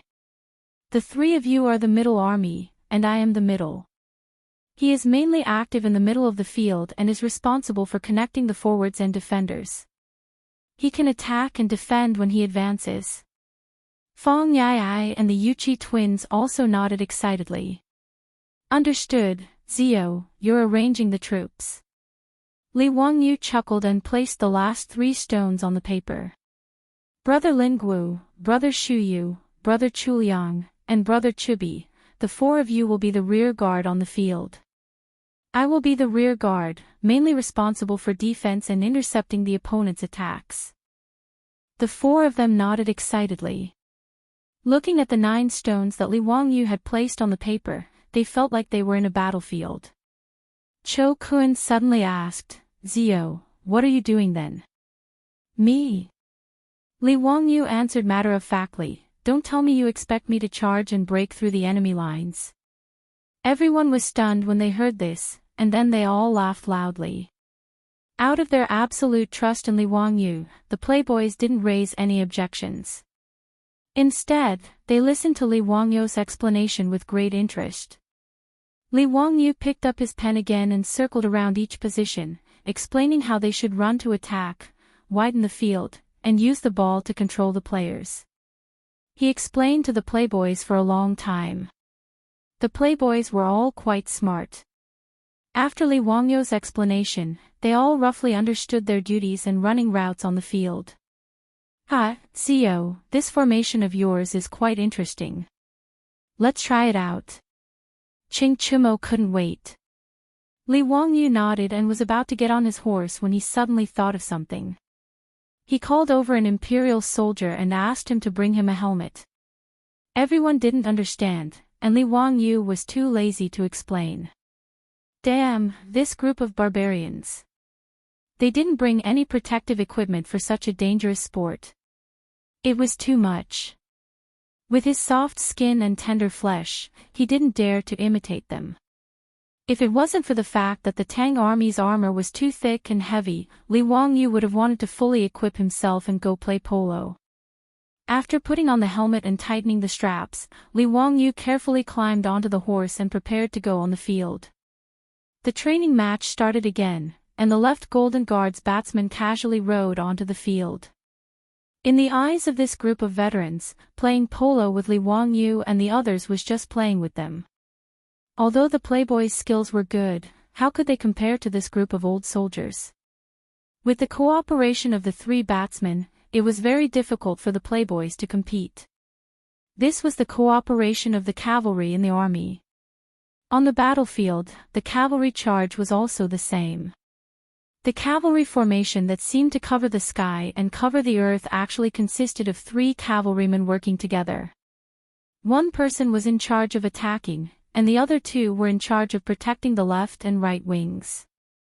This was similar to the 3-3 infantry tactic invented by the People's Liberation Army in the future. The 3 people formed a battle group and attacked or defended in a triangle formation. This tactic had both offense and defense, and the division of labor was clear. It could maximize the combat strength of the cavalry. However, although this tactic was powerful on the battlefield, it might not be suitable on the field. If the players were too concentrated on the field, it would leave too much space for the opponent to use. Originally, when playing polo in the Tang dynasty, everyone was like this, and it didn't matter. As the saying goes, noobs pecked at each other. However, Li Wangyu shamelessly copied the football tactic from the future, and the original polo tactic immediately became outdated. When the playboys rode on the field and tried to stand according to Li Wangyu's instructions, it caused a burst of laughter from the imperial guards.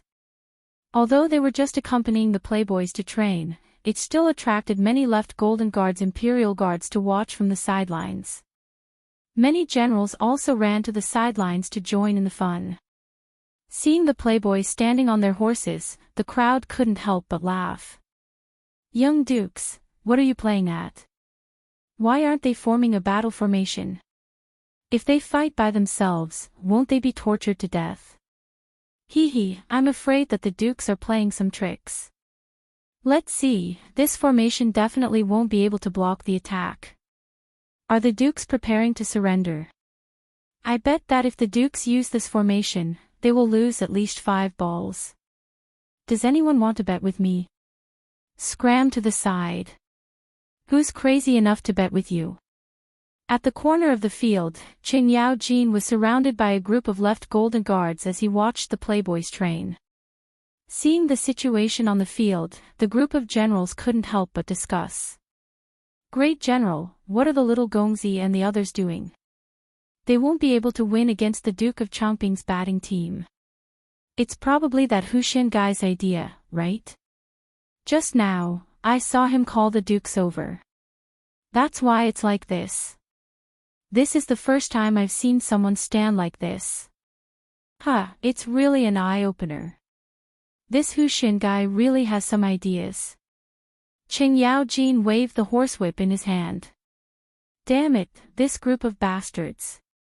If they make me lose face in front of the soldiers, I'll beat them to death.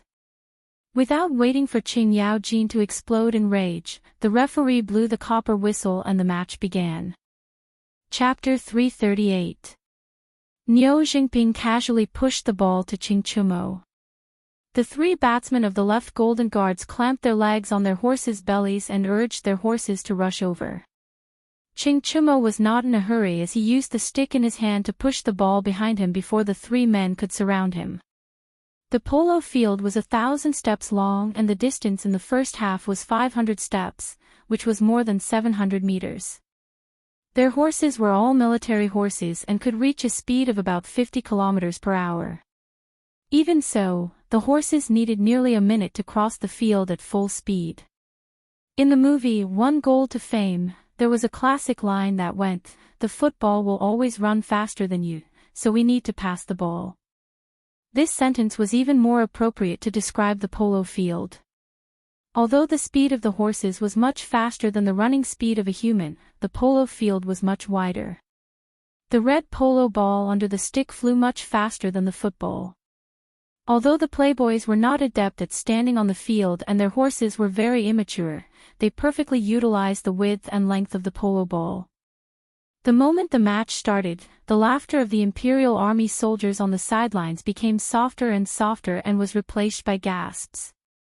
The generals beside Chang'an were also shocked by the scene on the field. The 10 best batsmen of the left Golden Guards could not even touch the surface of the polo ball on the field. The batters in a group of 3 were busy chasing the polo ball in vain on the field. On the other hand, the debauches were having a very easy time fighting. Every time they were about to be caught or surrounded by their opponents, they would always be able to move the ball as if they were taking a stroll in the park. The first time the playboys attacked, the polo ball was passed 3 times and was sent to the front of Niu Jingping's horse. At this moment, there was only the goal and a batsman in front of him. The batsman was very anxious and urged his horse to rush towards Niu Jingping, desperately trying to stop him from shooting the ball. Niu Jingping raised his club high, but he didn't use any strength. Instead, he pushed the ball out before the Imperial Army batter arrived. The batsman of the Imperial Army turned his head in shock and looked in the direction of the ball. He saw Chang'an riding his horse in the direction of the ball. He bent down and easily pushed the ball with his stick. The ball rolled into the Imperial Army's goal without any obstruction. The referee at the side of the field immediately blew his copper whistle, accompanied by the sound of drums. An Imperial Army soldier ran to the back of the goal with a banner in his hand and stuck it into the ground, indicating that the silk pants had scored a point. Li Wangyu was alone in front of his own goal, looking into the distance. The polo field of the Tang dynasty was really too big. The opponent's goal, which was 1.5 kilometers away, made it quite strenuous for him to see. However, when the whistles and drums sounded, and the flag fluttered in the wind, he immediately understood that the debauches had broken through the opponent's goal. He couldn't help but clench his fists and wave them in the air a few times. Success! Using football tactics to play polo was really useful. Chang'an was so shocked by this scene that he couldn't close his mouth for a long time. After a long while, he muttered to himself, "Bastard, you can play polo like this?" The generals who had been making fun of the debauches also fell silent. They felt that their faces were burning. This was a slap in the face. Some of the thin-skinned generals couldn't help but shout at the Imperial Army batters on the field, scolding them and telling them to be more serious. The game started again. These Imperial Army batters no longer dared to underestimate the debauches. They were 120% focused. However, the result of the game was still one-sided. After only 2 hours of the game, the debauches were leading by a score of 7-3. The 3 goals that they had lost were almost all related to Li Wangyu. This guy's goalkeeping was really too weak. His level was so terrible that it was impossible to look at him directly. He wasn't even able to stop a seemingly harmless shot from the other party. Instead, he almost rolled off the back of his horse, causing the debauches to burst into laughter. In the second half of the game, the Imperial Army batters also tried to imitate the debauches' tactics. However, there was no one to teach them. They could only observe with their eyes. How much could they learn? In the end, they were like dogs instead of tigers. They became scattered sand and were unable to threaten Li Wangyu's goalkeeping. After the training match ended, the debauches were all smiles. They didn't think that they could win so easily. As for the Imperial Army soldiers of the Imperial Army, they were all silent. This blow was too great. The debauches rode on their horses and escorted Li Wangyu to the side of the field. While everyone was laughing and joking, they saw a group of people galloping over.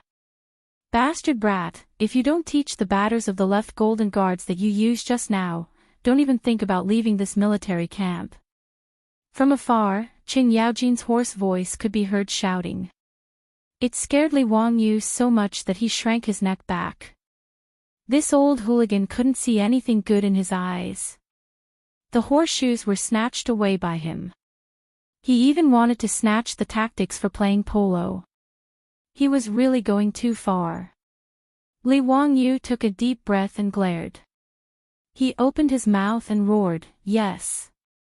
Uncle Qing, don't worry. I will do my best to teach them." Damn it, he had to lower his head when he was under someone else's roof. This was the Imperial Army of the Imperial Army. Facing the old hooligan's threat, Li Wangyu admitted that he wasn't a tough guy and couldn't say no. 3 days passed quickly. On this day, the martial virtue hall of Taiji Palace was unusually lively. As the saying goes, Taiji gave birth to yin and yang gave birth to the 4 symbols, and the 4 symbols gave birth to the 8 trigrams. There were many gossipers in Chang'an. The imperial tutor of the crown prince, Li Wangyu from Hu County, was in the Imperial Army's barracks 3 days ago. He had a conflict with the wife of the Duke of Changping's family, the Li clan, and beat up Zhang Liang's adopted son. Today, he was going to teach the saint how to protect the horseshoes and play polo with the Duke of Changping. These gossips had already spread to the ears of all the nobles and officials in Chang, and within 3 days. In this era where there was a serious lack of entertainment, even the nobles and officials in Chang and were very bored. After hearing about the commotion in front of the martial virtue hall, who could still sit still? Therefore, all those who were qualified to enter the Taiji Palace to watch the ball game came. Because polo was popular in the Tang dynasty, there was also a polo field in front of the martial virtue hall of Taiji Palace. However, the field was slightly smaller. It was about 800 meters long and 400 meters wide. It had to be said that the most distinctive feature of the prosperous Tang dynasty was the word big. The streets were 150 meters wide and the palace was tall. Therefore, it wasn't surprising that there was such a big polo field in front of the martial virtue hall. The nobles and officials arrived at the martial virtue hall one after another. However, when they saw the polo field that was being used today, they all had the same thought. What the hell is going on in this polo field? Chapter 339. The Tang dynasty had strict requirements for a polo field used for batting. First, the field had to be flat and there could be no holes. Otherwise, the horses and batters would be injured. Secondly, grass could not grow on the field. The ground had to be compacted. But today, the field in front of the Hall of Martial Virtues was filled with all kinds of broken weapons and arrowheads. Many of them were even rusty. This field could be used for batting. Was this not a garbage dump? Where did all these broken metals come from? The officials and nobles all had black faces full of question marks. Some of them were old and had blurred vision. They even walked closer to see what was going on. Someone waved his hand to summon a servant from the Hall of Martial Virtues and asked why the field had become like this.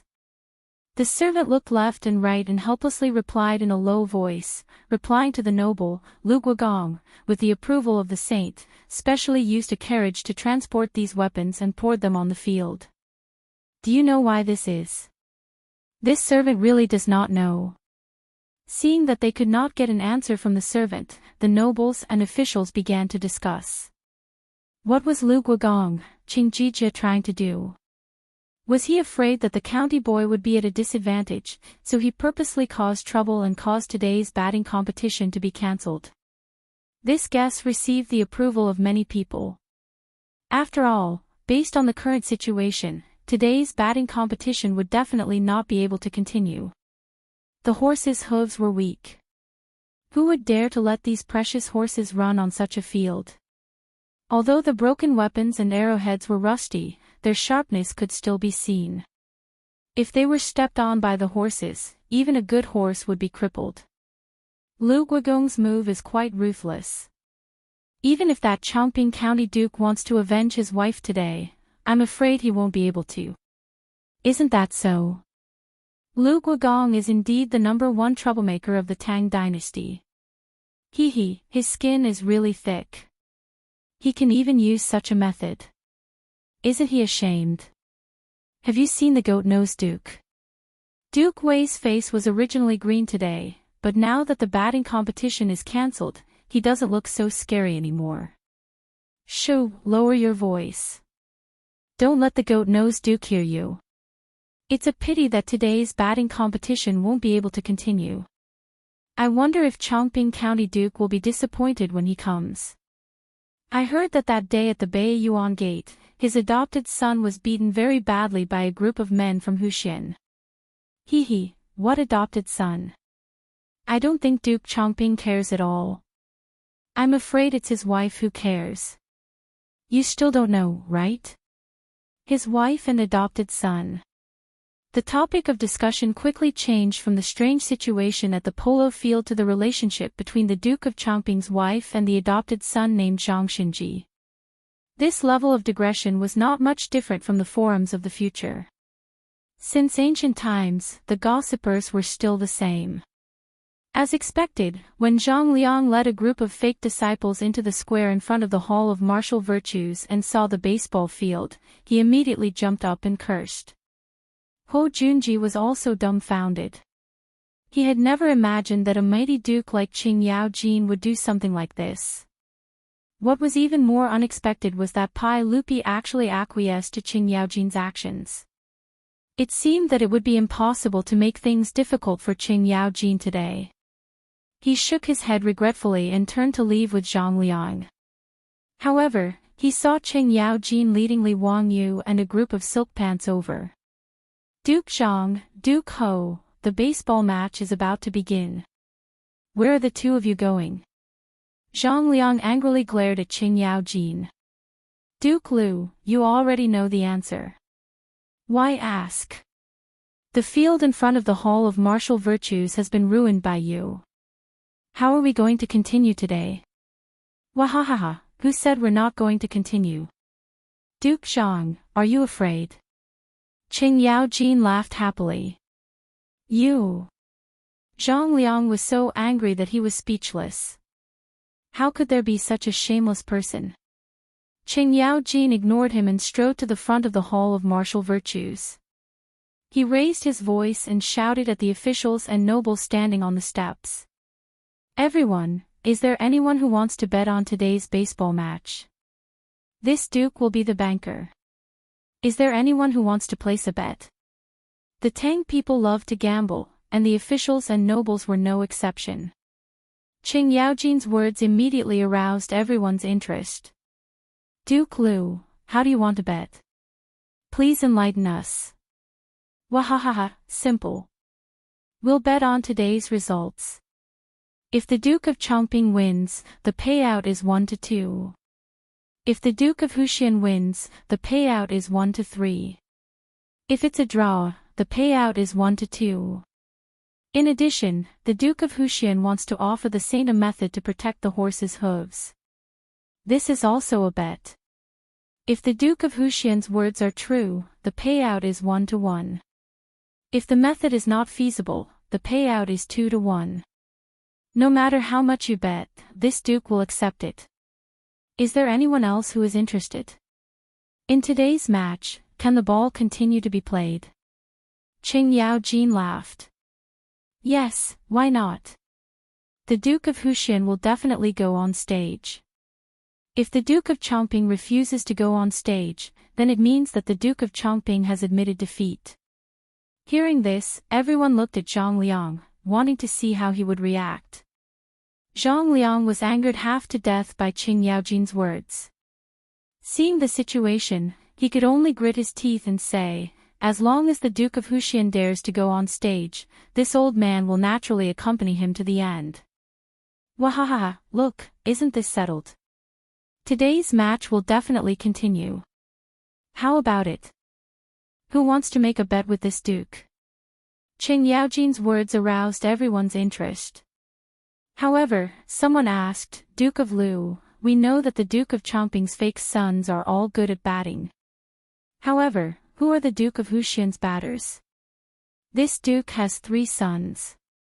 The Duke of Zhang's eldest son, the Duke of Liang's second son, the Duke of Yi's 2 sons, the Duke of Qiao's eldest son, the Duke of Langyi's eldest son, and the Duke of Huxian himself.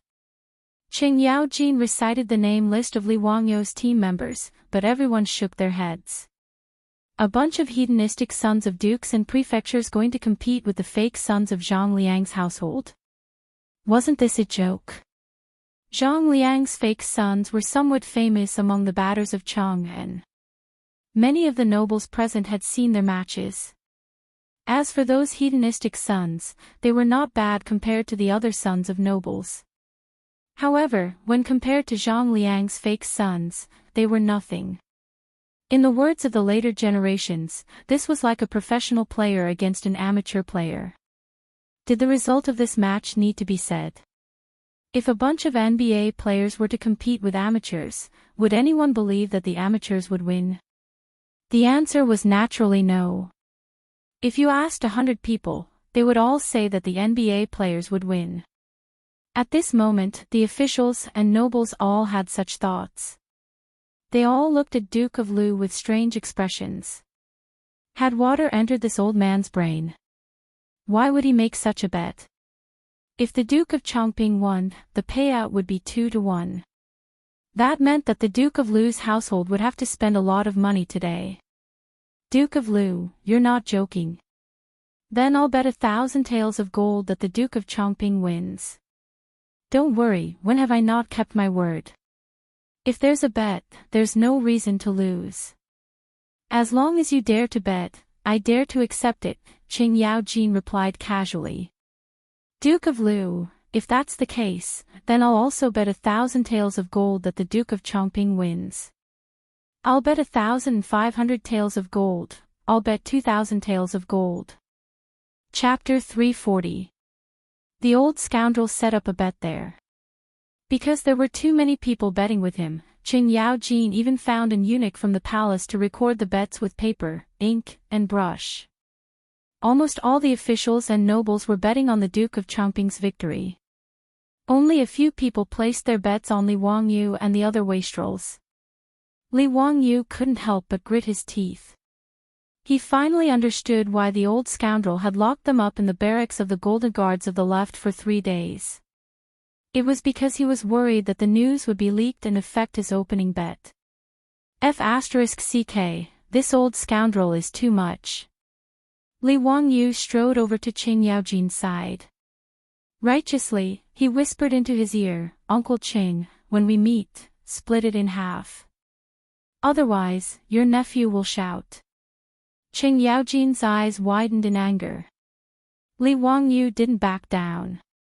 In front of gold, the old scoundrel's threats were useless. Scram, brat. At most, I'll give you 20%. His Majesty still wants half. Qing Yaojin lowered his voice. It's a deal. Li Wangyu retreated to the side, satisfied. He chuckled as he watched the eunuch continuously record the bets placed by the officials and nobles. 20% it was. He wasn't greedy. 20% was still quite a bit of gold. It looked like he would make a small profit today. Just now, he did a rough calculation. There were already about 20,000 taels of gold on Zhang. Moreover, there were still hundreds of officials placing their bets. Indeed, the ancients didn't lie. A horse wouldn't get fat without eating at night. A man wouldn't get rich without a windfall.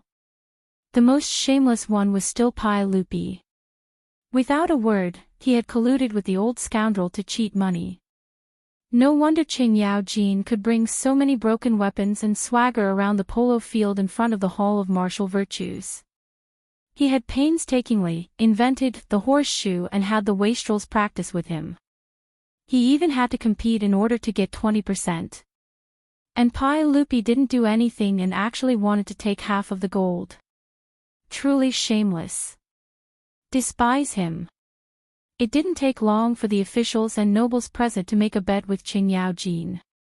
In the end, the total amount of gold that was bet on Duke Chongping was as high as 50,000 taels of gold. The aristocratic families, in particular, had placed heavy bets. 50,000 taels of gold was equivalent to 300,000 strings of copper coins. This was indeed a huge sum. If Chang'an lost, he would have to pay 100,000 gold taels. Li Wangyu pondered without any malice. If the old hooligan really lost, Duke Lu's mansion would have to be his pants, right? He might even have to use Noda's public house to pay off his debt. TSK, just thinking about it makes me feel good.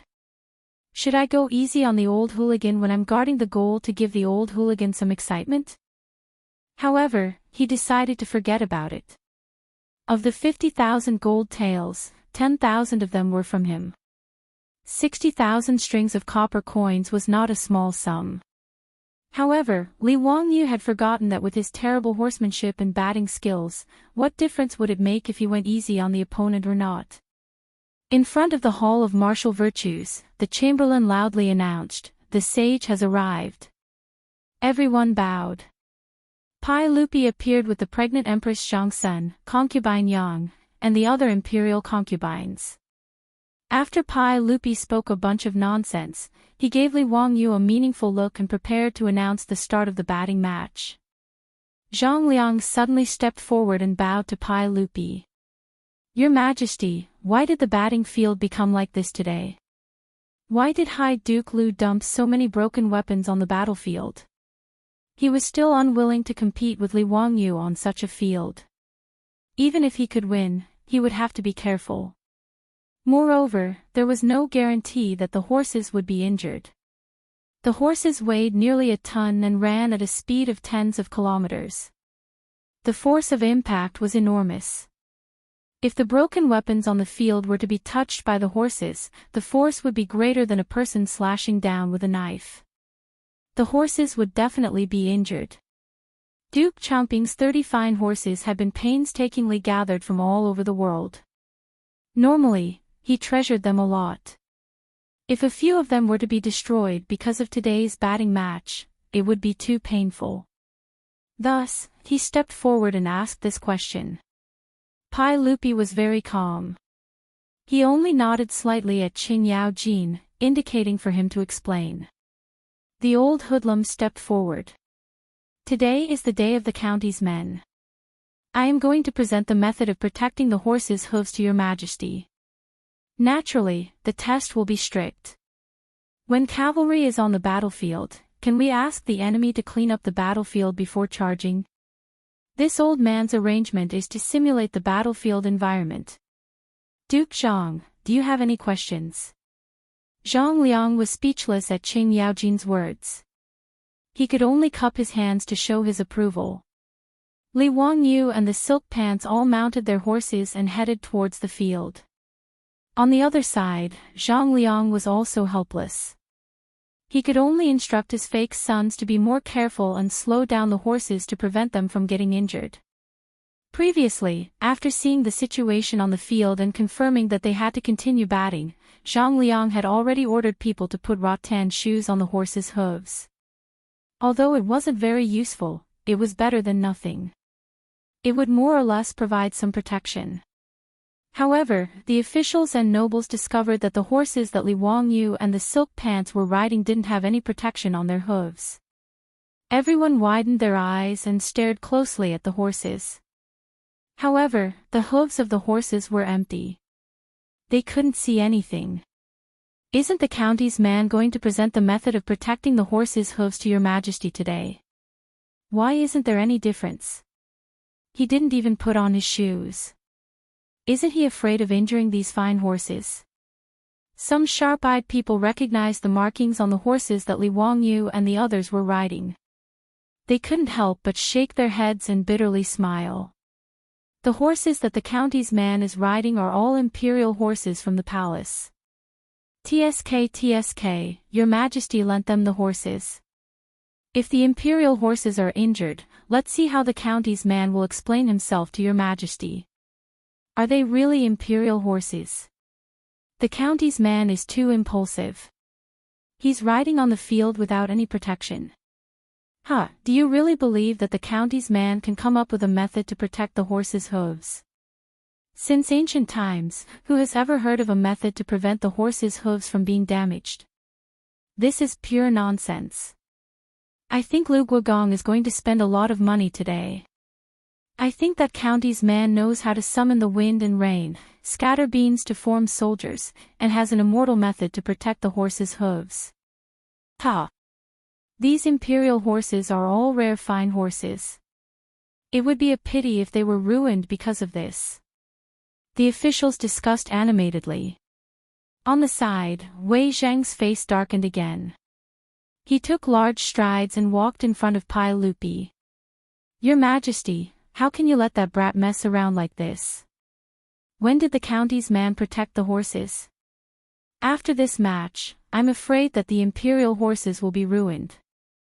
Your Majesty, please immediately stop the county's man from messing around." Pai Lupi calmly replied, "How does Duke Wei know that the county's man didn't protect the horse's hooves? Isn't it obvious?" "I'm not blind," Wei Zhang said angrily. Duke Wei, don't be anxious. Just relax and watch. These imperial horses are mine. I'm not anxious, so why should Duke Wei be so anxious?" Pai Lupi's attitude angered the old man so much that he almost vomited blood. Just as he was about to stiffen his neck and continue to admonish him, he heard a series of rapid drumming from the side of the field. The match had already begun. Chapter 341. Just like in the barracks of the Golden Guards of the left, when the officials and nobles saw the silk pants positions, they couldn't help but roar with laughter. Even Pai Lupi, although Qing Yao Jin had already told him everything, including the mysterious horseshoes and Li Wangyu's new polo tactics, Pai Lupi knew everything. But after seeing this scene with his own eyes, he still couldn't help but shake his head. In everyone's opinion, it was necessary for batters to form a 3-on-3 formation. If the three of them couldn't coordinate well, then they weren't good batters. But at this moment, on the polo field, the silk pants were spread out. In everyone's eyes, this tactic was completely undesirable and couldn't stop the Duke of Chongqing's attack. Zhang Liang was overjoyed at the unexpected good news. This was simply giving him free money. Just now, when Qing Yao Jin was the banker, he had also bet 1,000 taels of gold on himself to win. It seemed that today, he would be able to help his wife vent her anger and earn a small fortune. Zhang Liang waved his hand and called for his fake sons to advance. In his imagination, this loose formation would be easily broken by his side and he would be able to send the ball into the opponent's goal without any hindrance. He only needed to carefully steer the horse and not step on the broken weapons on the ground. This actually slowed down Zhang Liang's advance, but in his eyes, it didn't matter. It was just a slight delay. Seeing the opponent's attack, the silk pants didn't panic in the slightest and slowly retreated on their horses. Under the protection of two fake sons, Zhang Liang dribbled the ball into the center of their territory. The silk pants scattered around the field suddenly sped up and charged at Zhang Liang. Originally, there was only one person in front of him, but in an instant, Zhang Liang was shocked to find that 5 or 6 fine horses had appeared in front of him, directly blocking him and his fake sons. This was the all-offense and all-defense tactic that the Silk Pants and Li Wangyu had been practicing in the barracks of the Golden Guards of the left for the past few days. Li Wangyu had transferred the all-offense and all-defense tactic from the soccer field to the polo field and found that the results were surprisingly good. Total attack and defense was a tactic proposed by the Dutch in the later generations. It emphasized that there was no fixed position on the field other than the goalkeeper. When you needed to attack, you were the striker. When you needed to defend, you were the defender. The Dutch relied on this tactic to set off an orange whirlwind in the world of football. Full attack and full defense was only popular for a while, but it was soon eliminated. The biggest problem was the high technical requirements for the players, as well as the distribution of the players' physical fitness. But on the polo field, stamina was not a problem. A horse's endurance was far better than a human's, not to mention that they could change horses every 30 minutes, so there was no need to worry about the horse not being able to run. After the polo ball was intercepted by the playboys, the offense and defense switched. Zhang Liang was just about to call out to the dummies to snatch the ball back when he was surprised to find that the ball was gone. Looking around, he was shocked to find that the red polo ball had been sent flying far away, heading straight for his backfield. And in the direction where the polo ball was flying, there were already rich playboys waiting. Zhang Liang looked at the speed of the playboys' horses and couldn't help but curse in his heart. These bastards, didn't they feel sorry for the horses that weren't their own? There were so many scrap metals on the field. If they were stepped on by the horses' hooves, the horses would be crippled. But they couldn't just stand by and watch the horses gallop. They could only curse and turn their horses around to chase after them. The playboys' horses were so fast that it was as if the weapons on the field didn't exist at all. The spectators couldn't help but cry out in surprise. Old Wei Zheng was even angrier. He turned his head and loudly admonished Pai Lupi. His spittle was about to fly to Pai Lupi's face. "Your Majesty, these playboys are acting so recklessly. What if these precious horses are damaged? Hurry up and stop the ball. We can't let them continue to act like this." Pai Lupi waved his hand. "Don't be anxious, eunuch Wei. Continue watching. What else is there to see?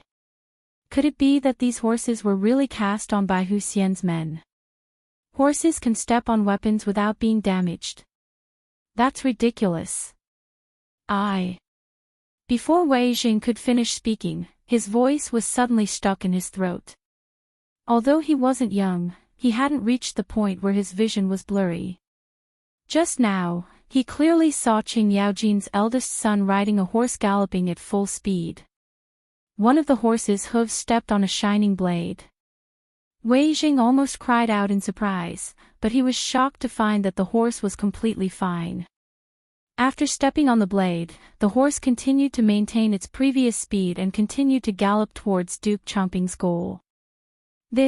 How can this be?" the stubborn old man muttered, not daring to believe his eyes. Eunuch Wei, how is it? How effective is Hu Xian's method?" Pai Lupi laughed proudly. Wei Zheng was so excited that his beard stood up. "Your Majesty, is this really the method Hu Xian's man said to protect the horse's hooves? Is it really so miraculous? Would it be convenient to spread to the entire army? How much would it cost?" Pai Lupi twirled his beard and smiled proudly. "The cost is almost negligible. Moreover, this method is very simple.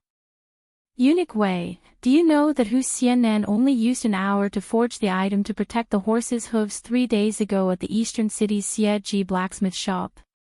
"Xie's blacksmith shop? Nonsense. How could such an important weapon of the military be forged by the common people?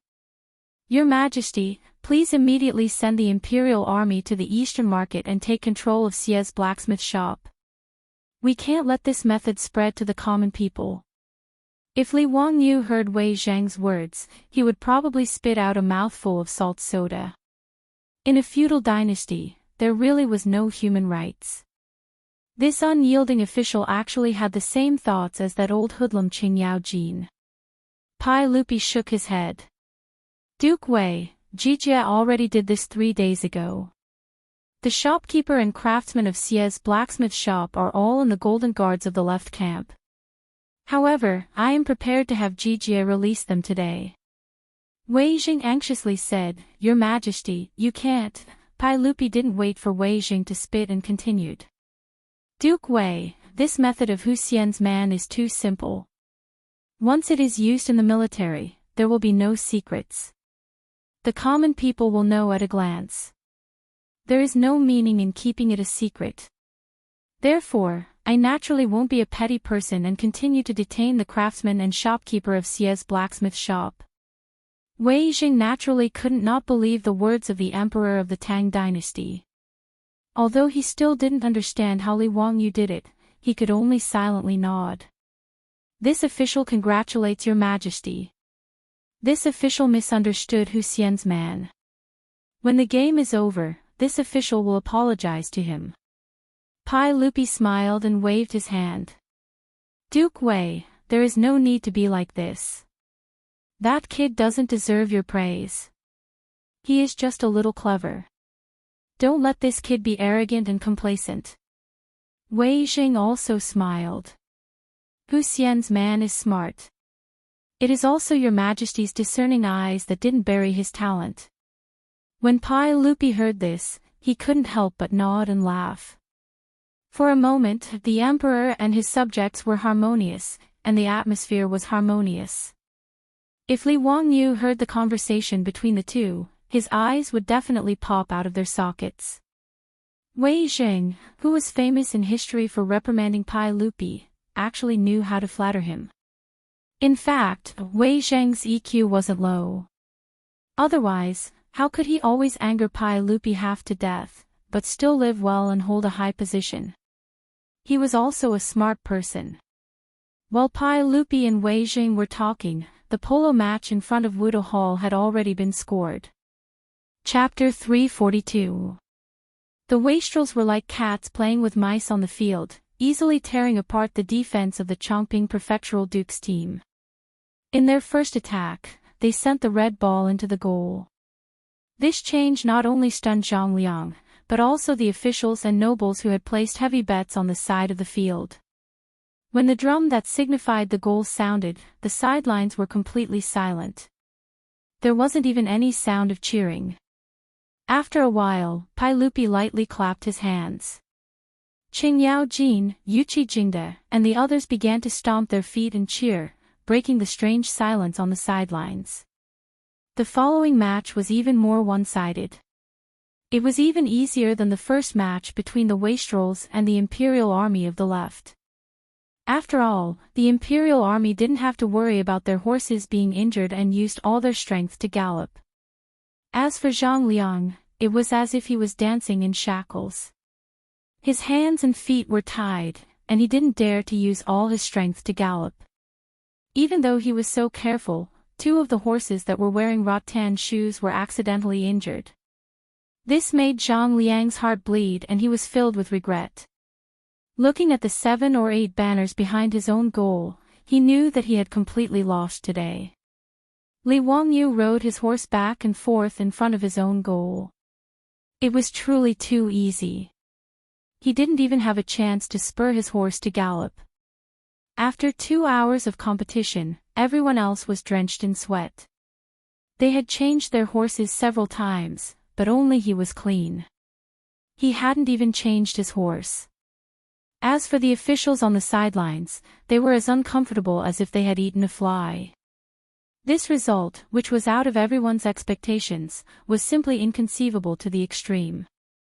If it weren't for the fact that the Chongqing Prefectural Duke, Zhang Liang, had also lost 1,000 taels of gold and lost a lot of face in front of everyone, perhaps everyone would have suspected that he had colluded with the wastrels to fake the match. Their own son had actually won against Zhang Liang, Fang Xianling, and Du Ruhui. Although they didn't say it out loud, everyone could see the joy on their faces. As for Qing Yao Jin, Yuqi Jingde, and the other martial generals, they didn't care about the feelings of the bystanders at all, shouting and wrangling over there, making the hundreds of officials who had lost a large sum of gold have the urge to beat people up. The old scoundrel was still holding the list of bets recorded by the chamberlain and proudly waved it at the officials. "Everyone, hurry up and send the gold to my residence. Don't make this duke look for you to collect the debt, wahahaha. F***ck, this bastard. If it wasn't for the fact that he really couldn't beat this old man, the grass on his grave would be 3 feet tall next year." Wei Jing, on the other hand, did not care at all about who won or lost. Seeing Li Wangyu and the others leave the field, he immediately lifted his robe and trotted over. Without saying a word, he wanted to pry off the horse's hooves to see what was going on. The old man's action startled Li Wangyu and the other playboys. Wei Shuyu, however, felt sorry for her father. She quickly jumped off the horse's back and held onto her own horse so that the old man could check the horse's hooves. When Wei Jing saw the U-shaped piece of metal nailed to the horse's hoof, he was stunned as if he had been struck by lightning. It's that simple. It's that simple. It's so simple that no one in all the dynasties could think of it. Wei Jing muttered to himself. He finally understood why Pai Lupi said that there was no value in keeping this a secret. This was indeed the case. This horseshoe was too simple. Once it was used on a large scale in the army, it would be impossible to keep a secret. Suddenly, as if he was possessed, he stepped forward and grabbed Li Wangyu's arm. "Huxian man, this is a great merit, comparable to the merit of opening up new territory. This old man will definitely ask His Majesty for a reward for you.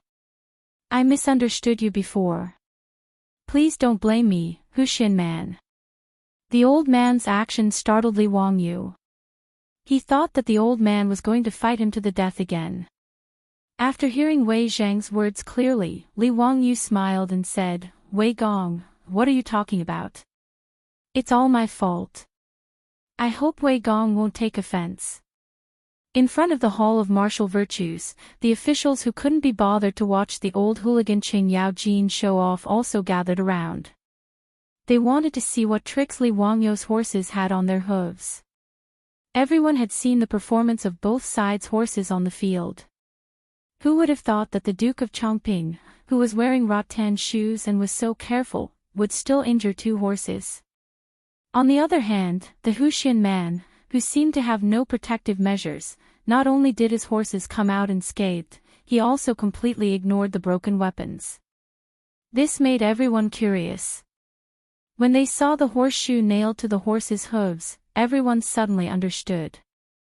With such a strange idea, the Duke of Chongping's loss was not unjust. The polo enthusiasts surrounded the silk pants and asked them about the tactics they had used. When they found out that the Huxian man, the imperial tutor of the crown prince, had taught them, the officials couldn't help but raise their eyebrows. Could this Huxian man really be a literary star that descended from the heavens? It was said that Zhangsun Wuji had said that the world was divided into 10 portions, and Li Wangyu had 8 portions. From the looks of it, this was not a lie. These officials of the imperial court waved the folding fan Li Wangyu had given them the other day, exclaiming that this youth was not ordinary. Li Wangyu's limelight was now second to none. At this time, Zhang Liang's face was gloomy as he walked over with his horse. "Huxian man, you've won today's match. I concede defeat. Duke of Chongping, you let me win." Zhang Liang coldly snorted and threw the reins in his hands to Li Wangyu. He didn't want to waste any more words, so he turned and left. Li Wangyu was baffled. What was the meaning of this? Qing Chumo saw his confusion and laughed loudly. "Ziyu, the family head of the losing side will give his horse to the other side. This is the rule. TSK, your luck is not bad. Duke of Chongping Xiao Yibai is a rare and famous horse. You really got lucky." The Xiao Yibai he spoke of was a white horse with a body as white as snow, without a single strand of other hair. Even the horse's mane was pure white. Compared to the white horse that Yang Quan had given to the Li family, Xiao Yibai was an extremely luxurious prince. The original white horse was a beggar wearing dirty white clothes.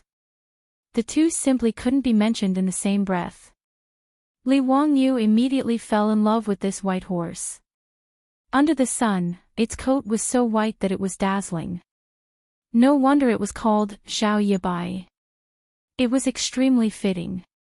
So winning the match had this kind of benefit. Li Wangyu couldn't help but want to thank Zhang Liang. He really was a good person, giving him gold and a horse. He was too polite. Ziyu, how about I exchange 2 horses with you? Hee, I also really like this Xiao Yibai. Fang Yi shamelessly asked. In response to his words, Li Wangyu threw out the contempt of a king. Please leave in a mellow posture. What do you mean? Fang Yi stupidly asked.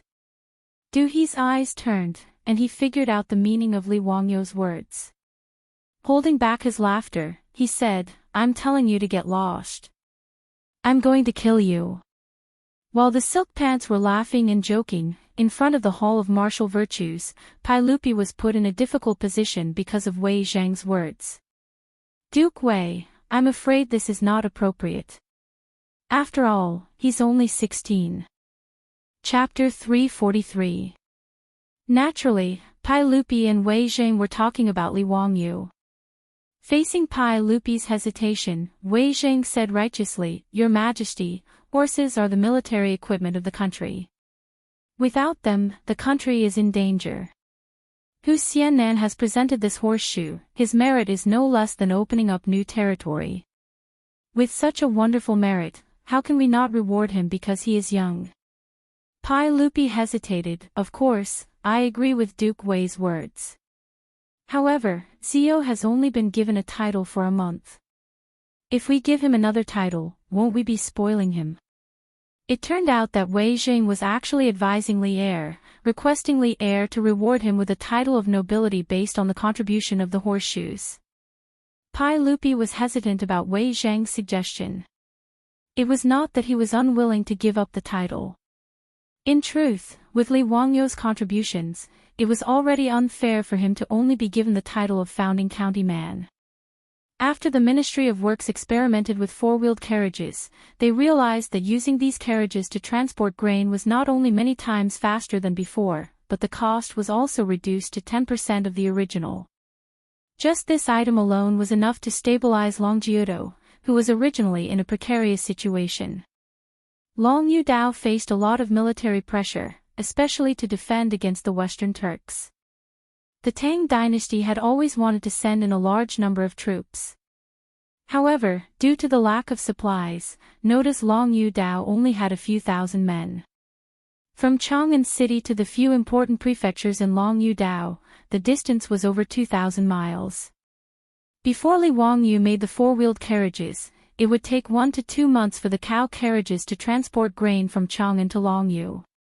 Along the way, the people and horses ate, and in the end, less than 20% of the resources were left. After the Ministry of Works experimented with the 4-wheeled carriages, they used 4 horses to pull the carriages from Chang'an city to Longyu prefecture in just a short 20 days. In one trip, they managed to transport enough grain for a few thousand men for a year. This greatly reduced the military pressure on Longyu, and they even started to have the ability to infiltrate the West region countries. After obtaining sufficient supplies, there were even voices in the imperial court discussing whether or not to attack Gaochang. In short, the seemingly inconspicuous 4-wheeled carriage brought the Tang dynasty more than just a means of transportation. Now, the horseshoes developed by Li Wangyu were no less significant to the Tang dynasty than the 4-wheeled carriage. Therefore, Wei Jing directly asked Pai Lupi to give Li Wangyu another title. Your Majesty, if Gan Luosher can be a prime minister, why can't Li Zio be conferred a noble title? If I don't reward a man for his merits, I'll fail him. Please reconsider, Your Majesty. Wei Jing continued to persuade Pai Lupi.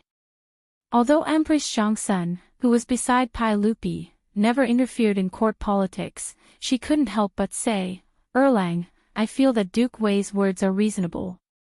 Since even Empress Chang'an had spoken, Pai Lupi did not continue to argue. He pondered for a moment and slowly nodded. Maid Guanyin and Duke Wei are right. I've learned my lesson. The title of nobility in the Tang dynasty was bestowed by the emperor to the nobles and their meritorious officials. Li Erk made the decision on how to reward them, and there was no need to discuss it with the other officials. Li Er asked the inner attendant to summon Fang Xianling and Du Ruhui, who were at the side, and whispered a few words to them. However, when old Fang and old Du heard this, they couldn't help but look at Li Wangyu, who was still fooling around with the debauches. This young man was amazing. Looking at their own son beside him, old Fang and old Du, the two officials in the imperial court, felt a little depressed. Sure enough, the topic of other people's children was inescapable from ancient times. Fang Xianling and Du Ruhui did not express any doubts about Pai Lupi's instructions. They nodded and went to do their own work. After Li Wangyu finished playing with the playboys, he excitedly walked to Pai Lupi and was ready to talk to Pai Lupi about the polo field and the polo league. Before he opened his mouth, Fang Xianling, who was beside Pai Lupi, stood out with a roll of yellow silk in his hand. There is a system. Li Wangyu, the male founder of Hu County, received the imperial edict. Fang Xuanling's words immediately silenced the noisy scene in front of the hall of Wuda. Why issue an imperial edict at this time? Naturally, there were shrewd people among the officials. Thinking of the horseshoes, they immediately guessed the content of the imperial edict. It was most likely that this 16-year-old male from Hu County was going to be promoted again. Disciples, Li Wangyu, the male founder of Hu County, has made meritorious contributions to the country. Meritorious son, the male founder of Hu County, is bestowed with 10,000 gold, 500 households in the fief, and 200 households in the fief. As this imperial edict was hurriedly written by Fang Xianling and Du Ruhui and stamped by Pai Lupi was issued, Li Wangyu couldn't help but feel a little dizzy. I've been promoted again. This was somewhat out of his expectations. He didn't expect Pai Lupi to be so generous. His title from Hu County's male to Hu County's son seemed to sound a little better.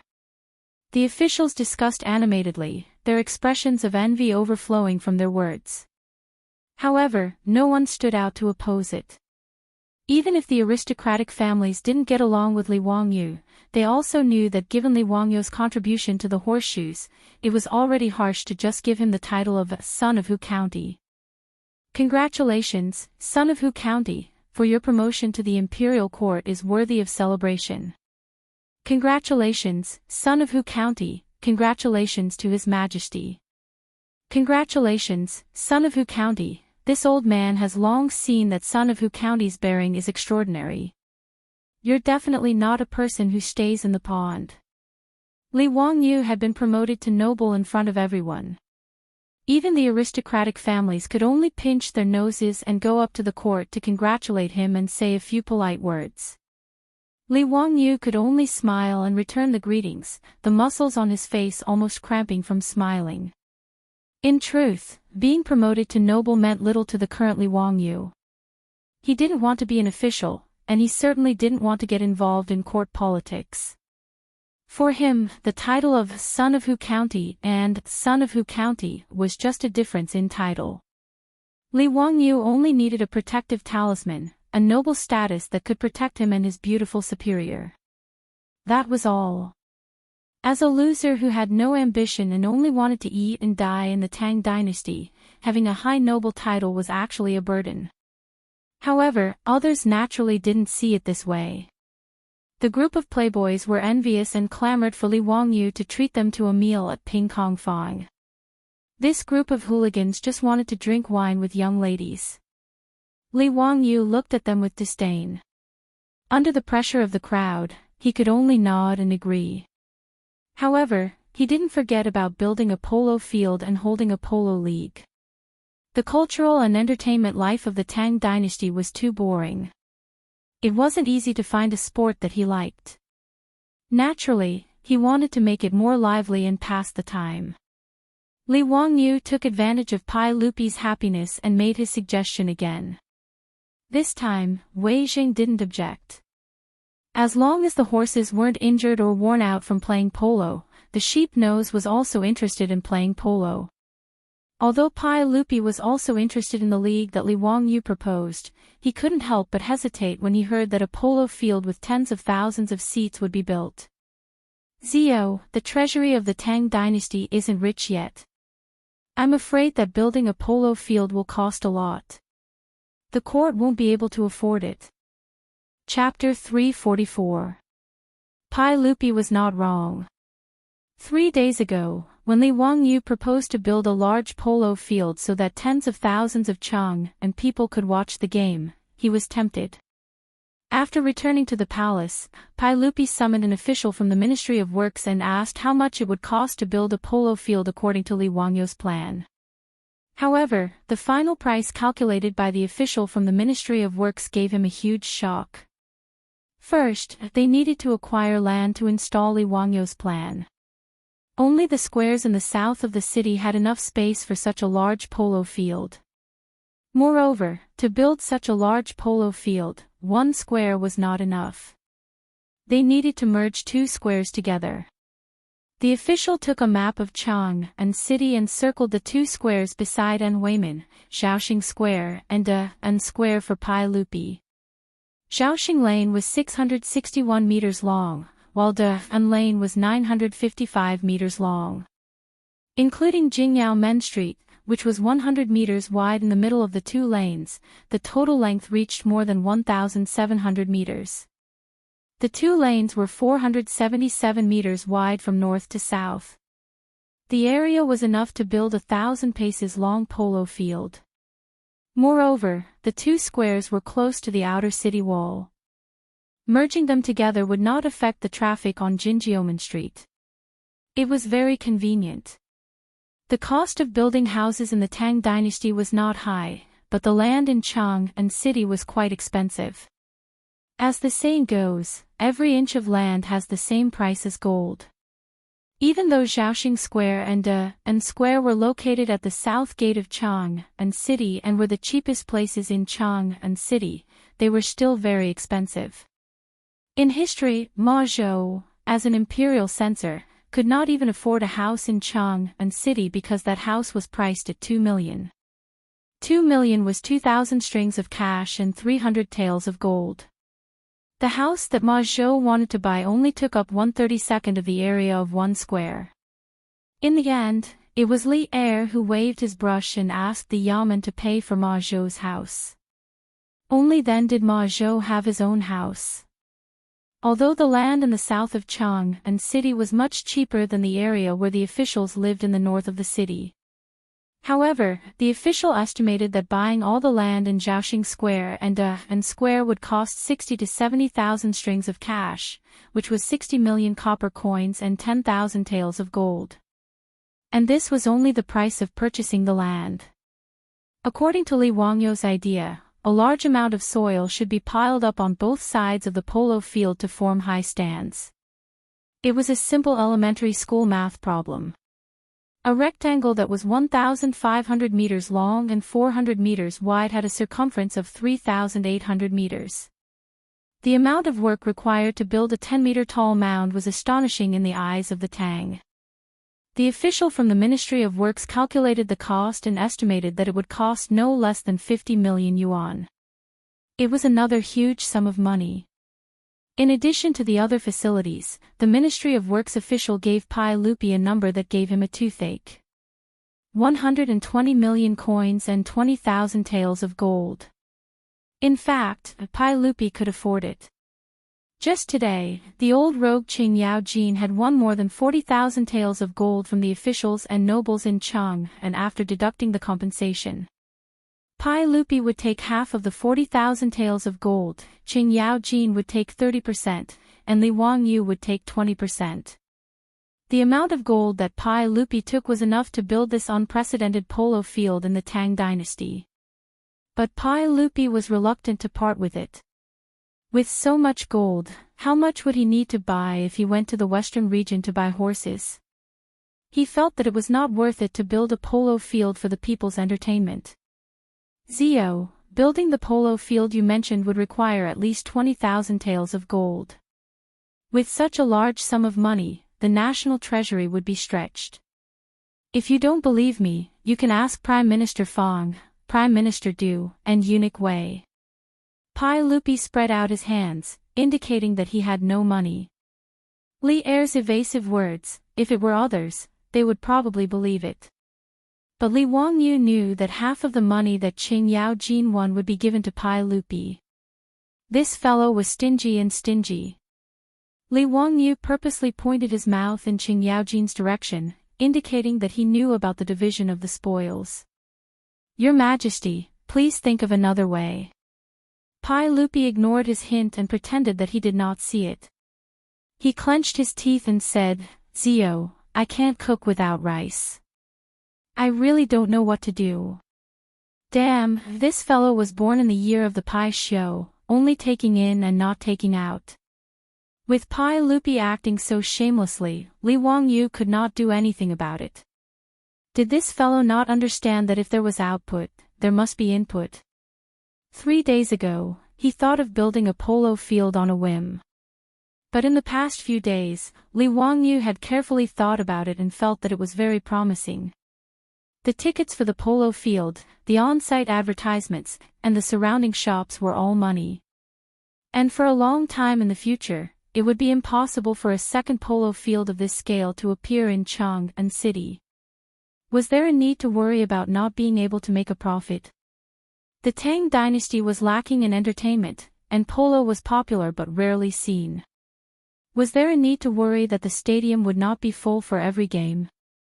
Seeing that Pai Lupi was unwilling to pay, Li Wangyu rolled his eyes and leaned over to Pai Lupi and whispered, Uncle, can I borrow some money from you? Borrow money? How much do you want to borrow? I don't have 20,000 taels of gold to lend you. Pai Lupi heard this and looked at Li Wangyu very warily. Li Wangyu laughed. Not much, just 10,000 taels of gold. No. Uncle, I'll pay you according to the interest rate of the official money. How about that? No, I don't have money. You really don't want to lend? No. Li Wangyu pretended to be regretful and shook his head. If you don't want to lend, then forget it. I'll ask the officials later and see if I can borrow 10,000 taels of gold. By the way, I can also talk to them about Lu Guogong being the banker and setting up the gambling. Come back, you bastard. Be careful or I'll beat you. Okay, when Lu Guogong receives the gold, I'll ask him to give you 10,000 taels of gold. Don't talk nonsense. Pai Lupi was anxious when he heard this. The dignified emperor of the Tang dynasty had colluded with the founding Lu Guogong to set up a gambling scheme to cheat the officials of their gold.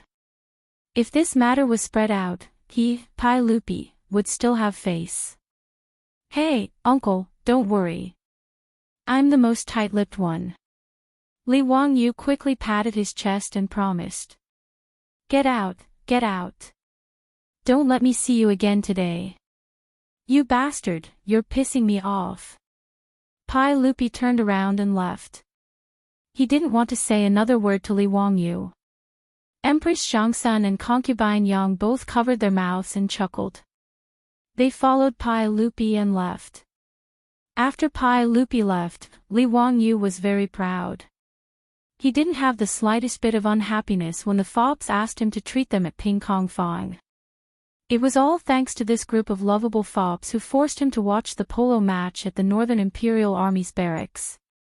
As a result, watching the polo match not only raised his title by 1 level, but also earned him a huge polo field in Chang'an city. Of course, he was most satisfied with the horse, Zhao Yebai. Li Wangyu loved the horse so much that he couldn't put it down. He was also extremely grateful to Zhang Liang, the boy who gave him money. A good person. The Tang dynasty needs such a good person. But as the saying goes, a handsome person can't be handsome for more than 3 seconds. Li Wangyu's complacent mood didn't last for long. Chapter 345. The morals of the officials and nobles of the Tang dynasty were still above average. At the very least, no one was as shameless as the old hooligan Qing Yaojin and reneged on the bet. In less than 2 days, each family sent people to deliver gold to Duke Lu's mansion to clear the gambling debts. This time, Qing Yaojin didn't cause any trouble for Li Wangyu and happily sent 20,000 taels of gold to him. 1 tael of gold in the Tang dynasty was equivalent to 30 grams in modern times. 20,000 taels of gold was equivalent to 600 kilograms. It wasn't too heavy and a 4-wheeled carriage could easily carry it away. However, such a large amount of gold was sent to Dingzhou village's barren residence. Oh, it was now the Viscount residence. The old housekeeper Li Heng was quite frightened. The old man had never seen so much gold. Even though it was locked in the residence's treasury, he was still so worried that he couldn't sleep well. Li Wangyu and his beautiful superior also felt that it wasn't appropriate for the family to save so much money. However, there were no banks in the Tang dynasty. Every family saved their money in their own residence. Even though he was distressed, he didn't have any good ideas to solve this problem. He did have the intention to hire more troops to guard the house, but the Li family's old residence in Dingzhou village was too small. The people in the house were already cramped and there was no place for them to stay. He could only wait for half a year for the manor to be completed. Only then could he expand his family's power. Fortunately, Dingzhou village had always been safe and sound. Moreover, it was famous outside. Ordinary thieves didn't dare to cause trouble in Dingzhou village. Li Wangyu had caused so much trouble when he went out. His beautiful superior was speechless. Among the entire Dingzhou village and Lihot, she and Li Wangyu were the calmest when it came to his promotion. However, the beautiful superior was in favor of Li Wangyu wanting to build a polo field. It wasn't that she liked playing polo. It was just that she knew better than Li Wangyu what such a large stadium meant. Li Wangyu had never been to Europe or America. Huaxia's large stadiums weren't profitable. Most of them were operating at a loss. However, when his beautiful boss studied in the United States, she had a good understanding of the operation of European and American sports stadiums. As long as the number of guests was guaranteed, profits were inevitable. Her view was the same as Li Wangyu's. In the Great Tang, in this era where sports stadiums had yet to appear, building a polo field that could accommodate tens of thousands of spectators in a city with a population of 1 million was an extremely lucrative prospect. As for how to operate the polo field in the future, the beautiful boss also gave a lot of suggestions, which made Li Wangyu, who had been confused before, suddenly see the light. For the next few days, Dingzhou village was unusually lively. Just like when Li Wangyu had just been knighted, all the officials and nobles in Chang'an sent gifts to congratulate him. As for those who were familiar with Li Wangyu, they would visit him in person. The Lai Hot was filled with guests every day, and banquets were held from morning to night. The 2 disciples, Ma Zhou and Yan Liben, were even more excited for their junior division commander. The 2 of them even specially asked for leave from their respective yamen and went to Dingzhou village to help Li Wangyu receive the guests. It was also thanks to the help of these 2 disciples. Otherwise, Li Wangyu suspected that he would be the first nobleman in the Tang dynasty to die of exhaustion because of a knighthood promotion. The villagers were even more honored that their lord had been promoted, and they all came to congratulate him. For this reason, Li Wangyu could only let Niu Wu buy pigs and kill sheep, and hold a banquet in the village to make the village lively again. After a few days, he finally sent away all the people who came to congratulate him. Li Wangyu quickly asked Niu Yong to escort 10,000 taels of gold to the Ministry of Works to buy land. Li Wangyu accepted all the suggestions that the Ministry of Works officials gave to Pai Lupi. He looked at the map of Chang'an city and personally went to Zhaoxing Square and An Square to investigate. He felt that these 2 squares were the most suitable for building a polo field. Hu Xianzi personally sent 10,000 taels of gold to the Ministry of Works, which even alerted the Minister of Works, Duan Luan. In Chang'an city, there was nothing that could be kept a secret.